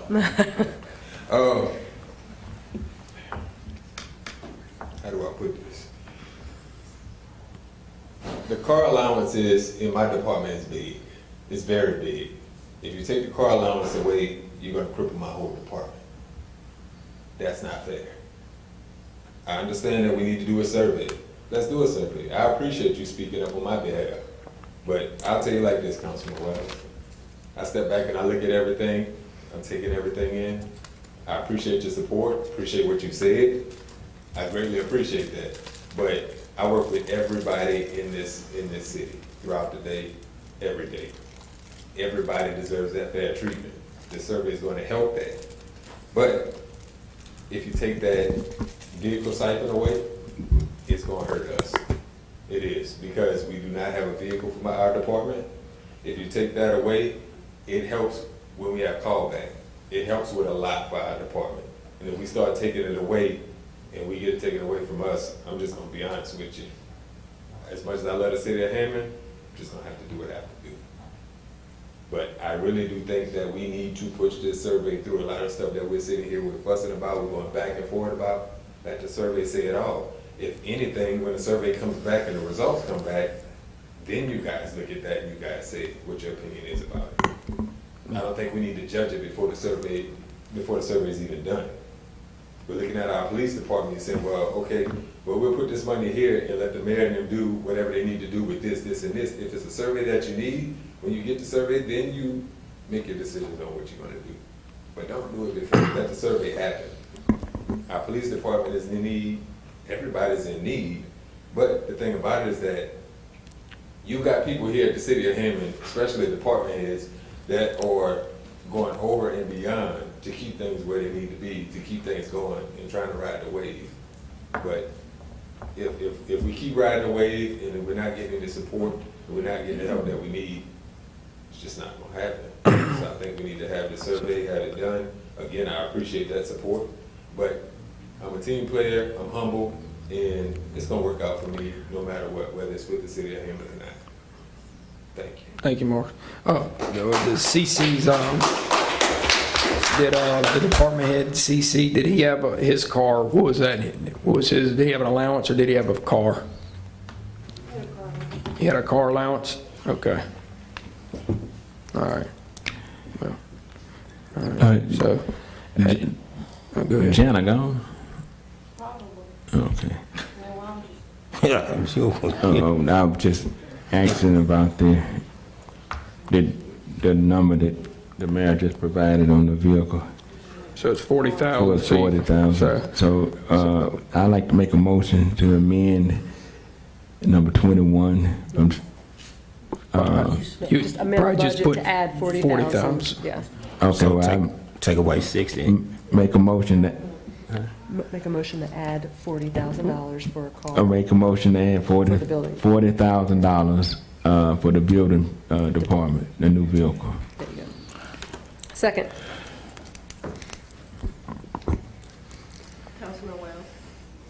Aye. Councilman DiViterio. Aye. Councilman Leon. Aye. Councilwoman Gonzalez. Aye. And Councilman Andrews. Aye. All right. I'll go back to that motion. Make a motion to reserve into a project fund $600,000 for salary raises to the Hammond Police Department. Second. Councilman DiViterio. Hold up 1 second, please. I'm sorry. Look. Let's. We went through it all. Yeah, we went to, yeah, we own it. I'd like to add $1 million to it. Hold up. We can't sit here and say we have this and we don't have it. I'd like to say I would like to add $1 million to it, to a study for everybody, not just for the police department. So I don't want to just sit here and put this in. Yeah, so there's a motion Yeah, and well, second. see, So well- that- And then if you want to do something Okay, different. and I said, you can do hold it. up. Because I'm talking about, it's gonna be confusing anyway. So it's best we get it Well, my straight. vote was up and I really wasn't ready to vote on that. Okay, but So I'm not yeah, gonna, we have to when it's time to vote. When there's a motion and a second, and we follow the process that Okay. we said we were going to do. Yeah, we can do roll call. So explain what it is for all the councilmen to know what's going on. My motion? Item 22, which is going to be to add $600,000 to a fund reserved for the implementation of salary raises for the police department. Project fund. Project. So this does not go in the police budget to be moved around. It would have to come back to us based on the administration's pay raise. So it's a project fund, similar to, The 300,000 that we did last year for retirement. no, that didn't pass. What, you can think of it similarly to the capital request, right? So when you put something in a pot and it sits there, and then, I'm sorry, no, not like a capital request, more like a project, like a capital project, like we're gonna do, Like on what like line? Mooney Park. Like, yeah, give me a line. It doesn't expire, but we're creating something Give me a new. line item. You say capital improvement, because I need to know, because I don't want to make no mistakes. Where would we stick this, Lacey? The project fund within the consolidated or under capital where was request? it? Yeah.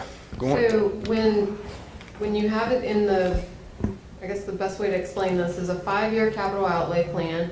All those things that are listed in there become projects. They get transferred over once they're approved by you guys as the budget. They get transferred over into a project account, which doesn't expire at the end of the fiscal year. So the money stays there, stays in that pot that can be used over multiple years. The council authorizes the contracts that go forward with that project. It's the same way that we set up all of our grants. It's the same way that we set up all the capital building projects. This would be a special salary project, is how you could think of it. And so the funds wouldn't expire at the end of the year, and the funds also cannot be moved into department budgets or whatnot without the council's approval for that. Okay, so with that being stated, once the salaries are adjusted or whatever, that still comes back to us again? Yes, sir. Okay. Yes, sir. Thank you. So,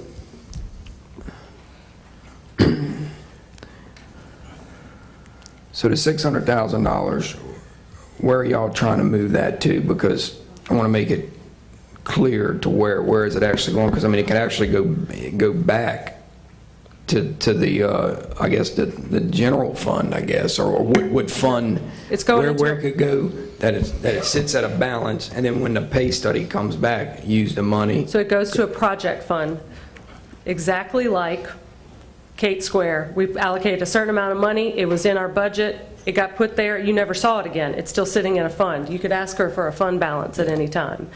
So that's where this is going. Well, why we just can't keep it within the general fund? Because I don't want you to spend it on something else. Oh, I'm not. You can't spend it on anything else if you You can, by 3 votes. Yeah, and if we're about to be way over budget. so that's what you worried about? We're about to be way over budget. Yeah, so that's what you worried about, huh? So, I'm worried about making a statement to Yeah. HPD that we are going to give you an increase, please don't quit for another well, department. I want to make a statement for Marcus. Well, you can do it next. You're going to do $1 million. Say that again? You just said you wanted to change it to $1 million, so. Yeah, that's for everybody. That's Well, not you can just do that one next. department. That's what I'm saying. This one's for HPD.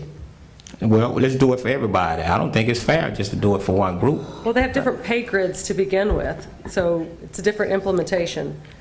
And this will be a different salary study. Well, we don't even know if $600 is going to cover what they come back with the police, with the surveying study, so you would have to come back and ask for more money anyway.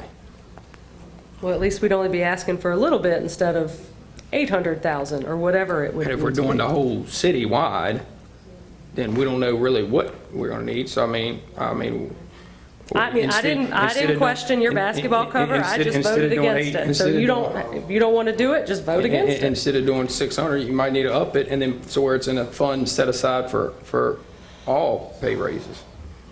Good evening, and that was going to be my question. From what I heard tonight, and everyone agrees, the police department deserves a raise. Just to piggyback off of what Councilman DeVittorio said, why wouldn't you, as a council, put all the money in a project fund, as Councilwoman Gonzalez said, to cover the entire city? Yeah. I mean, why would you do it separate?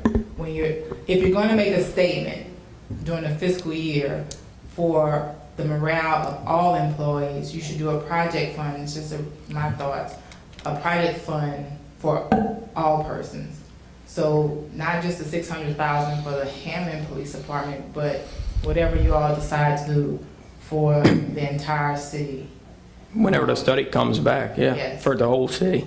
Yes. So I said, let's take the 600 out and let's put $1 million into it. Lacey, what's our funds estimate currently? Lord's double checking my numbers, but I think we're somewhere around $983,700. So we don't have the money for it. Well, we No, have- that's there. It's We have 1.6 available. Right. Yeah. And there's always the option to cut other things. So, And this is obviously, I'm sorry. I apologize. I wasn't going to say that. go ahead, I'll ask my question later. And obviously, we have a motion that was made in the second. If there wants to be another vote, as Councilman Wells wanted to do, you could easily do that and then include the rest of the city in there. I think that the only separation I would have is, I'll say it again, we do not need a salary survey to show that our policemen are underpaid. We can supply y'all the pay from all the surrounding agencies, and all we're trying to do, all that's trying to be done, is to have that money earmarked. I agree, Councilman DeVittorio. I think the pay study's gonna come back, and y'all gonna have to come up with even more money if y'all even pay attention to the pay study when it does come, because in the past, they have had a mayor who basically said, I don't care what the pay study says.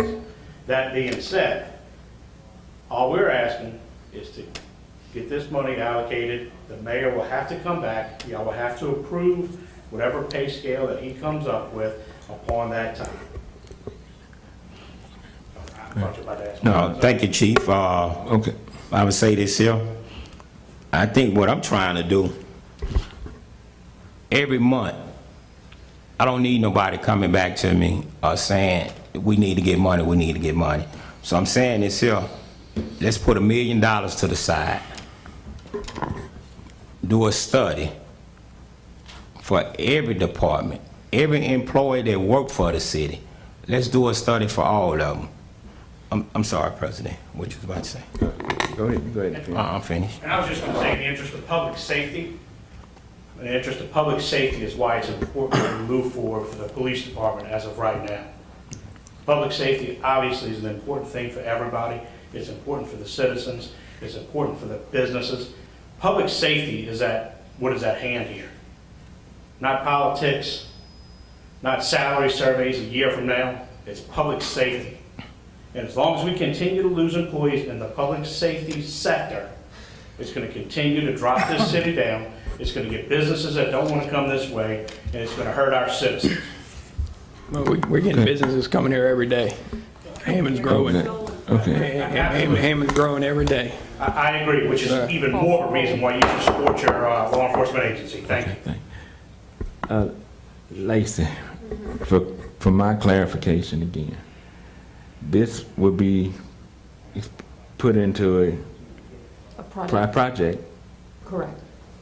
Once the scale has been looked at, whatever, it still comes Yes, sir. back to us to approve? Yes, sir. Basically, the council would then give the authority for the money to flow. Just like you do and this is the best analogy I can give you. So just like what we're talking about with putting aside money for a sidewalk. Okay, we're going to put aside $80,000 for a sidewalk. That goes into a project fund, and it sits there until the design is complete and the bid is complete for that sidewalk.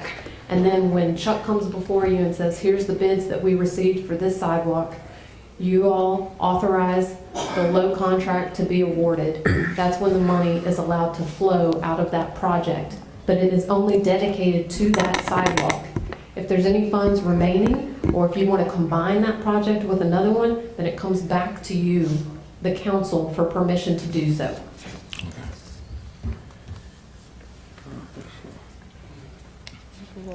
But what is for one department only? Let's use it. I mean, I'd make a motion maybe to, let's see. Go ahead. They already called for a motion. Okay. The motion is set. Well, This doesn't preclude a second motion if you want to add money for citywide departments and another $400,000 for other departments. The motion on the table is $600,000 for that project account just for the police department. That's what's on the table. President Andrews, can you ask for a roll call, please? Lisa. Councilman DiViterio? can I make a substitute motion? Well, he's already called for a vote. Thank you. Well, you can't make a substitution motion now? Not when roll call starts. Okay. You can make another motion after this Okay. motion is over. Okay. So explain, since it's been so long, explain what we're voting for. We're voting for $600,000 to be put in a fund for the police department for the salaries. Raises. Project. Yeah. Roll call? Yes. Yeah. Councilman DiViterio? No. Councilman Wells? No. Councilman Leon? Aye. Councilwoman Gonzalez? Aye. Councilman Andrews? Aye.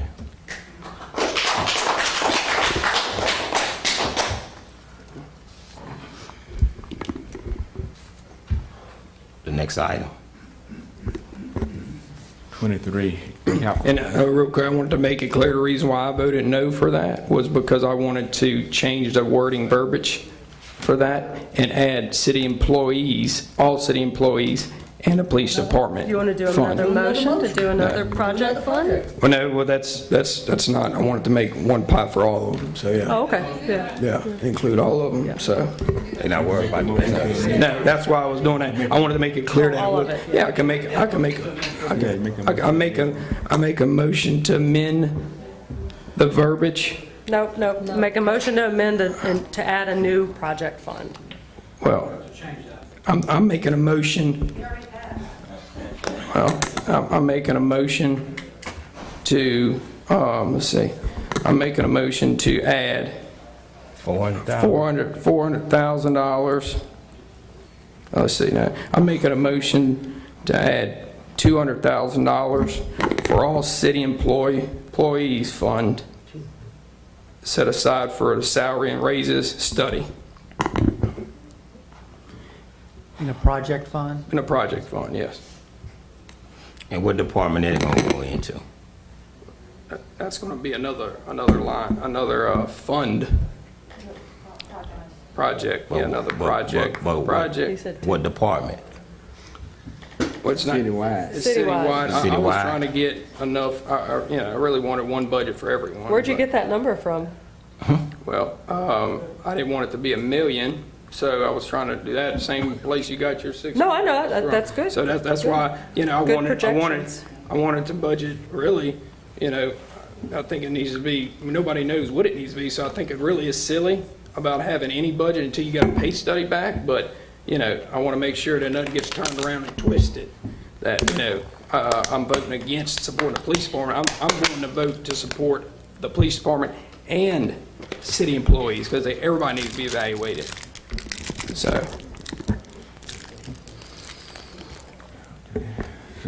Go ahead. Is that a motion that you made, Councilman? Second. Councilman DiViterio, aye. Councilman Wells, Aye. Councilman Leon, Aye. Councilwoman Gonzalez, Aye. Councilman Andrews. Aye. What's our number now? Number, No, I'm sorry, the- 23. No, the balance is, We're now over budget by about $100,000. We're at $1,783,700. We had in the two fund balances of the sales tax fund and the general fund, we had $1,685,239. So now we're over by just under $100,000. All right. I'm going to number 23.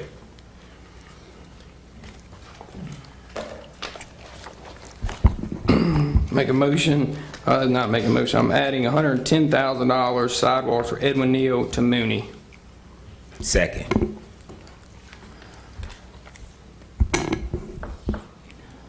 Councilman Wells, Aye. Councilman DiViterio, Aye. Councilman Andrews, Aye. Councilwoman Gonzalez, no. and Councilman Leon. No. Number 25.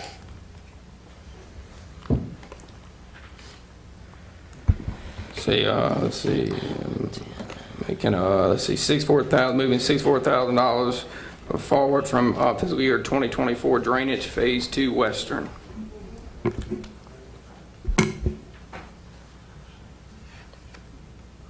To 2021, right? Yeah, to 2021, 22.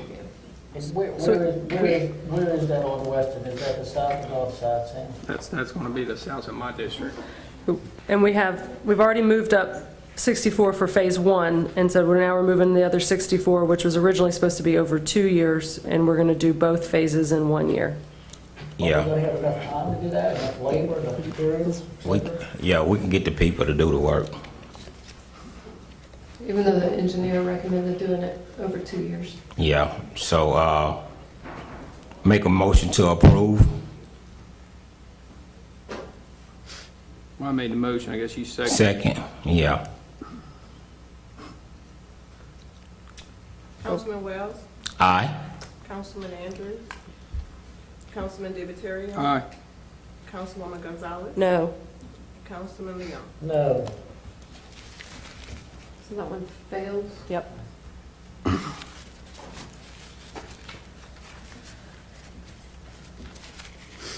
Number 26.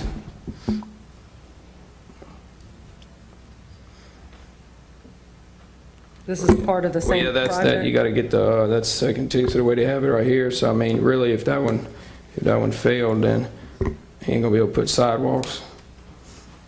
So, let's see. Yeah. Well. All right, so.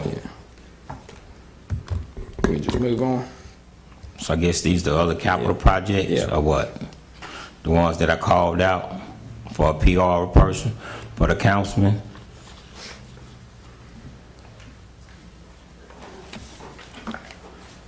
At $20,000, part-time? Well. Make a motion. Let's see where you at now. Where we at right now? I don't think that's on the paper. Okay.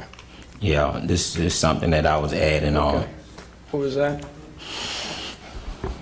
Make a motion for, a PR person for the councilman, a part-time, intern that we can get at $20,000. Second. Councilman Leon? No. Councilwoman Gonzalez? No. Councilman DiViterio? Aye. Councilman Andrews? Councilman Wells? Aye.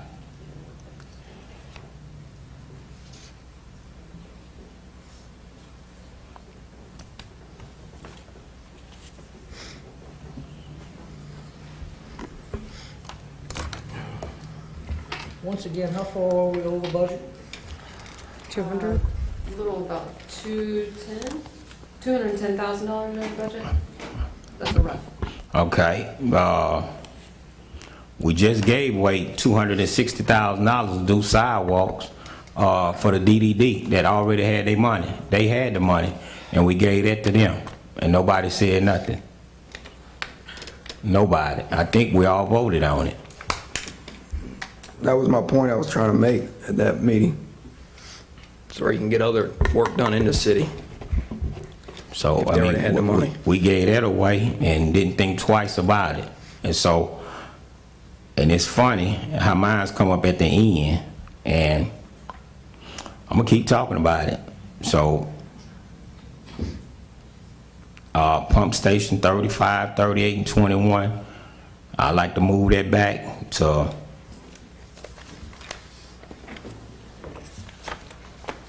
That is capital outlay, page Cap- 63. I got two books I'm dealing with. 21? Huh? 35, 38, and 21? 21 is in what? Let me go to capital outlay, please.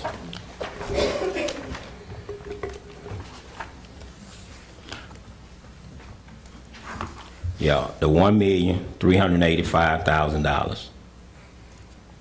I'd like to move that back to 2023 and 2024, and I'd like to move up number 7, which is pump station 35 and 38, which is pump station in Lincoln Park. So I'd like to move them up. That's a motion on there. A second. I'm sorry, I just want to be clear. Are we doing those all together, or are we doing them separately? On what? What you mean? So the 2 lift stations, the 3 lift stations, and the force main for the airport area is the. Yes, I'd like to move that back. That we're moving back. I guess what I'm asking is, are you going to vote on those separately, or are we combining all this together? I'm getting confused again. Yeah, I'd recommend you vote separately because there could be a different vote on each Okay. one. Okay. So if you want to move the one on the airport back, that would be maybe the first motion, Councilman. Okay. I'd like to make a motion to move the one, number 4, for the airport. I'd like to move that back to 2023 to 2024. Okay, that's number, that's actually combined items number 3, 4, and 5. Okay, yeah, okay. 3, 4, and 5. Yes, sir. Okay, I'd like to move that back to Okay. 2023 to 2024. 2 years. Yes. Oh.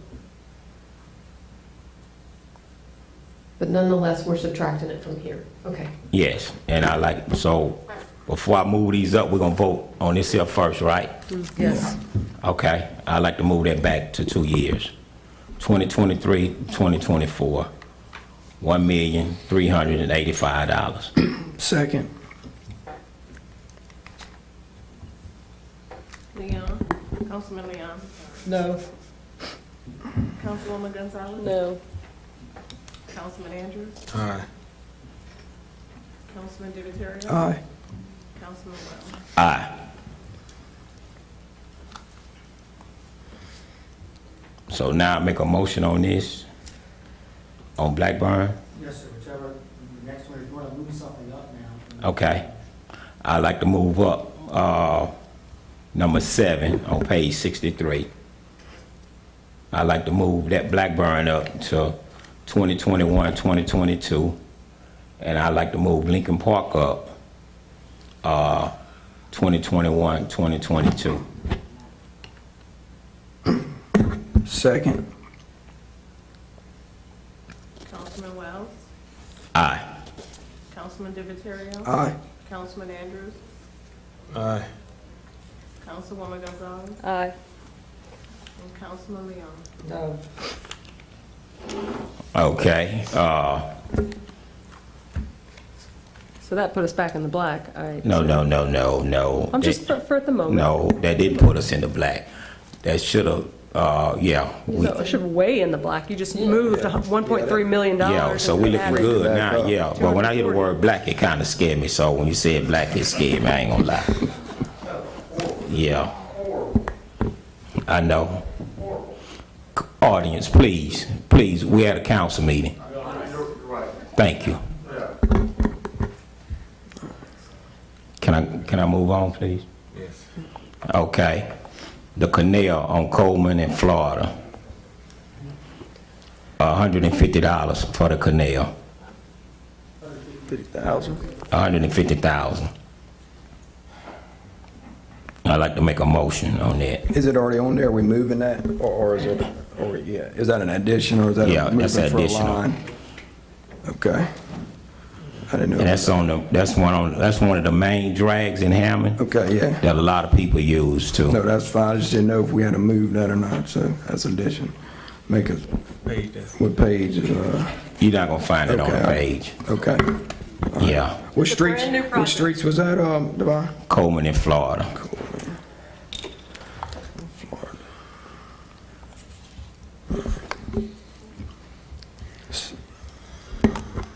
All right, second. Councilman Divatario. Aye.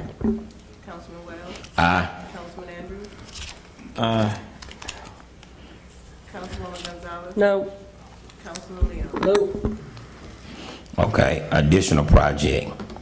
The canal on Natchez and Skinner. I'd like $100,000 to that project. Make a motion. All right, so that's a. Additional, yeah, it's new. No, it's not new. It's on the 5-year plan. It's supposed to be for 23, 24. So if you're going to change it and make it this year, Let's see, what, it's under number 28, under drainage improvement on page 65. I guess it doesn't matter. At this Skinner point, Slope. It's not gonna matter because we need to move the whole amount of the funding. Natchez Skinner Slope. It was Pay. set at 50, but it sounds like he may have had further conversations, and so I guess he thinks it should be 100. No, it wasn't, this is the figure that the engineer had gave me. And what the engineer wanted, it actually cost more than this, because he wanted to do the covers on Natchez Street, because the covers are rotten. So he wanted to replace them, and I told him, no, we're not gonna worry about that right now. So it actually was more than what I'm asking for.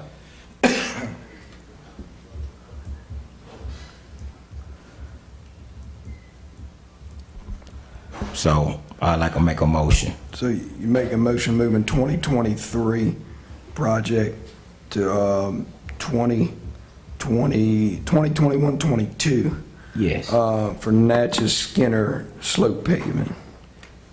All right, And adding funds to it. yeah. And 100,000. Yes. Adding 50. Adding 50. Added That's true, 50. yeah. So 100 total. Yep.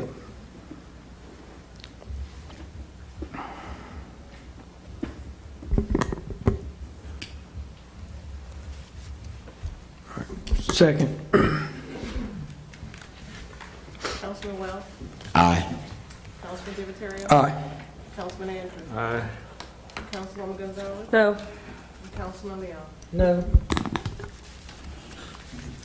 Okay. Let me be clear, the only reason I voted no, since Sam wanted to say why he did, is because it wasn't presented previously and we didn't know about it. So no offense to you, Devon. Oh, no, no. None Letting take. everybody know. You know, we had. Brand new 2 days- information. None 2 take. days of budget hearings, and we get this tonight.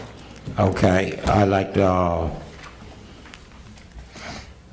do moving forward, $100,000 for a sewer consultant. Is that an engineer or I don't, No, I mean, I'm saying a sewer consultant, so whether it be an engineer, who this the study that we got to find. Is this a Chuck recommendation? Who? The engineer, did Chuck recommend this? No, he didn't say this. I don't think, for everything, we all been asking for, I don't think it was asked who recommend this, who said this, who said that. But this is a new item. We've never Yes, heard it's a of new it. item, and guess what? We all know we having sewer issues. We know that. So how we gonna ever get it solved if we don't have nobody start looking into it? Well, I thought Chuck gave a pretty good plan the other day. Yeah, he said $12 million, so you wanna go with that? Huh? You think spending $100,000 on another engineer is gonna give you a better price? No, I'm trying to, what we have here, we have an old sewer system that the city have outgrown.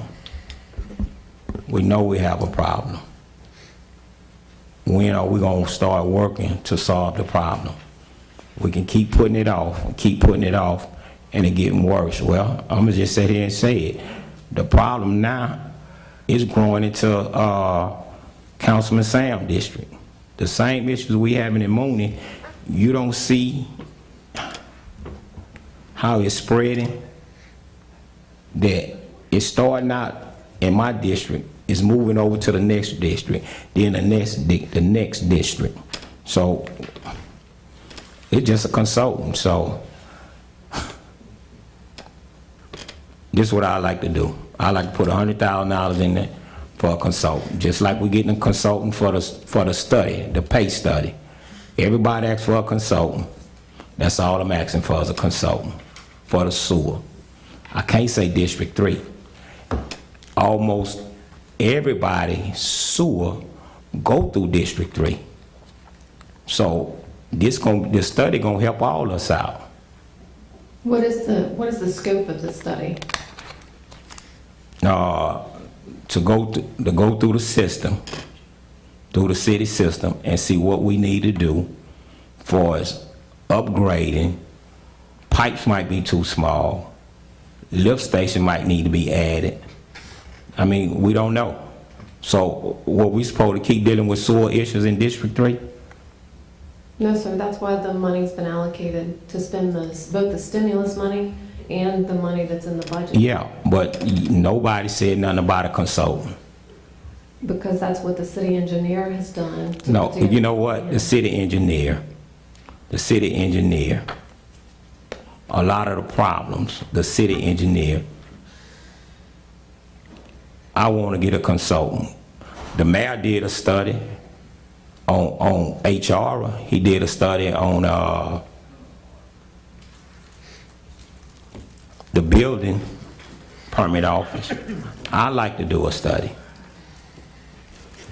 So we're doing a salary study, or we're looking at the system? That's what the sewer evaluation survey does, is it looks at the system. It TVs the lines, it cleans the lines. No, not that. I don't want that. Let's set it to the side. Let's do a study. Now, we can either do it tonight, or we can do it tomorrow, but it's not gonna go away. The study. The study, it's not gonna go away. So, however we do it, it's gonna be done. Where are we at right now as far as the money line right now? We're in the black. Right now, we are technically in the black. About how much? About estimated roughly, We not have exactly. $998,700 that we have added to the budget at this Okay. point.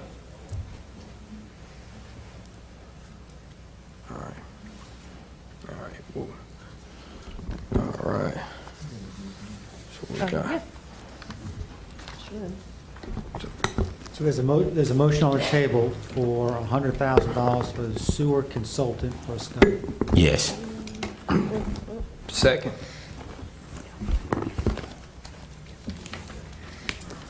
Councilman Andrews? Aye. Councilwoman Gonzalez? No. Councilman Leon? No. Councilman Wells? Aye. And Councilman DeTerrio? Aye.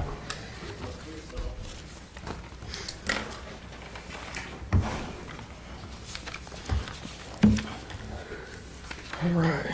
What's next on the list? I think so. That's it? Well, we got, I make a motion to approve the budget as amended. Second. Hold up. That's it?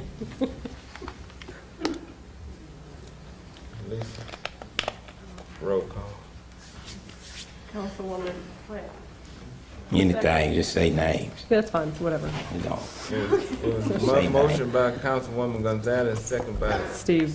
Councilman Leon. Councilman Andrews? Aye. Councilwoman Gonzalez? Aye. Councilman Leon? Aye. Councilman Wells? Aye. Councilman DeTerrio? Aye. We're not done. We got another thing. So That's one more item. we got still got two more left, huh? No, I mean, we got final adoption, huh? Yeah, Number just- 2. Yeah, fine, yeah, number 2. I don't know where my agenda is. Yeah, they just all for us. Almost done. Final adoption of an ordinance for a rezoning request by Starwood Management Company to rezone 0.225 acre parcel 67 by 146 located at 505 West Coleman Avenue from RM-2 to MX-C in accordance with survey by William J. Bolden Jr. dated 11/12/2018 Z-2021-04-0091. Make a motion to deny. Second. Roll call, please. Andrews, Councilman Andrews, Aye. Councilman Gonzalez. Aye. Sorry, Councilwoman That's all right. Gonzalez is late. Councilman Leon, Aye. Councilman Wells, Abstain. Councilman DeTerrio. Aye. Introduction ordinance none. I make a motion to adjourn. Second. Are y'all ready to go? Aye. Yeah. Aye. Aye. New record. President, you don't think you ought to